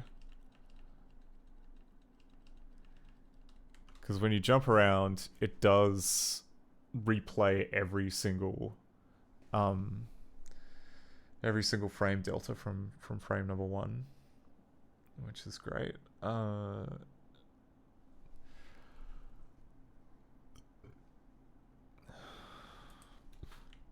Actually, maybe we should work from the end.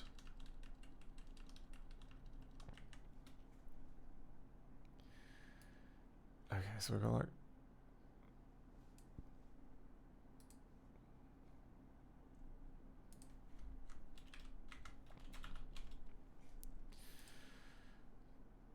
Okay, so byte 0 is the cast member ID. That's quite important. Followed by the puppet data. Oh, no, that's the script ID. Sorry, the script ID. And then we have...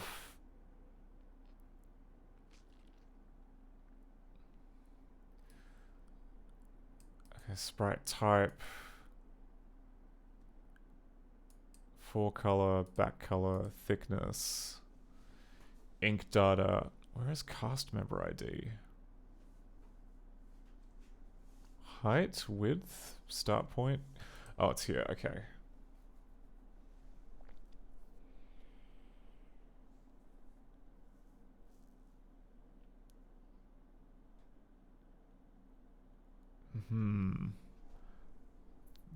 This looks a bit sus.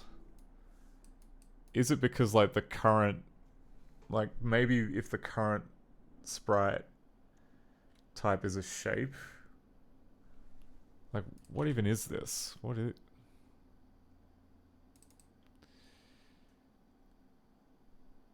Okay, so like if sprite type is one of those.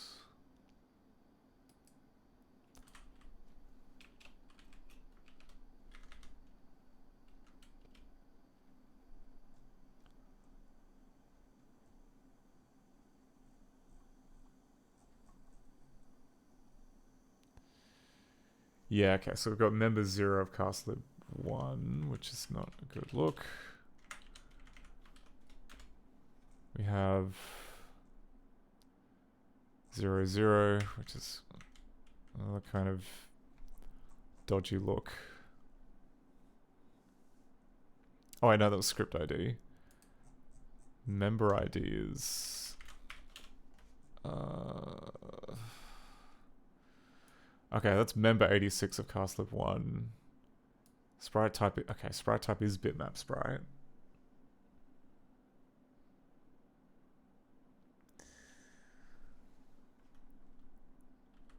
And so member is currently...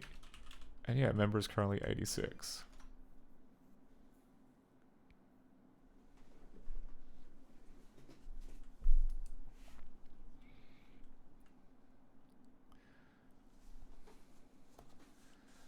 Okay, and then that's going to frame 482. Which... Okay, which affects sprite 1.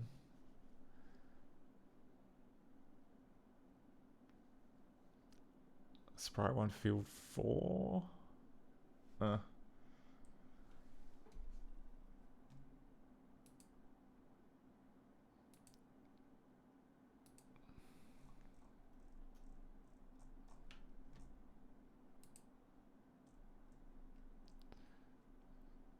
Okay, so that would be the ink data and the... Yeah, ink and thickness, I suppose. Because of field 4.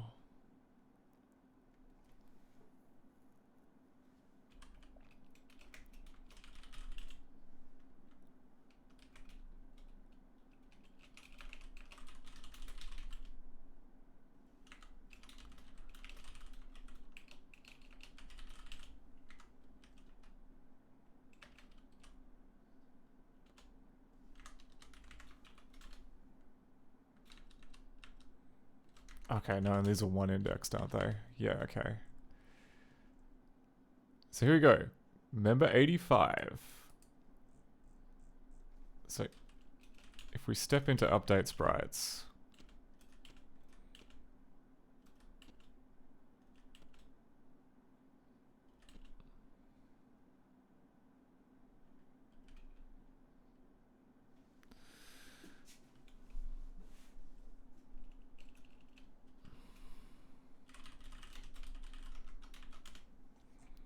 So the current sprite is nothing.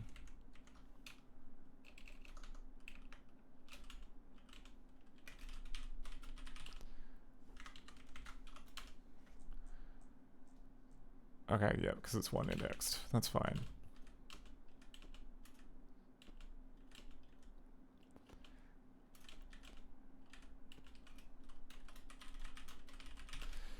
Alright, current sprite is... Oh, current sprite is already 85. Next sprite is also 85. Okay, that doesn't count.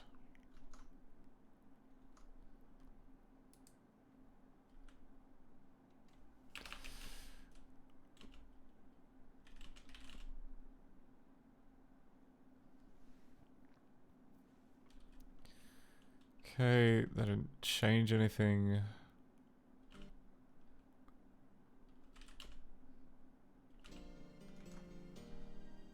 Okay, I'm going to turn left one. Okay, that's going to do like an entire ordeal.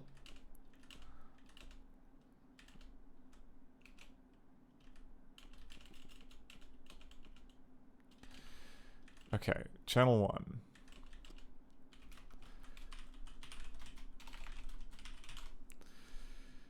So currently, channel 1 contains member 85. We know this.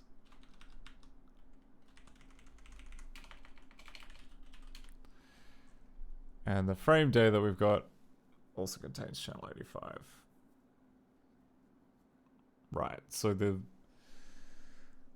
I guess the data coming out of...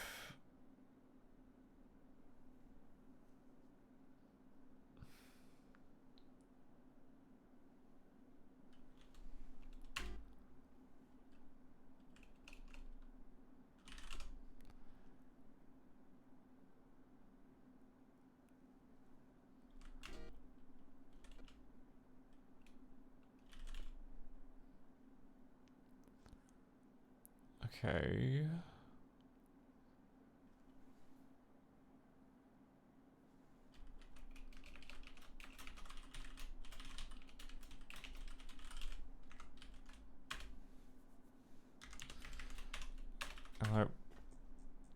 Triple checking, it's still 85.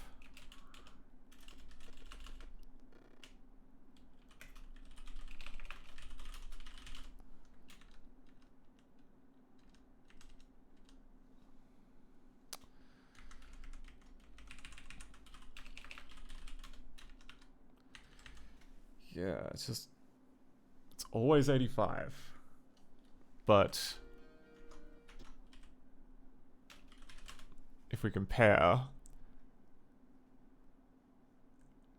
so yeah, cast member 85, but if we then do Chan 500, which should do like a clean reapplication of everything, we've got cast member 88, which is not cast member 85.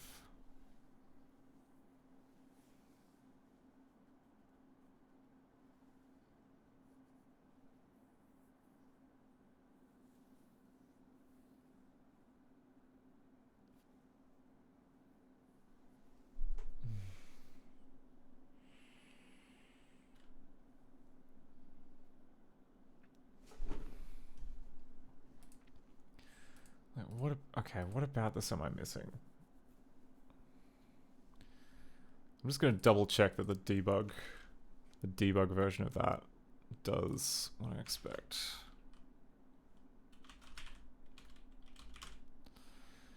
So like so this version, okay, this fishes around in the score cache.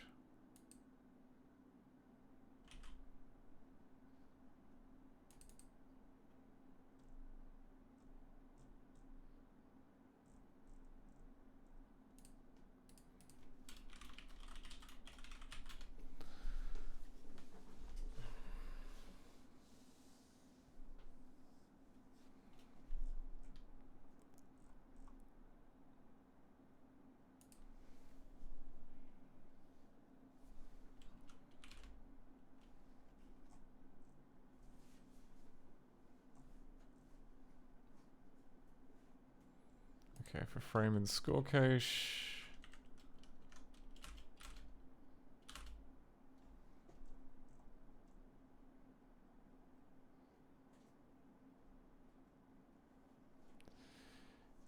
Yeah, okay, so like when it starts off initially, it goes through and it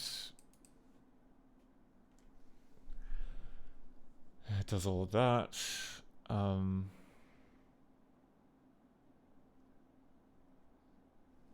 When it pre-calculates the number of frames.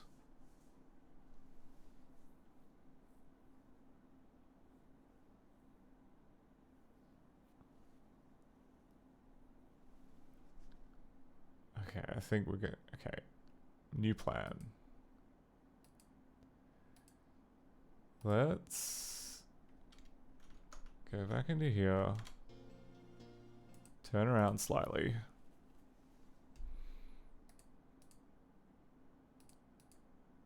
We're gonna put a little feeler in.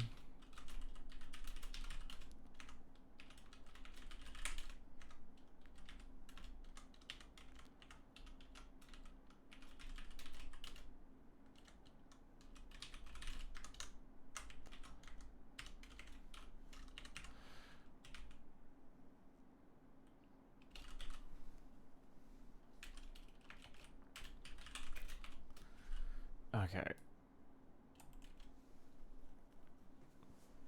Anything changes that, then we should be across it.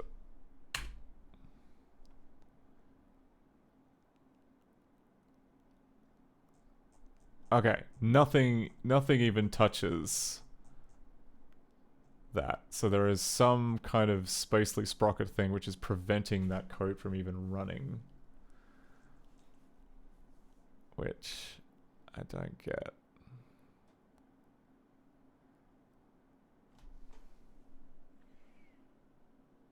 Like, look here, we've got like read sprite due to field 6 of sprite 1. That's, I'm pretty sure that's the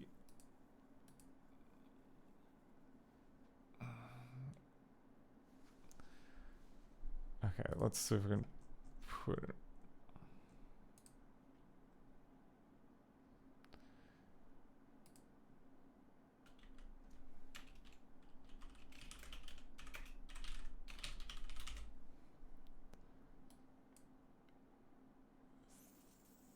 $310 if sprite position equals 1 and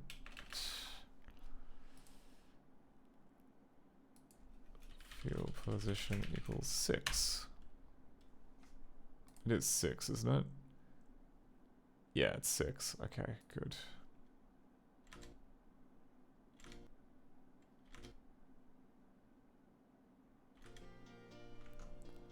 Okay, turning right.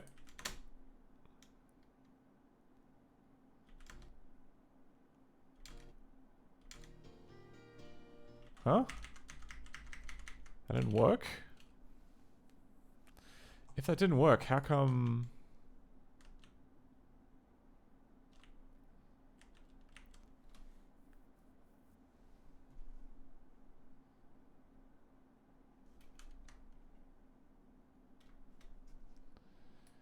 Did I misspell one of the parameters?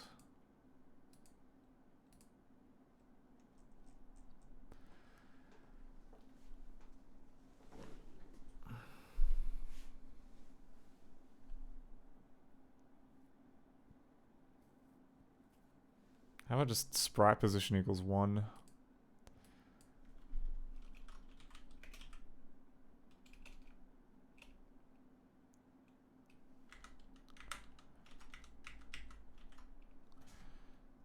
Okay. Or is it, or did I get like the order of priority with parentheses wrong?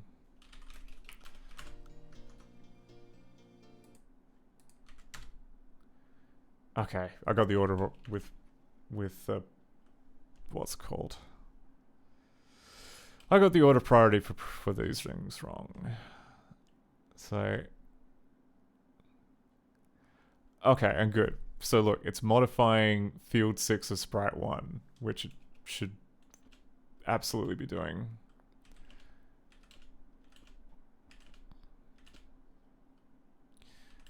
Okay.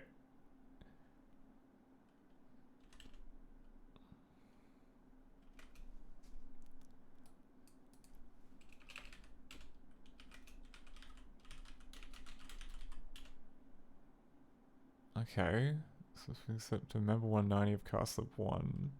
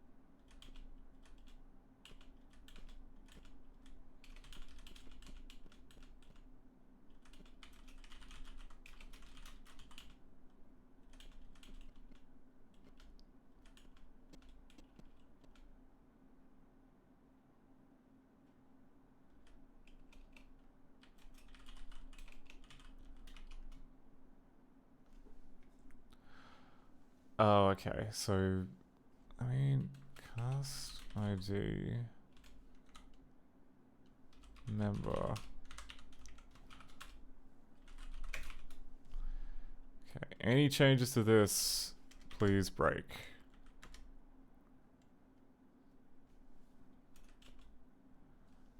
Okay, so we got set to nothing. Then to 192. Then to 0.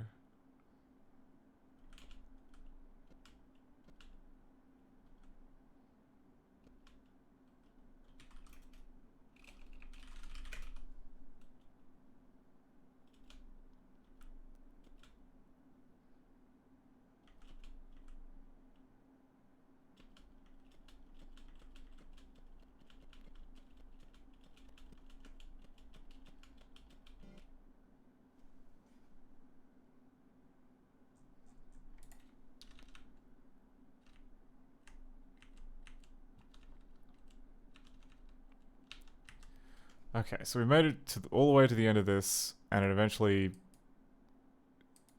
got sorted as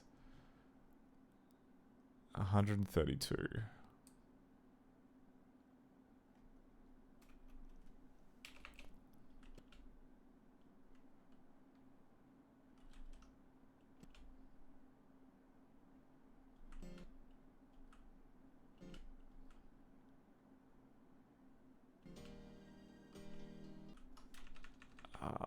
Dang it. Okay.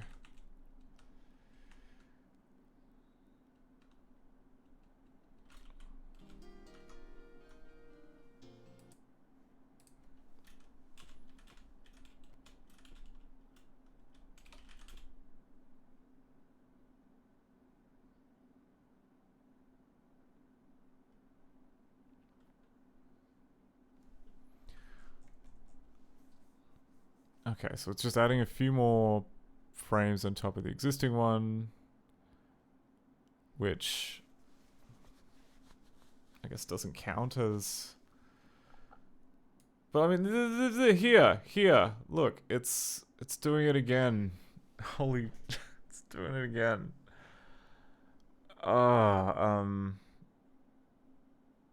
Like that should absolutely have overwritten.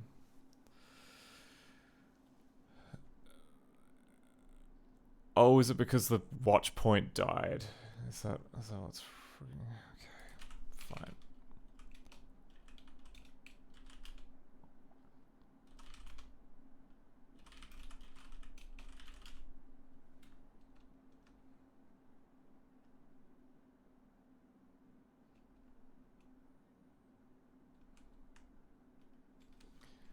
Can you just show me where the breakpoints are? Enable condition... Break range, trace. How do you just list them? Just tell me what the breakpoints are. Oh my god.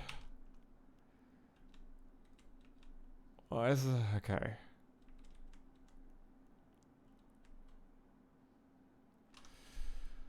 GDV list breakpoints.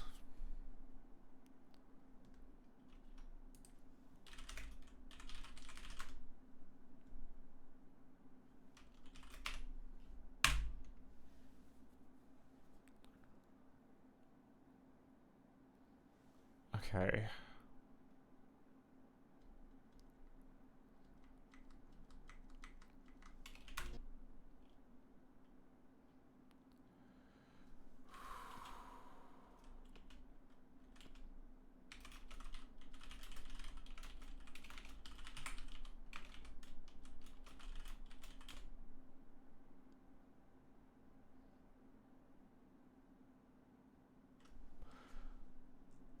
Wait a okay.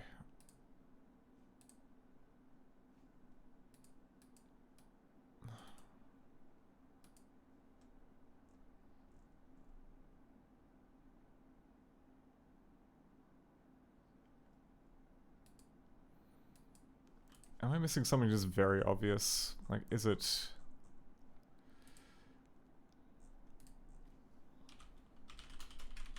Like, if we look at load frame, what does that use as a base? It uses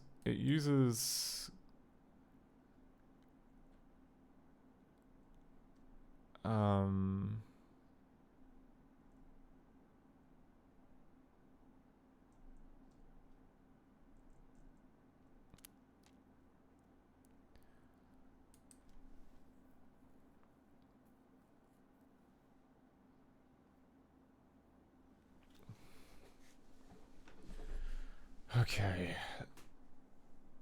So it calls read one frame.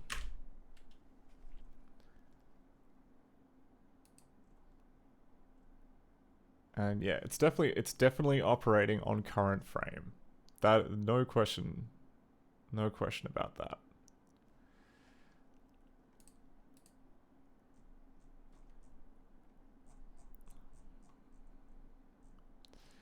And read sprite data T2 is setting cast ID.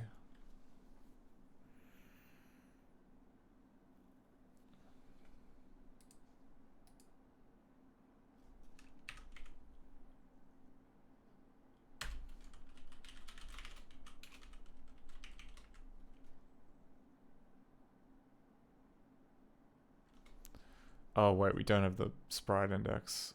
That's annoying. Okay.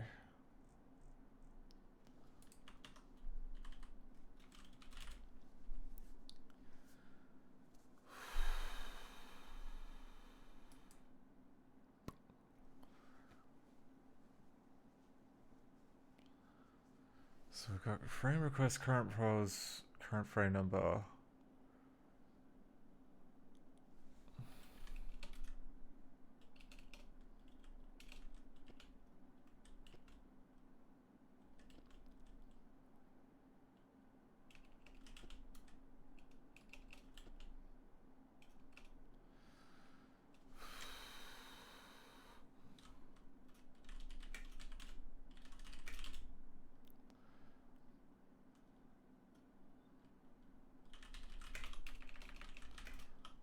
Okay, enable 7.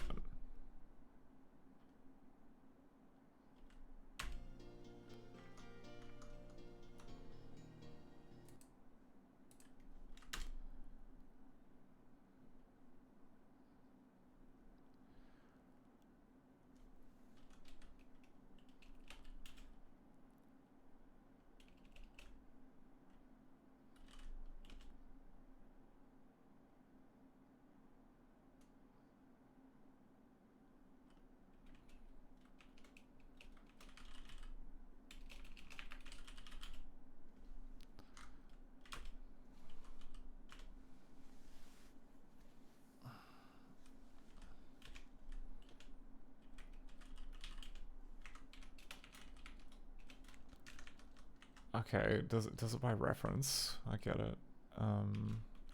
Cast ID.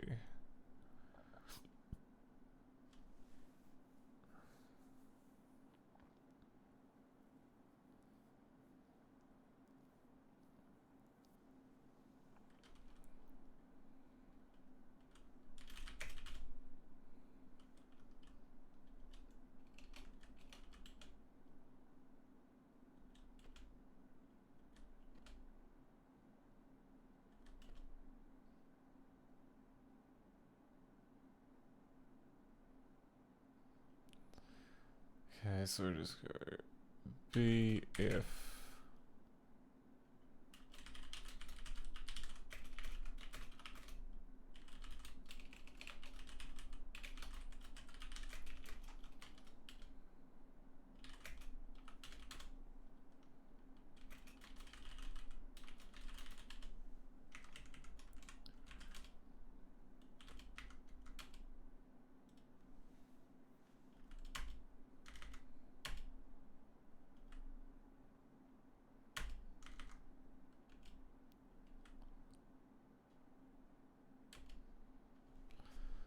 okay, and then we need the end of read one frame so that we can get out of this.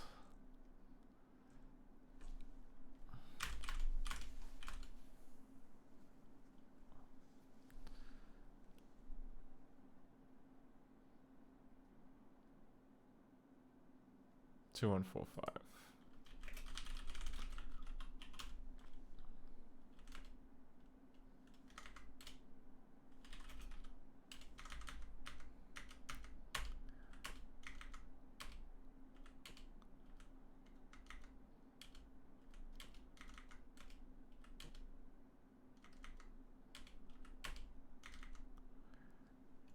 Okay, we're about halfway through.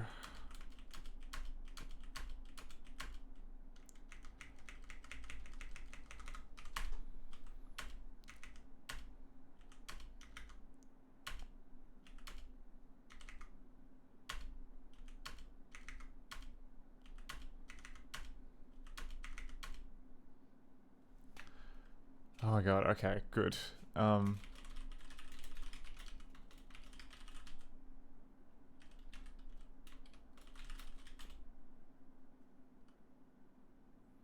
Okay, so it's currently set to nothing.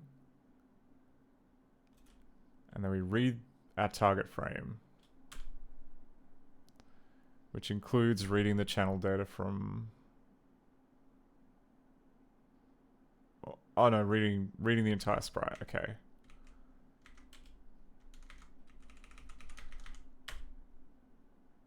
Okay, and then we've got cast member 87, which is different. It's got to be different from what we currently have. Okay, so...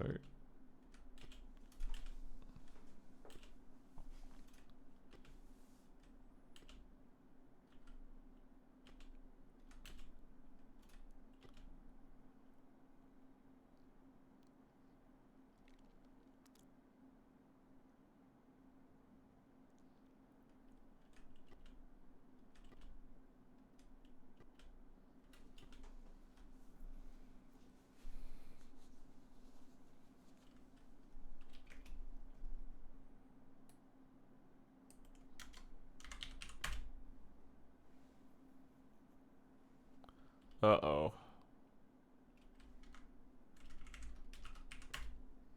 Oh no, that's still fine.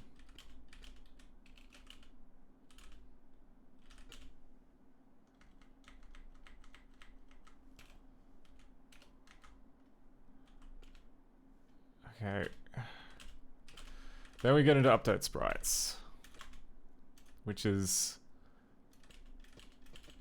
most likely the cause of my upset.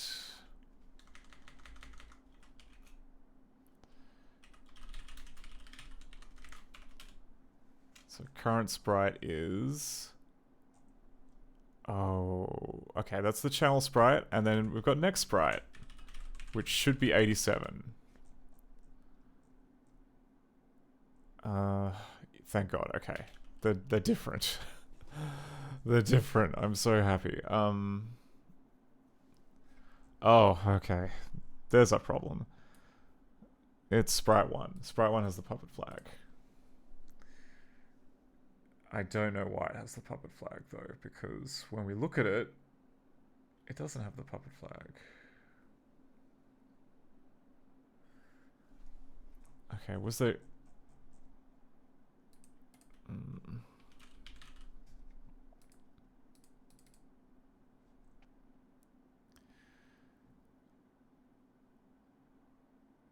Okay, so it calls Puppet Sprite with...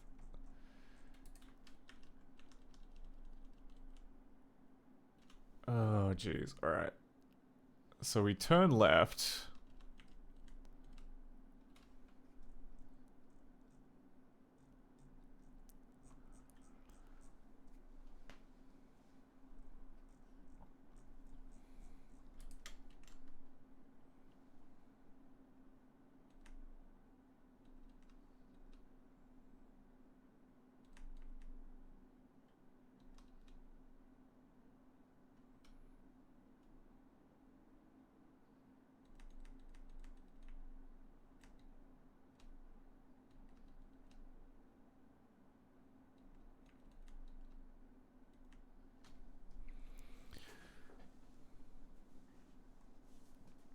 I see. Okay, okay. So order of events is that the engine runs a script specifically to turn the puppet flag on. Then it does a go, which changes between pages of the movie. And because the puppet flag is switched on, it does not update whatever the current thing in the score is. So it's a wonderful piece of like doing something very deliberate, but I have no idea why. I'm just gonna write down these. May as well just see what the actual scripts for these are. Okay, disable 11, disable 4.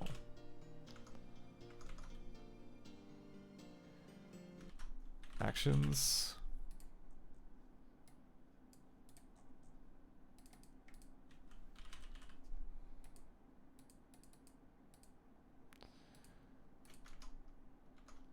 Oh, cast 3, 2, 4.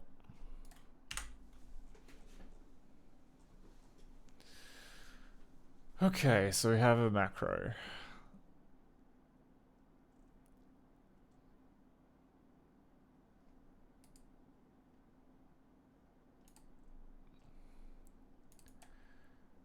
Which does Puppet Sprite channels, eventually does go to marker.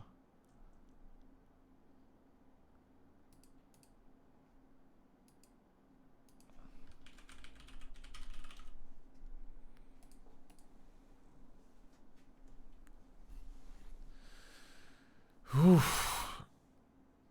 Well, that's great. That's really great.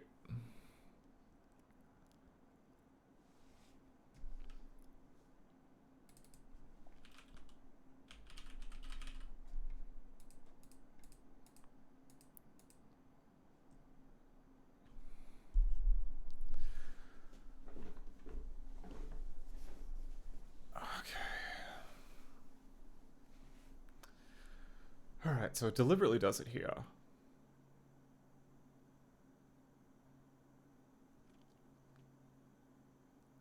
I guess I'm gonna have to make a test movie to see what the original behavior is. Because...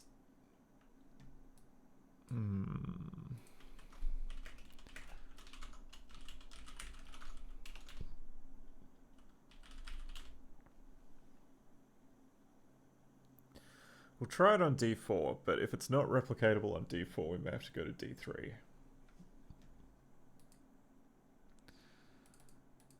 Oh, crap. Options, system settings.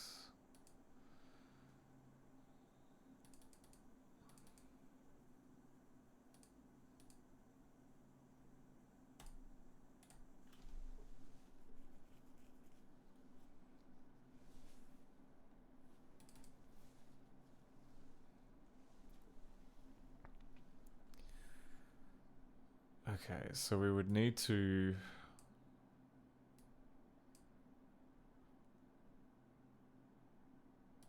So we need 2 pictures.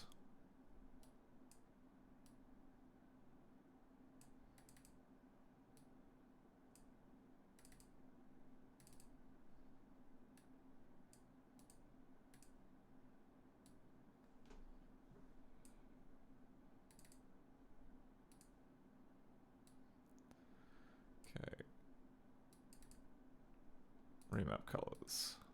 Okay, so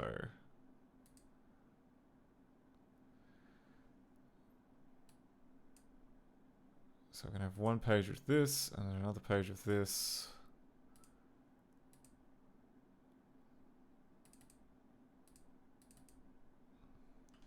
Go loop.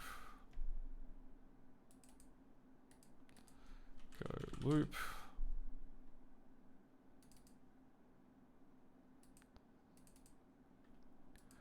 Go loop.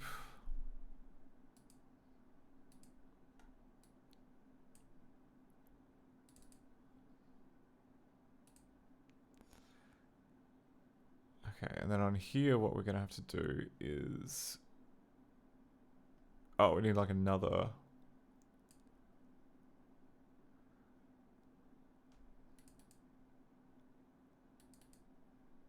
remap colors.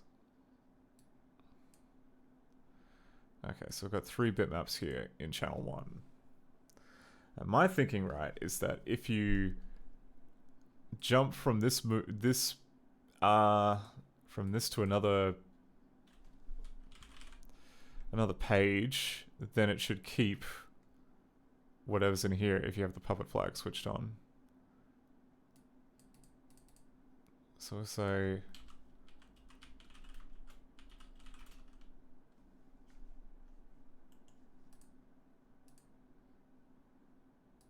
what was the code? It was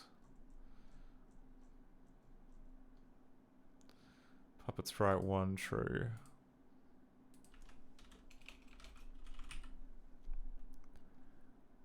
Okay.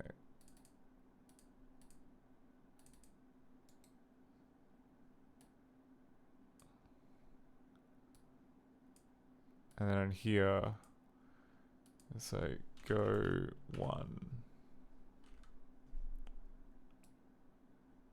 Recompile scripts. Okay, so here we are.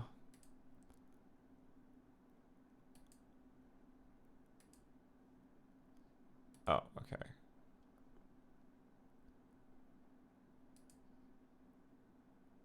Oh, because I didn't put in a go to loop flag here, I don't think.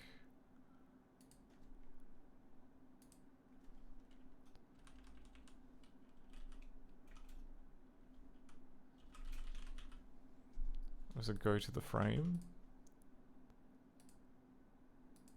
Yeah, maybe it's go to the frame.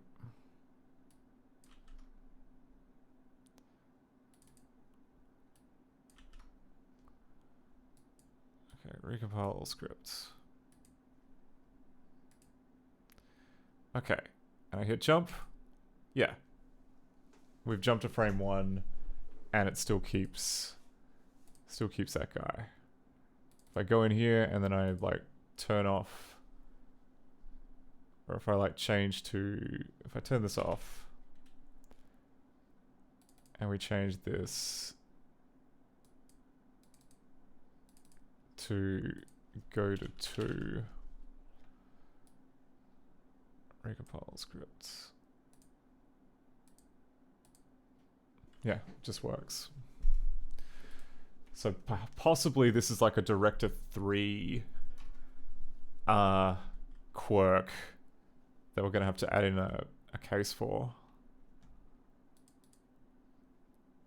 Which is great. I love those. They're my favorite. I'll just double check for the second one. Yeah, okay.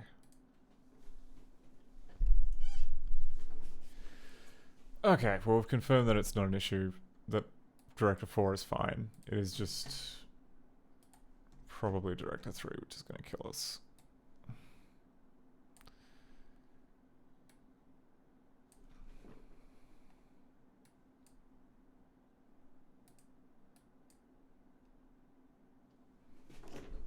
Directors, Director 3.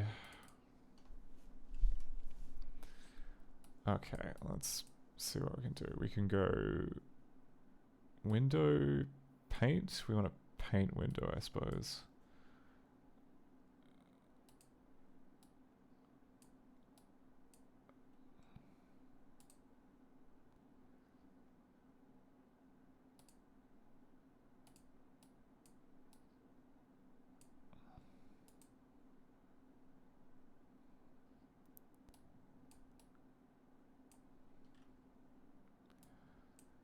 Okay. That should be enough. Now go to the score.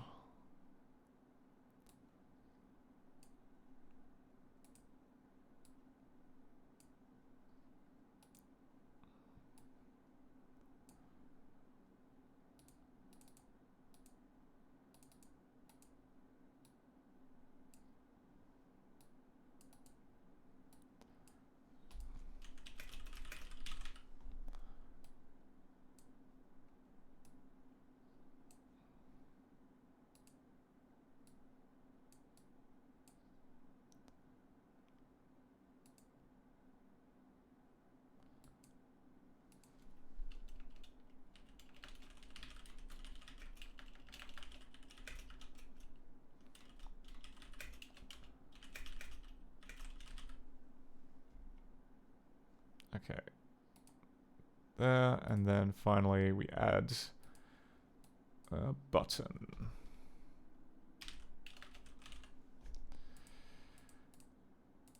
And then attach to here.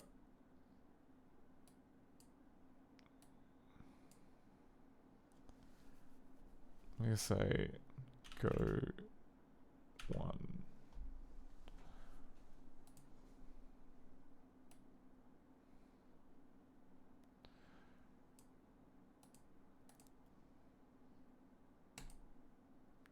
Yeah, it jumps to frame 1 and it keeps the previous thing. So what the hell is... Oh my god, like, yeah.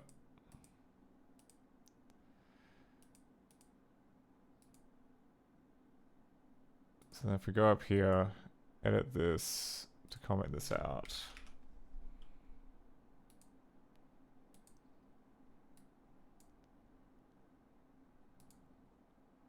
Oh, I didn't actually save it, that's why.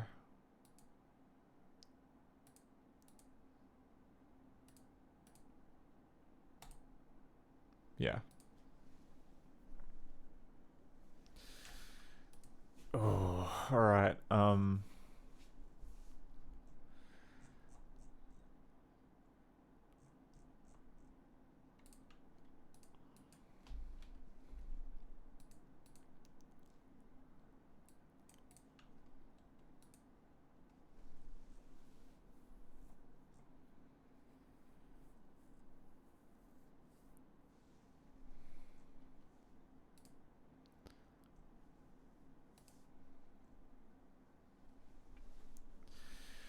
so what is responsible for turning it off? I guess it's are you carrying?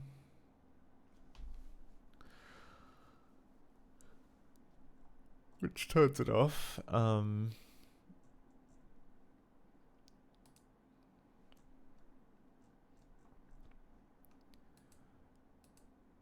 Oh, that's literally it. Okay.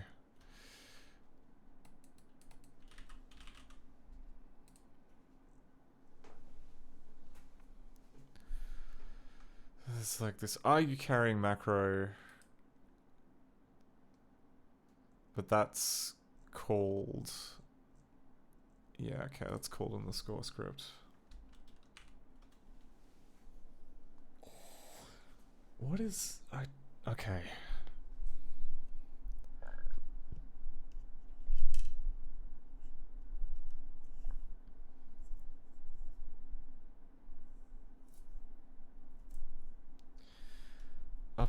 Update stage, check what's up, puppet sprite channels.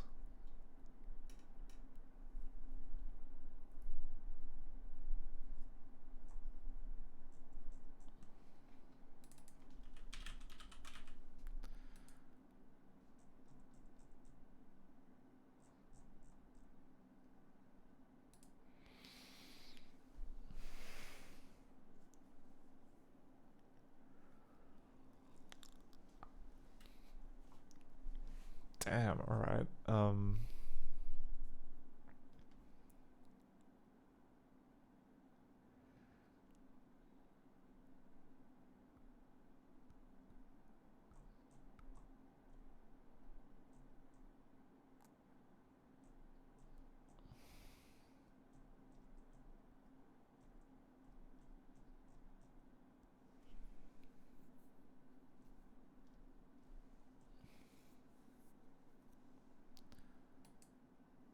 Okay, how about... Okay, what if I were to go onto this page here? I add in another...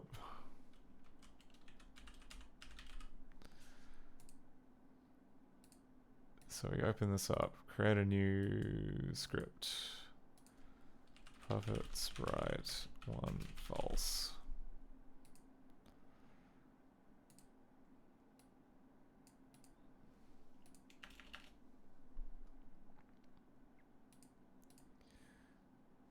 Okay. So we jump, it should be C, and then if I click this button, that's different. That I'm pretty sure is different. And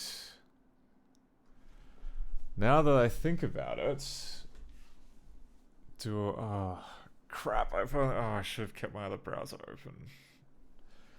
I should have kept DOSBox open, sorry. Oh well, okay, we've got our test case, so I'll write this down on save as. I'll just write this down.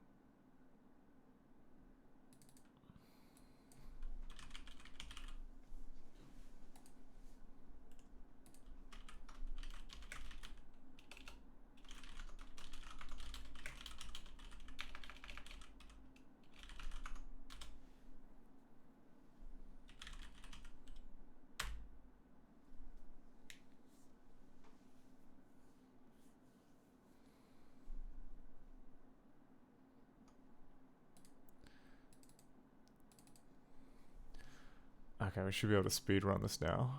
So let's window paint. Let's just make a few.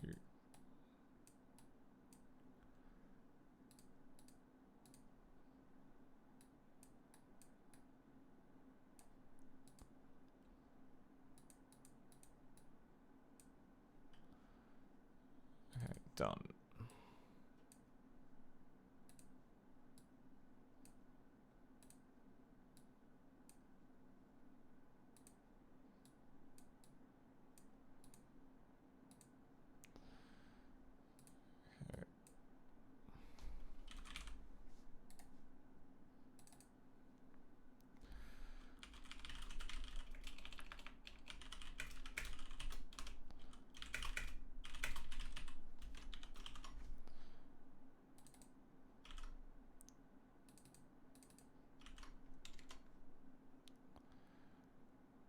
Okay, then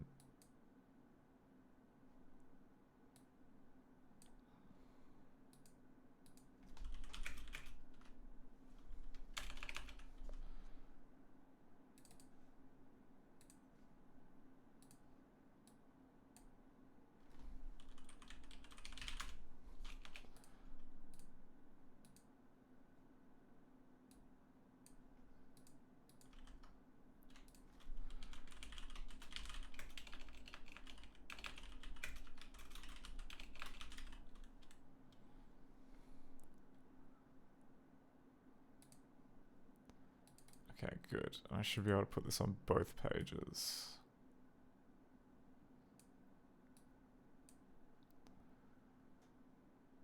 So now if we go here, compile everything.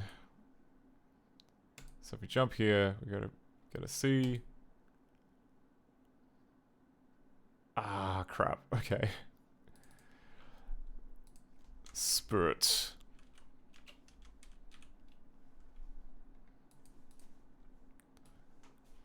Compile everything.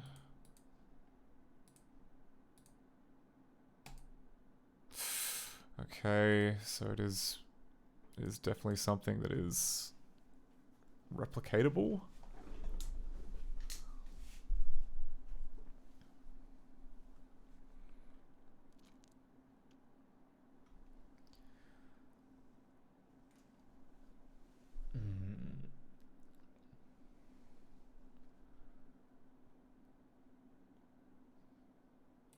And then B was the other one.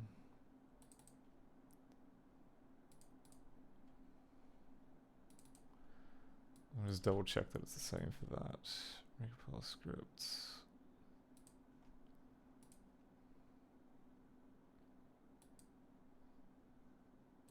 Jump.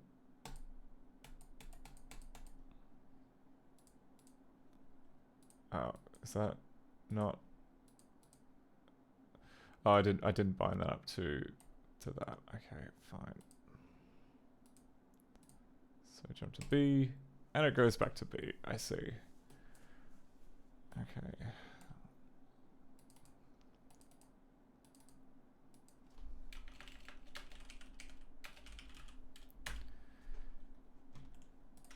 Okay.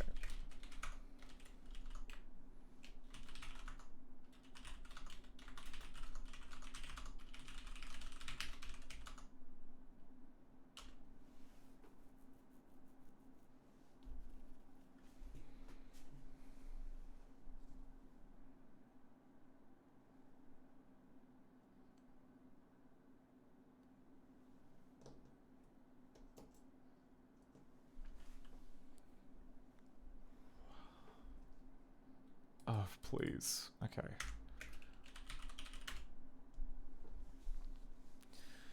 So then what's the best way of dealing with this? I imagine it would be to, I mean, currently all the frame code just ignores,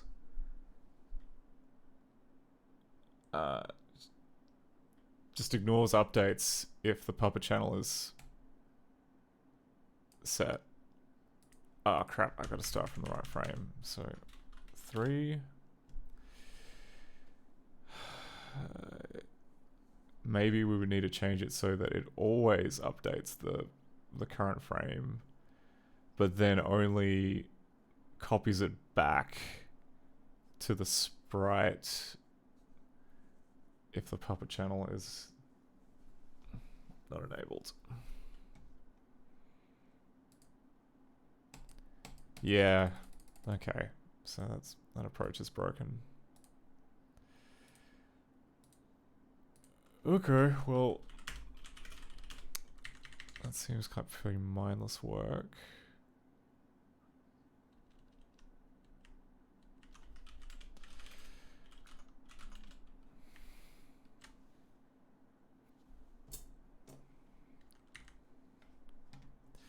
Yeah, like we've got all of these things here which just act as a no-op if the puppet flag is enabled.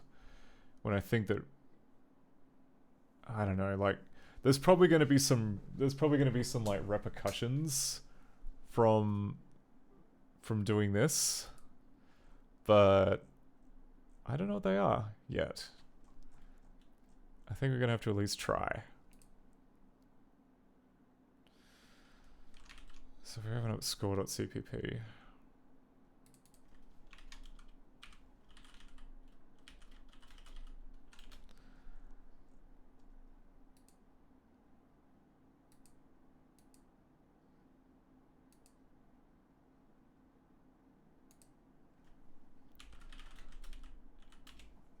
Okay, so then there's like set sprite casts, which then updates the sprite cache. Yep, that's all fine.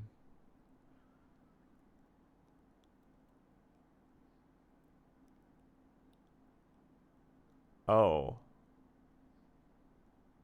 Okay, but that's what the channel's a 0. That's fine.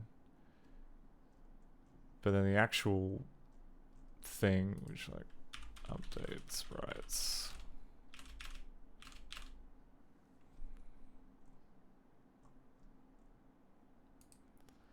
This thing here. Now, if we were to look into this, there are certain fields which... Let's just make a list of the fields which aren't affected by the puppet flag. Script ID. We can say for sure that's not... Okay, that's not on the puppet flag, that's on the puppet flag.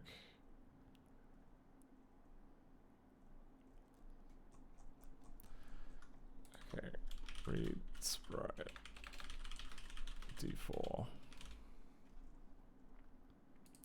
Okay, script ID is not affected.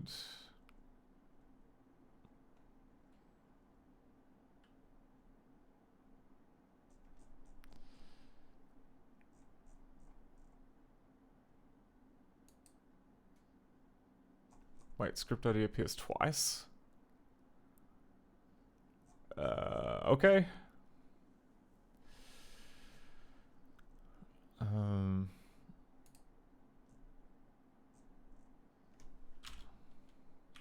Read sprite data D5. Okay, once again we have script ID,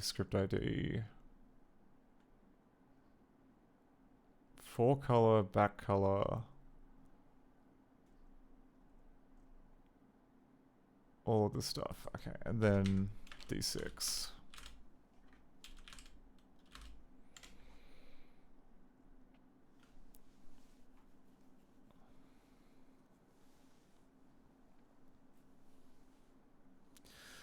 Oh, it's the auto. Okay, yeah, I understand now. So, I think the reason why the puppet checks were moved in here is because of this auto puppet property.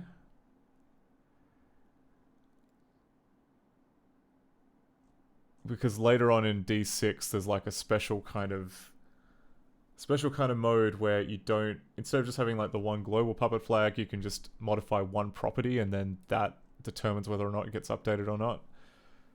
So I think that for what we would need to do, we would need to,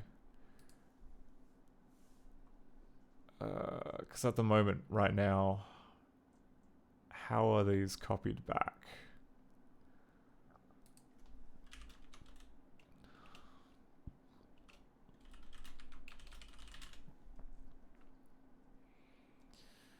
Okay, we have like next sprite set cast and channel set clean. That's what.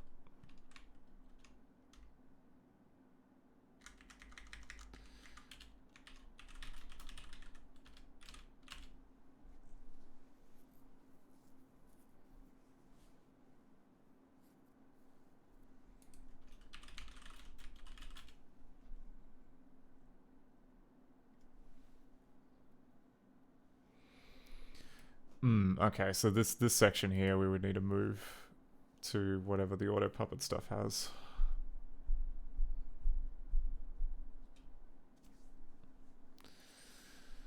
Ooh. I kind of wish we didn't have to do that. But I don't know how we could get around Journeyman not working without that. Because they rely on this trick.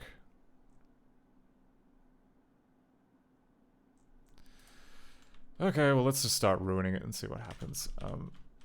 Sprite D2. Sprite data D2.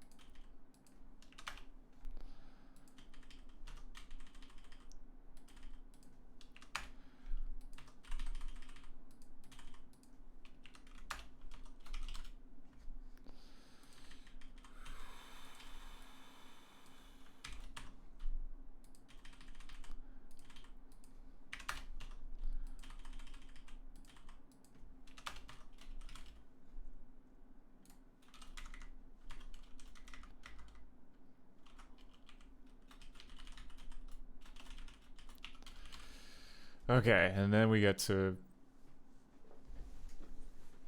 this mess.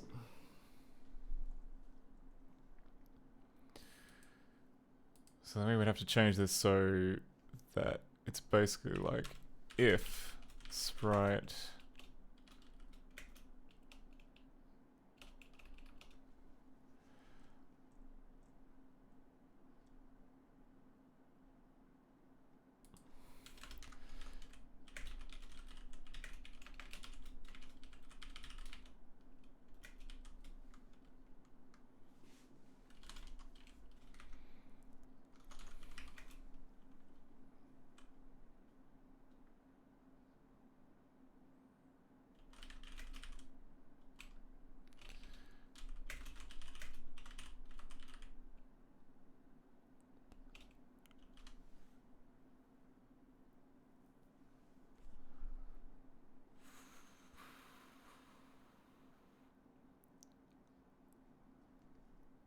I mean, okay,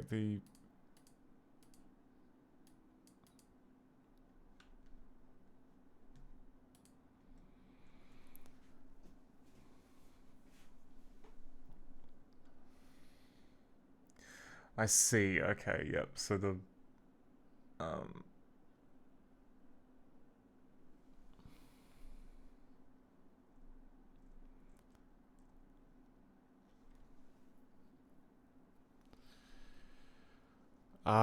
yeah, right, okay, well, we can assume that if the puppet flag is switched on, then we just, okay.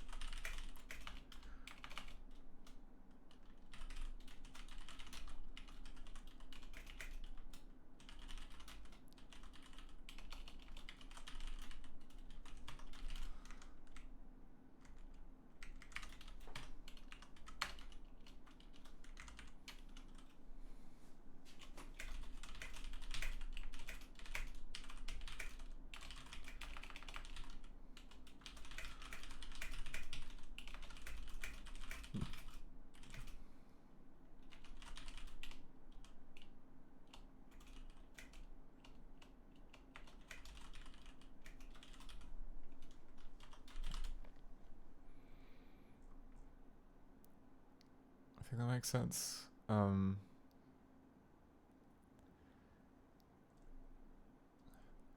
Okay, now we got to inject these things. So we'll go.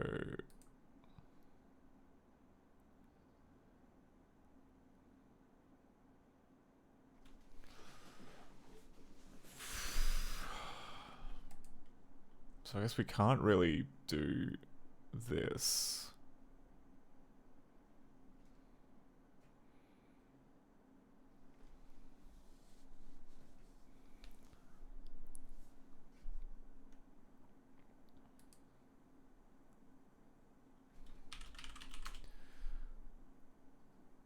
We just have to be explicit, I suppose. Okay, so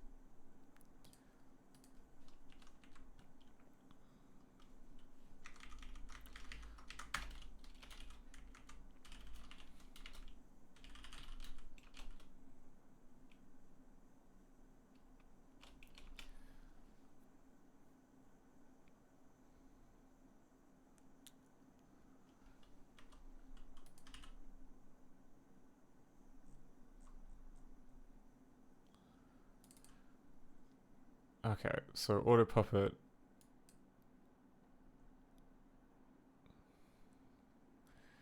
Right, okay, so by default it should be off. So I think it should be fine to just check for it all the time.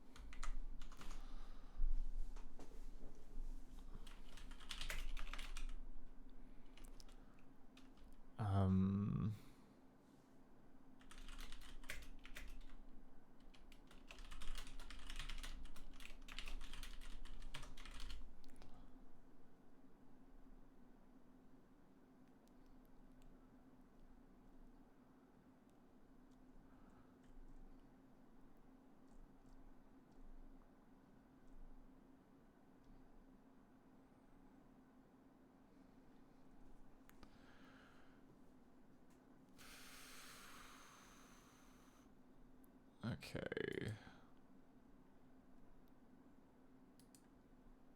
All of this. Just checking all of this.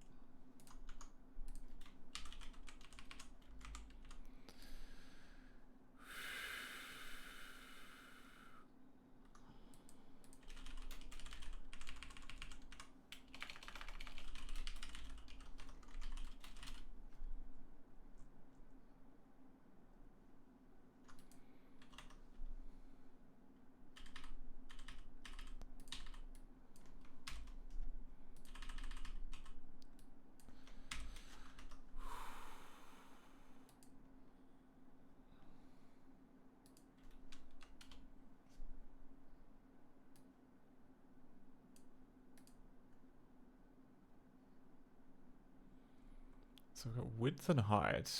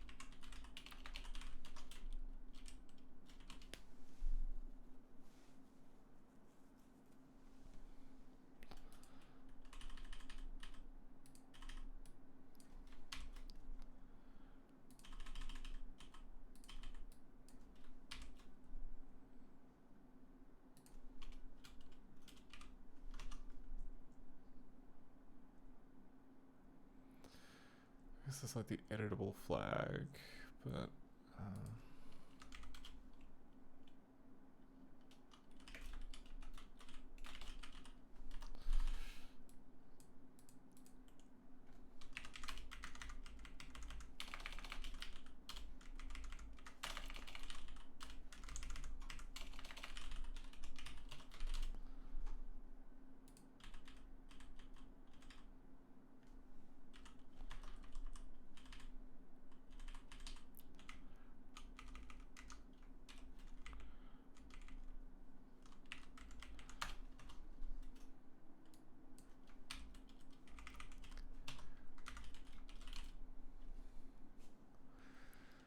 so I've got color code editable.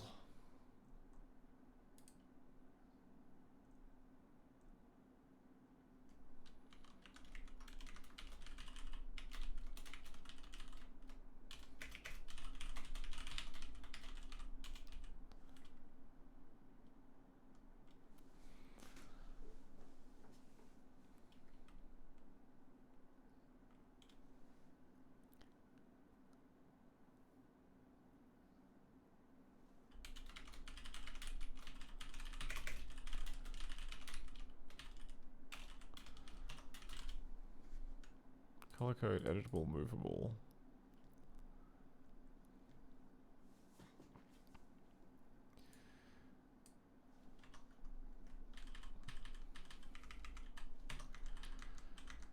Okay, we've got blend amount, which does not appear to be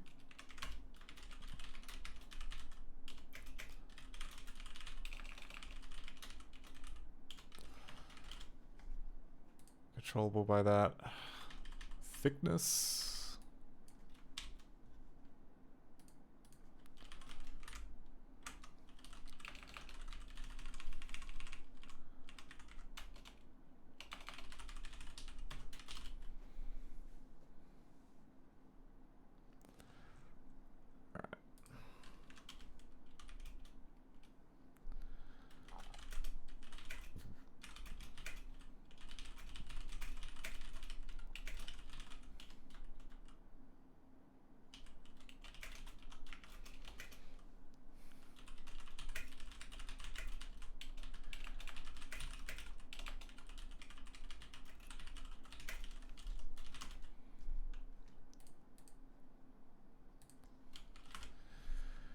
Okay.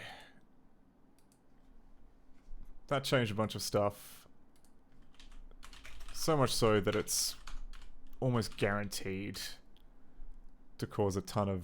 Okay, well, didn't even build.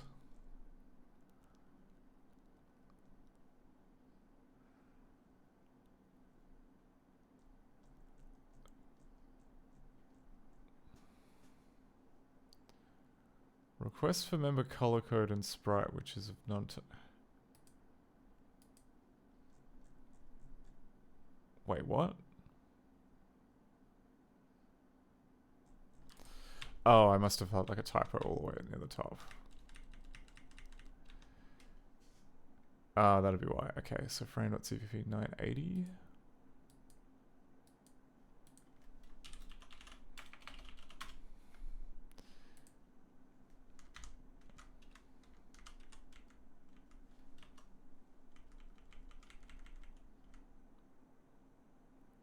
Cannot jump from switch statement to this case label. Jump bypasses variable initial. Oh, god damn it.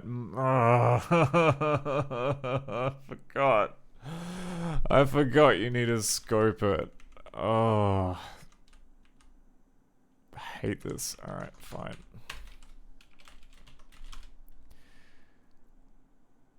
Do I have to go back and like scope every single one of these? Knowing me, probably yes.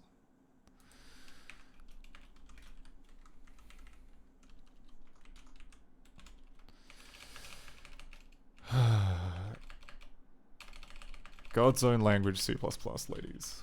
Ladies and germs. Okay. That probably doesn't need it. That probably doesn't need it. Okay, it's probably just D5 and D6. We might be able to get away with only a few.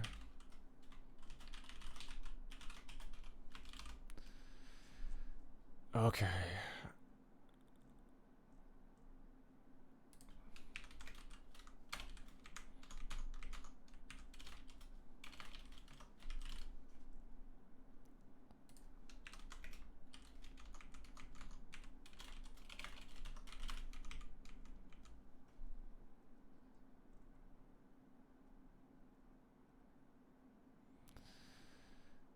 Let's give it another shot. Okay, reset.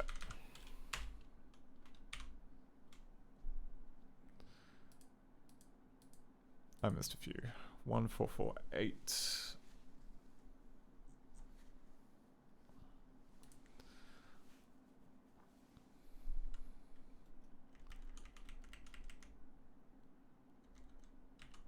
Oh, because I... Yeah, okay. Typo.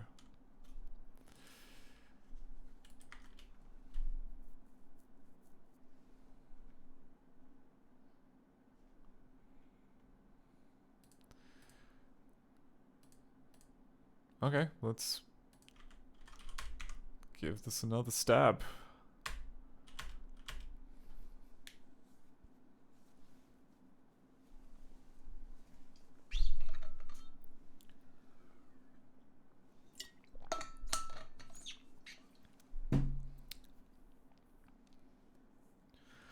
Well, actually, first let's just check to see if sprites are rendering at all.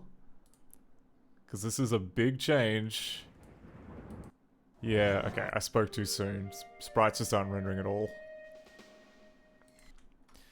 Okay, cast member sprite has no cast defined. Right.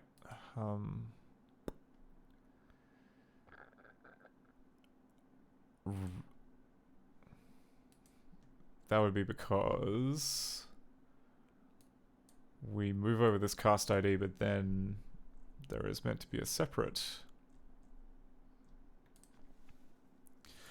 Oh, because we yeah, okay, yep, I get it. Sprite cast equals next sprite cast. It's probably because of that.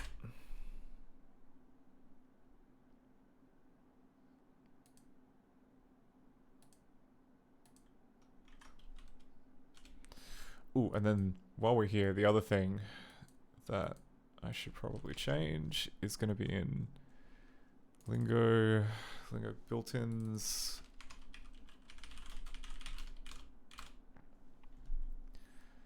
Okay, so we have Puppet Sprite, and then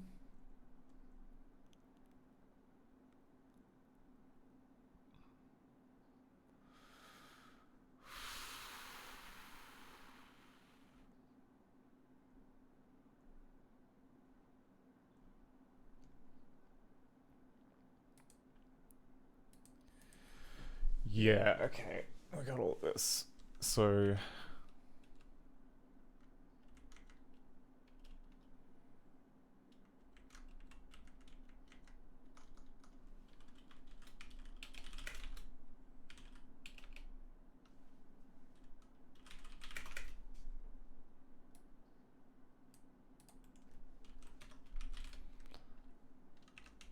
then we just go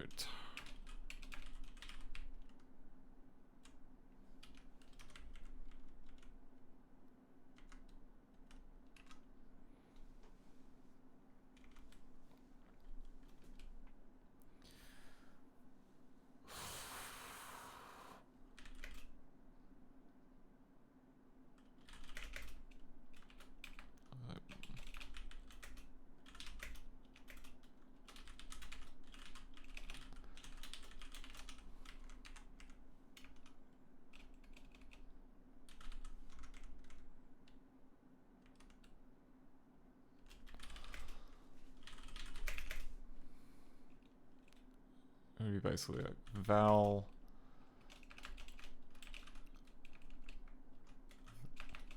val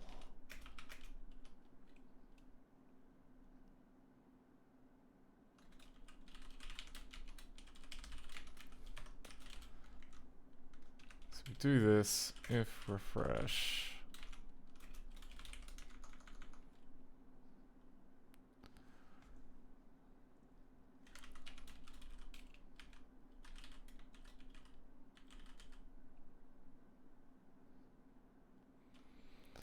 How do you update just one sprite though?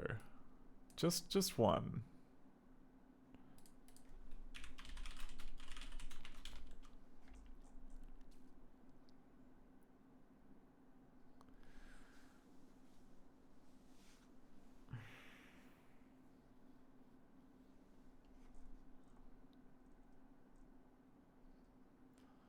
Oh, okay, we just do channel set clean with this, I think.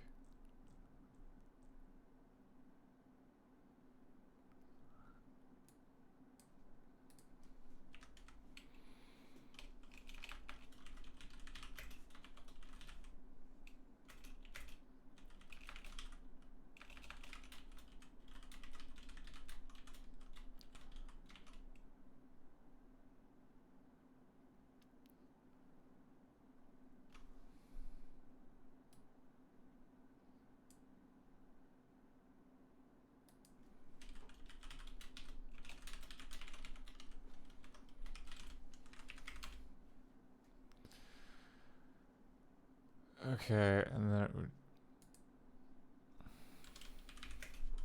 So we go, okay.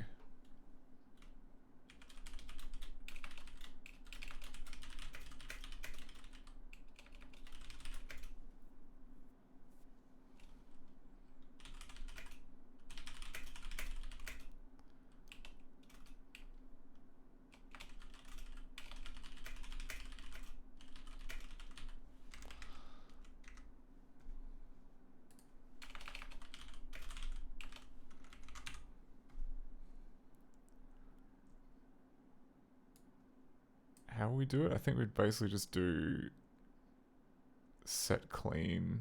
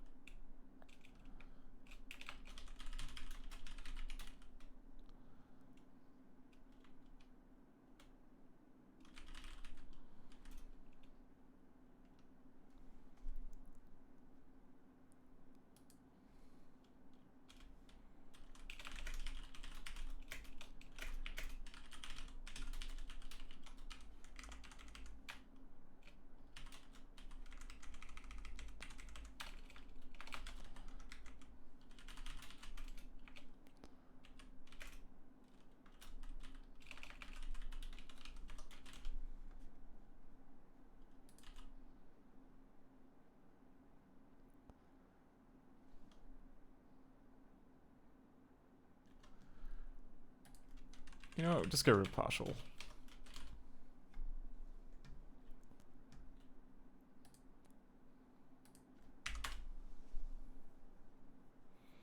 And before we try Journeyman, we should try our tiny test movie. Because that has less moving parts to it.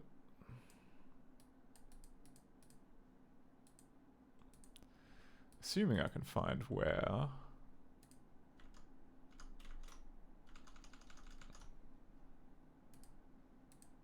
Oh, whatever. Win 16. Does ScummVM start movie puppet.dir3 director.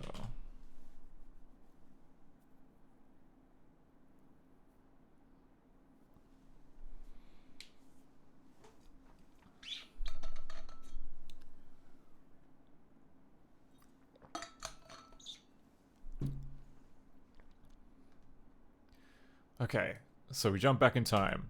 We click the unpuppet button.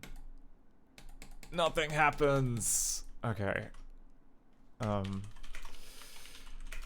B.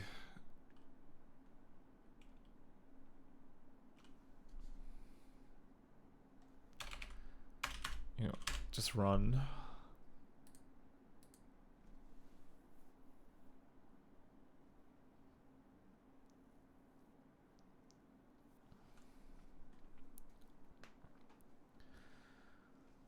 We'll switch to the other frame and then see what is not working. So, jump. B. Puppet sprite. Then we click this button. Then we click this debug flag. Enable window exec debug level 5.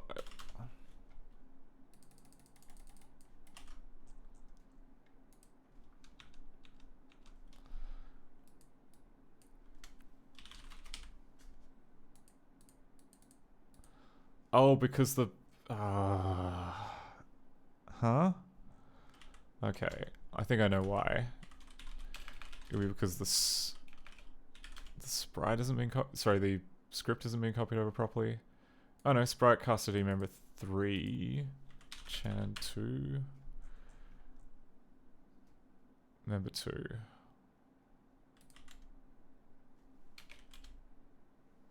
Yeah, okay, we're on... Yeah, okay. So it's not copying over... It's not copying over the one thing I asked it to copy over.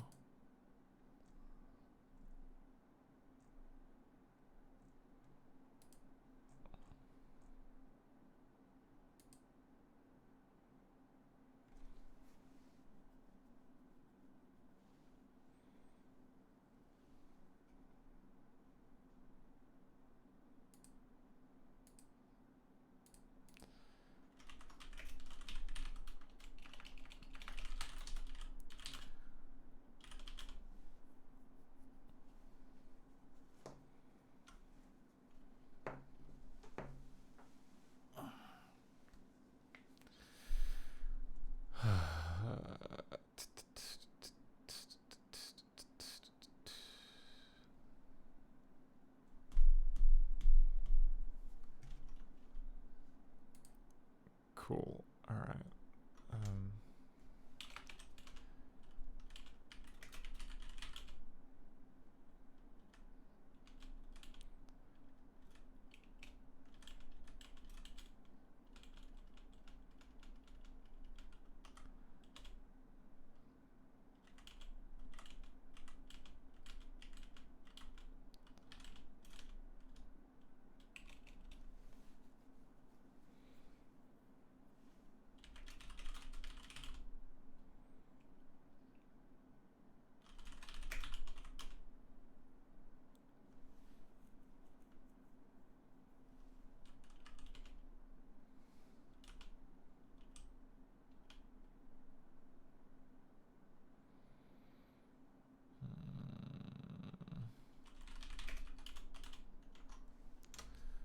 Okay.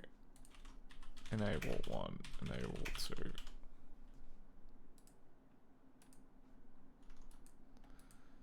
Okay, so we got this. Next sprite.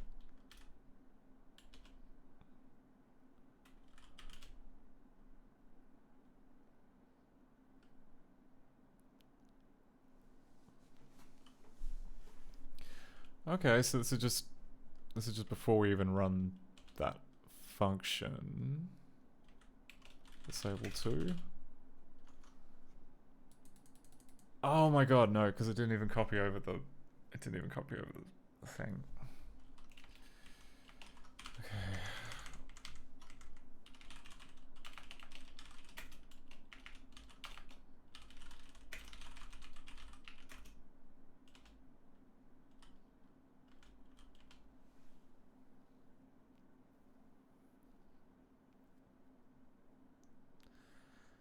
Why isn't going back in time?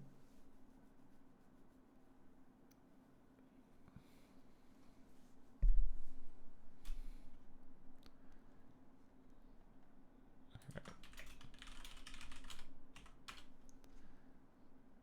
Okay, I'm gonna hit jump.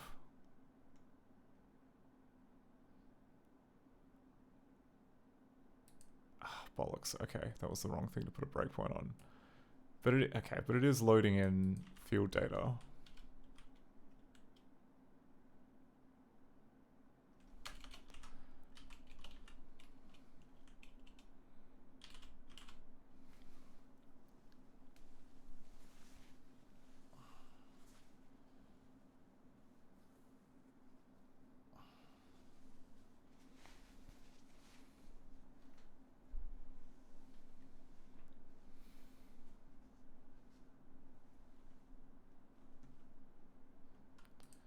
Okay.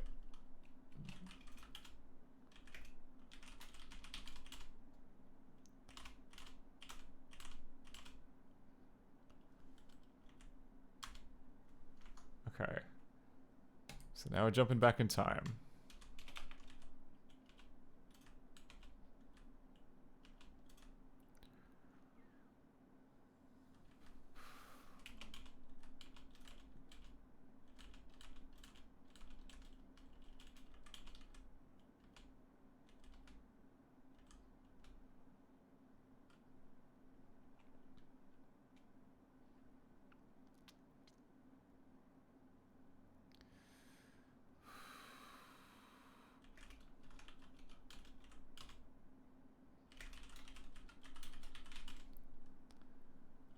Okay, current frame. Sprites. 1.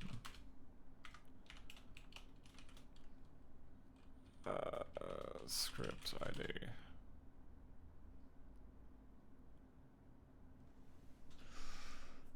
Script ID isn't set to anything.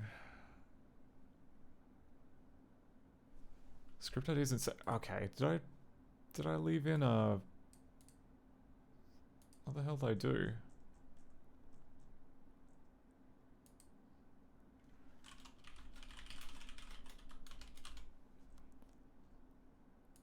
Yeah, script ID should always be set.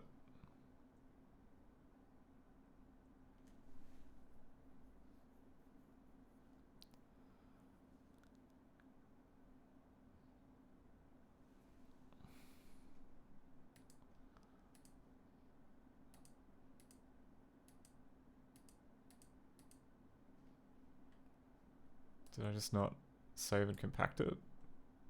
Maybe that was it. If it was that, I'll be kind of on edge.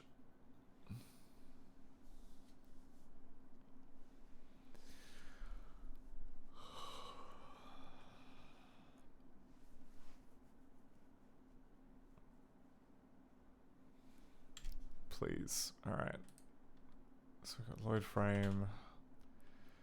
We skip to here.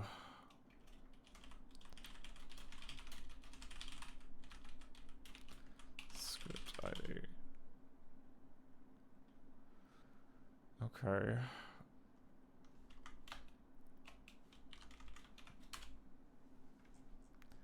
Is there anything in here? I mean, there's the start point. I suppose it's on nothing.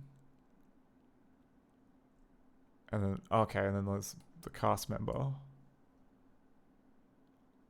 Oh, right, because, no, yeah, that's right, because I'm looking at the wrong one, sorry.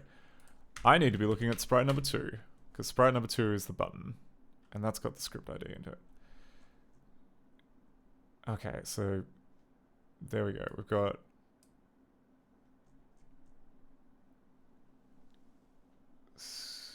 And what's this? Okay, so we've got 10, 10, 8.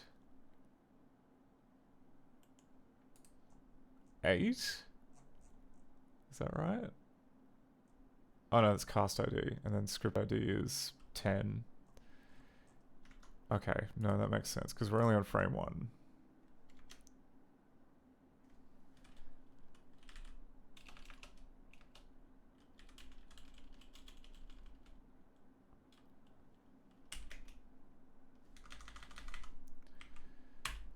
Yeah, okay, and then script ID is still 10. Yeah, cast ID. No, script ID got reset to 0.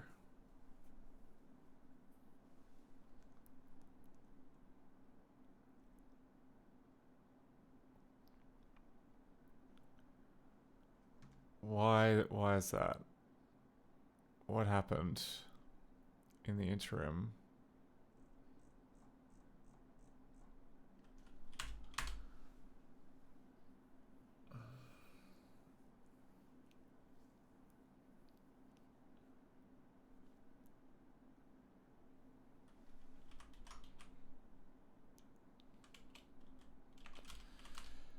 I just keep... Okay. I was really hoping we'd be able to just get this done and test it. And then we can call it. Okay.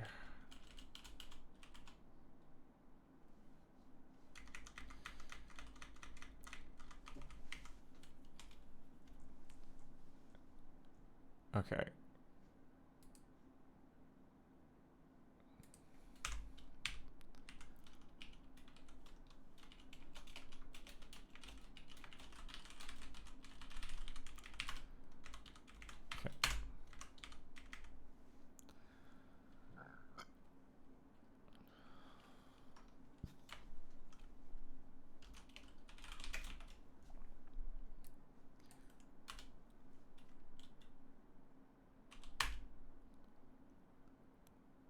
Okay.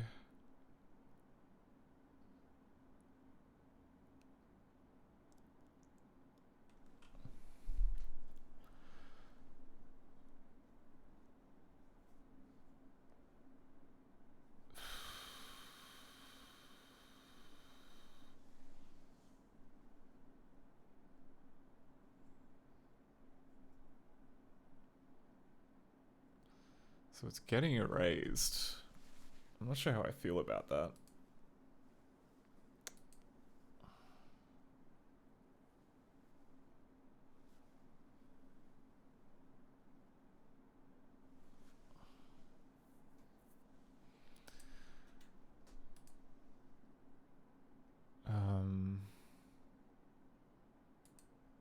Really?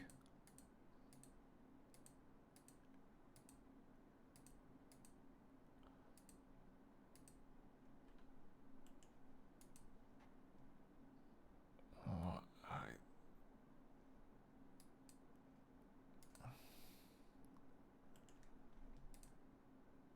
I don't know. I just don't know.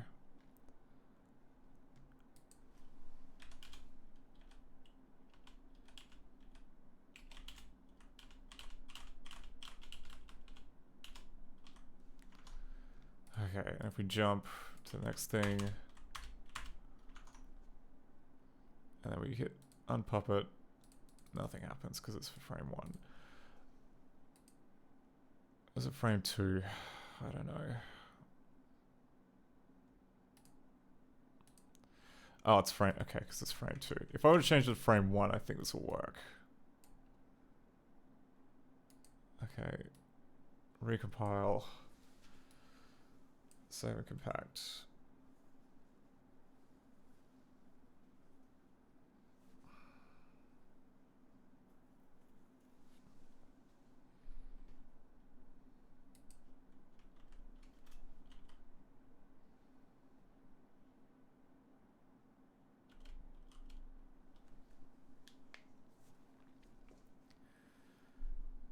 So then, like, how does...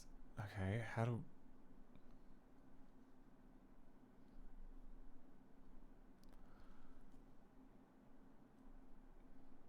I just don't get why script ID would be...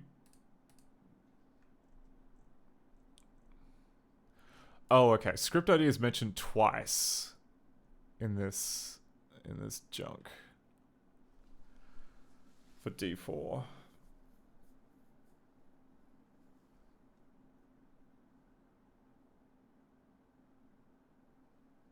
So there's actually two values within the same. Huh? Uh-oh. Oops. Quit.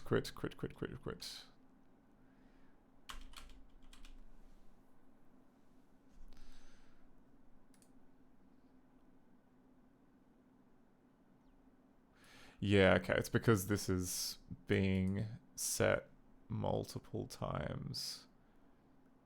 Where I think what we should be doing is ignoring the first one. So... Oh my god, is it doing it?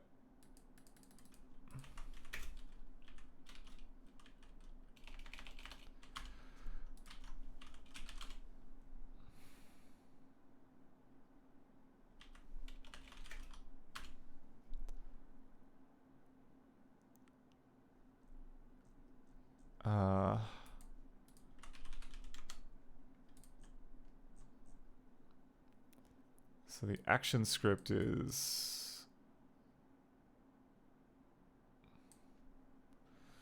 Which one?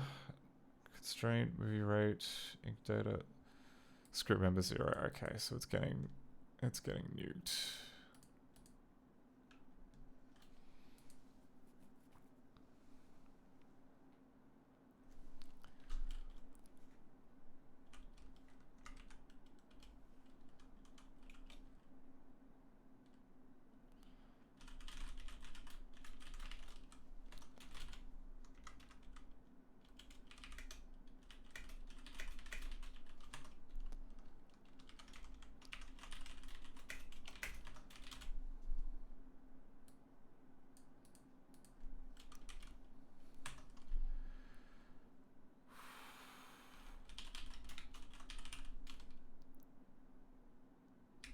Okay, read.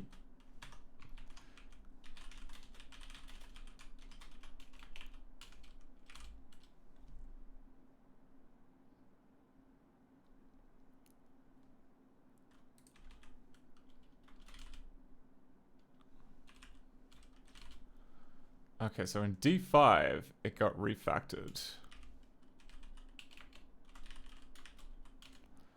So that there's now... so it's now here.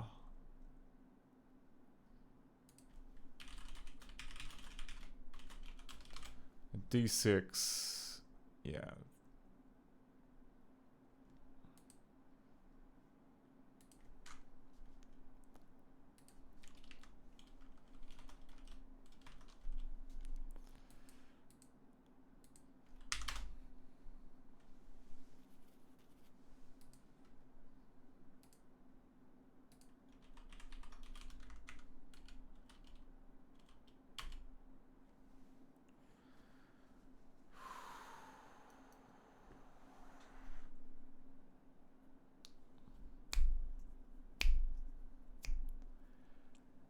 Okay, we got this. Come on. Come on.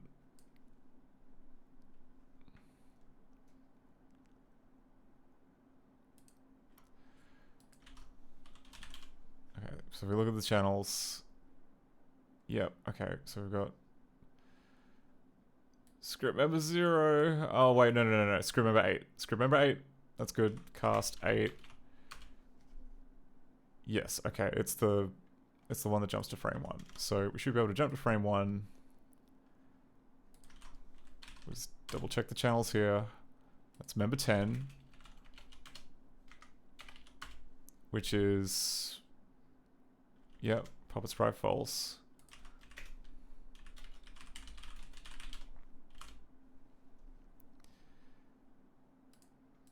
So we run this.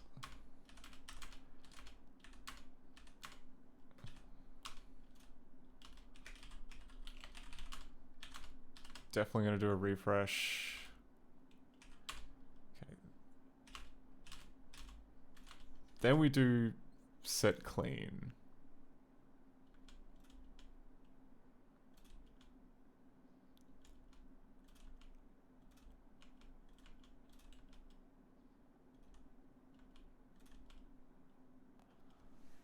Okay, at which point it does replace sprite.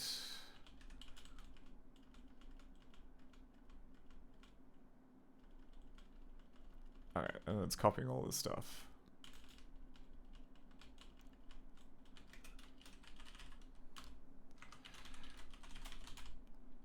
Okay, so it's now back to A. Yep. Then it's meant to replace the widget.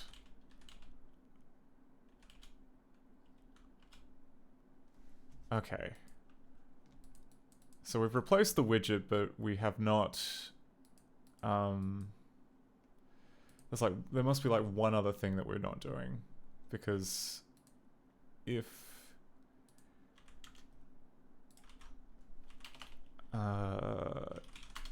yeah, because like the metadata now says it's channel 1. It's just that we haven't done like a dirty rect update of the screen, if I had to guess.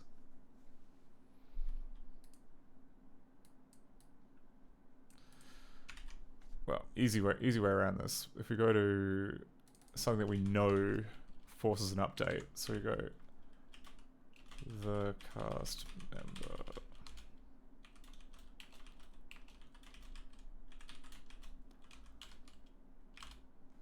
So here's something which definitely forces the cast member to change. Oh, we just got to mark the channel as dirty, I think.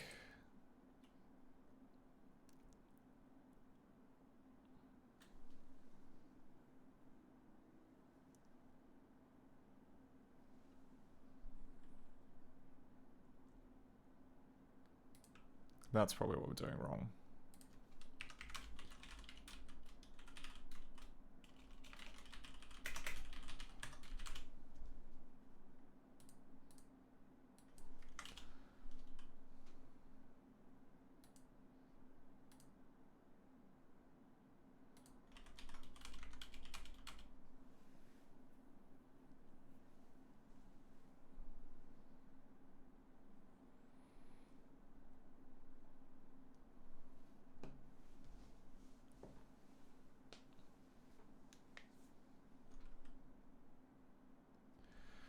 Okay, here we go. So, jump to frame A. We click the unpuppet button. It works! Oh my god. Well, I say it works. Notice here that like there's like a little... There is an overlap between C and A because we did not add the existing dirty rectangle to our list. We could do that.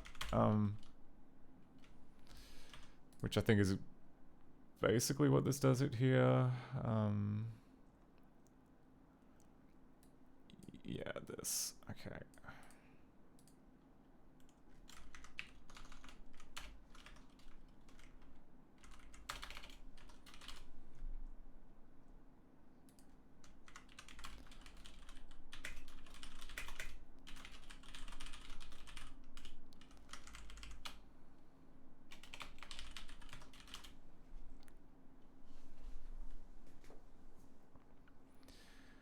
Great. Okay, so we'll just make that, and while we're at it, we'll go back here, change this script to go to frame number 2, just to double check.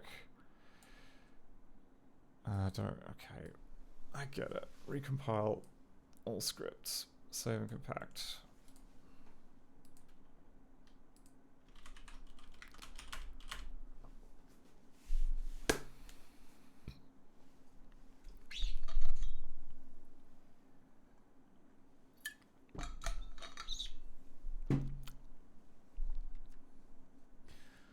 So we'll add this change and then, I guess, observe how much...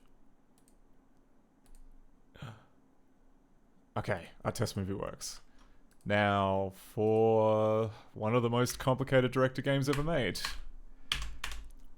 can we actually move around Gage's apartment now?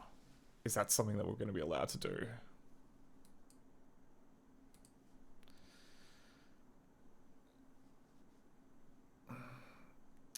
I should probably try something else puppet heavy just to...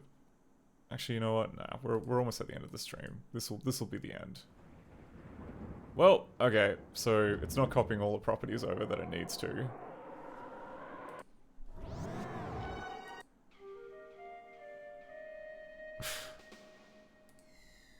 Well,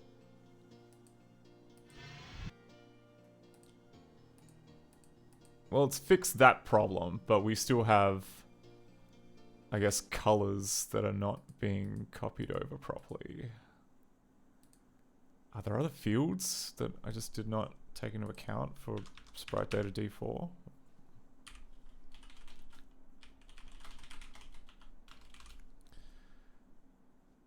Okay. Sprite.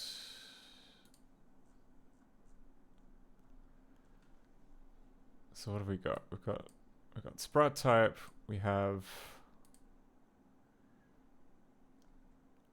We don't have the enabled flag, which seems.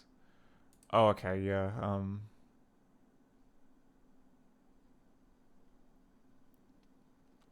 We should probably sort that out.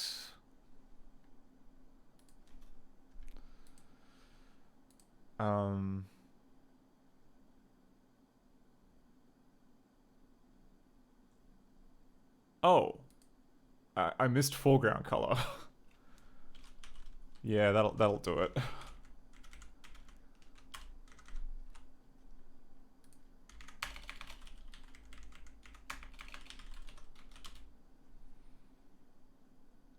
Okay, for color. Yeah, we've got all the ink data.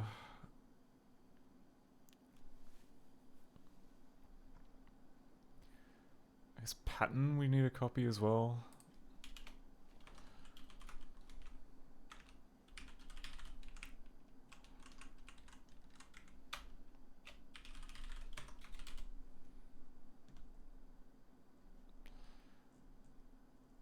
And then I suppose the enabled flag.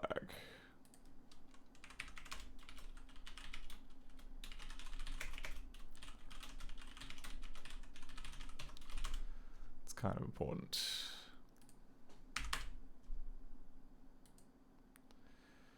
Well, I mean, like, the weird graphics would have just now would have been because of the foreground color being missing. Let's see how we go.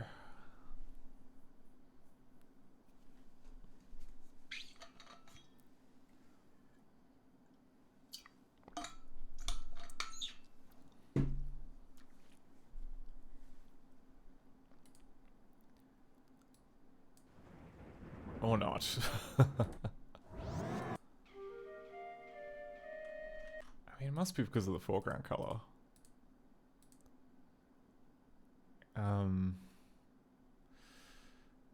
Oh, because I didn't type in. Once again, just copy pasting without looking.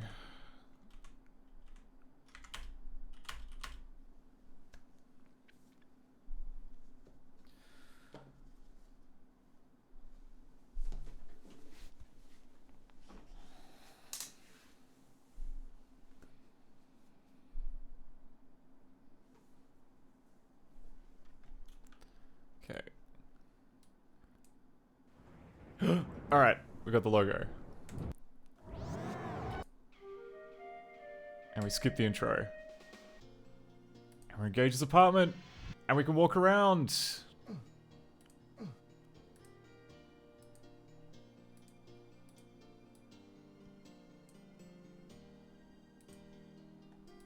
Okay.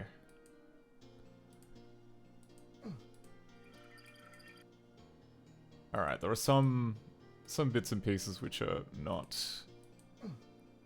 quite working, but I mean, it's better than before. Hell of a lot better than before. Alright, I'm gonna call it there because I've streamed for like way too long. It is very late. I need to get better at just kind of like cutting my losses early, but whatever. We ended with like a small victory. And that's better than we can say for most days. Oh, okay. Point then click is playing Grim Fandango again. We are probably going to. Oh, actually, you know what? Cressup is streaming. Maybe we should raid Cressup. You know what? I've decided we're gonna raid Cressup. Okay, well. I'll be back next week on Tuesday doing Fool's Errand, which is, not gonna lie, much much less of a pain. Why is it? Okay, anyway. Anyway, thanks for watching. I will see you next time. Until then, have a wonderful rest of your evening. Goodbye.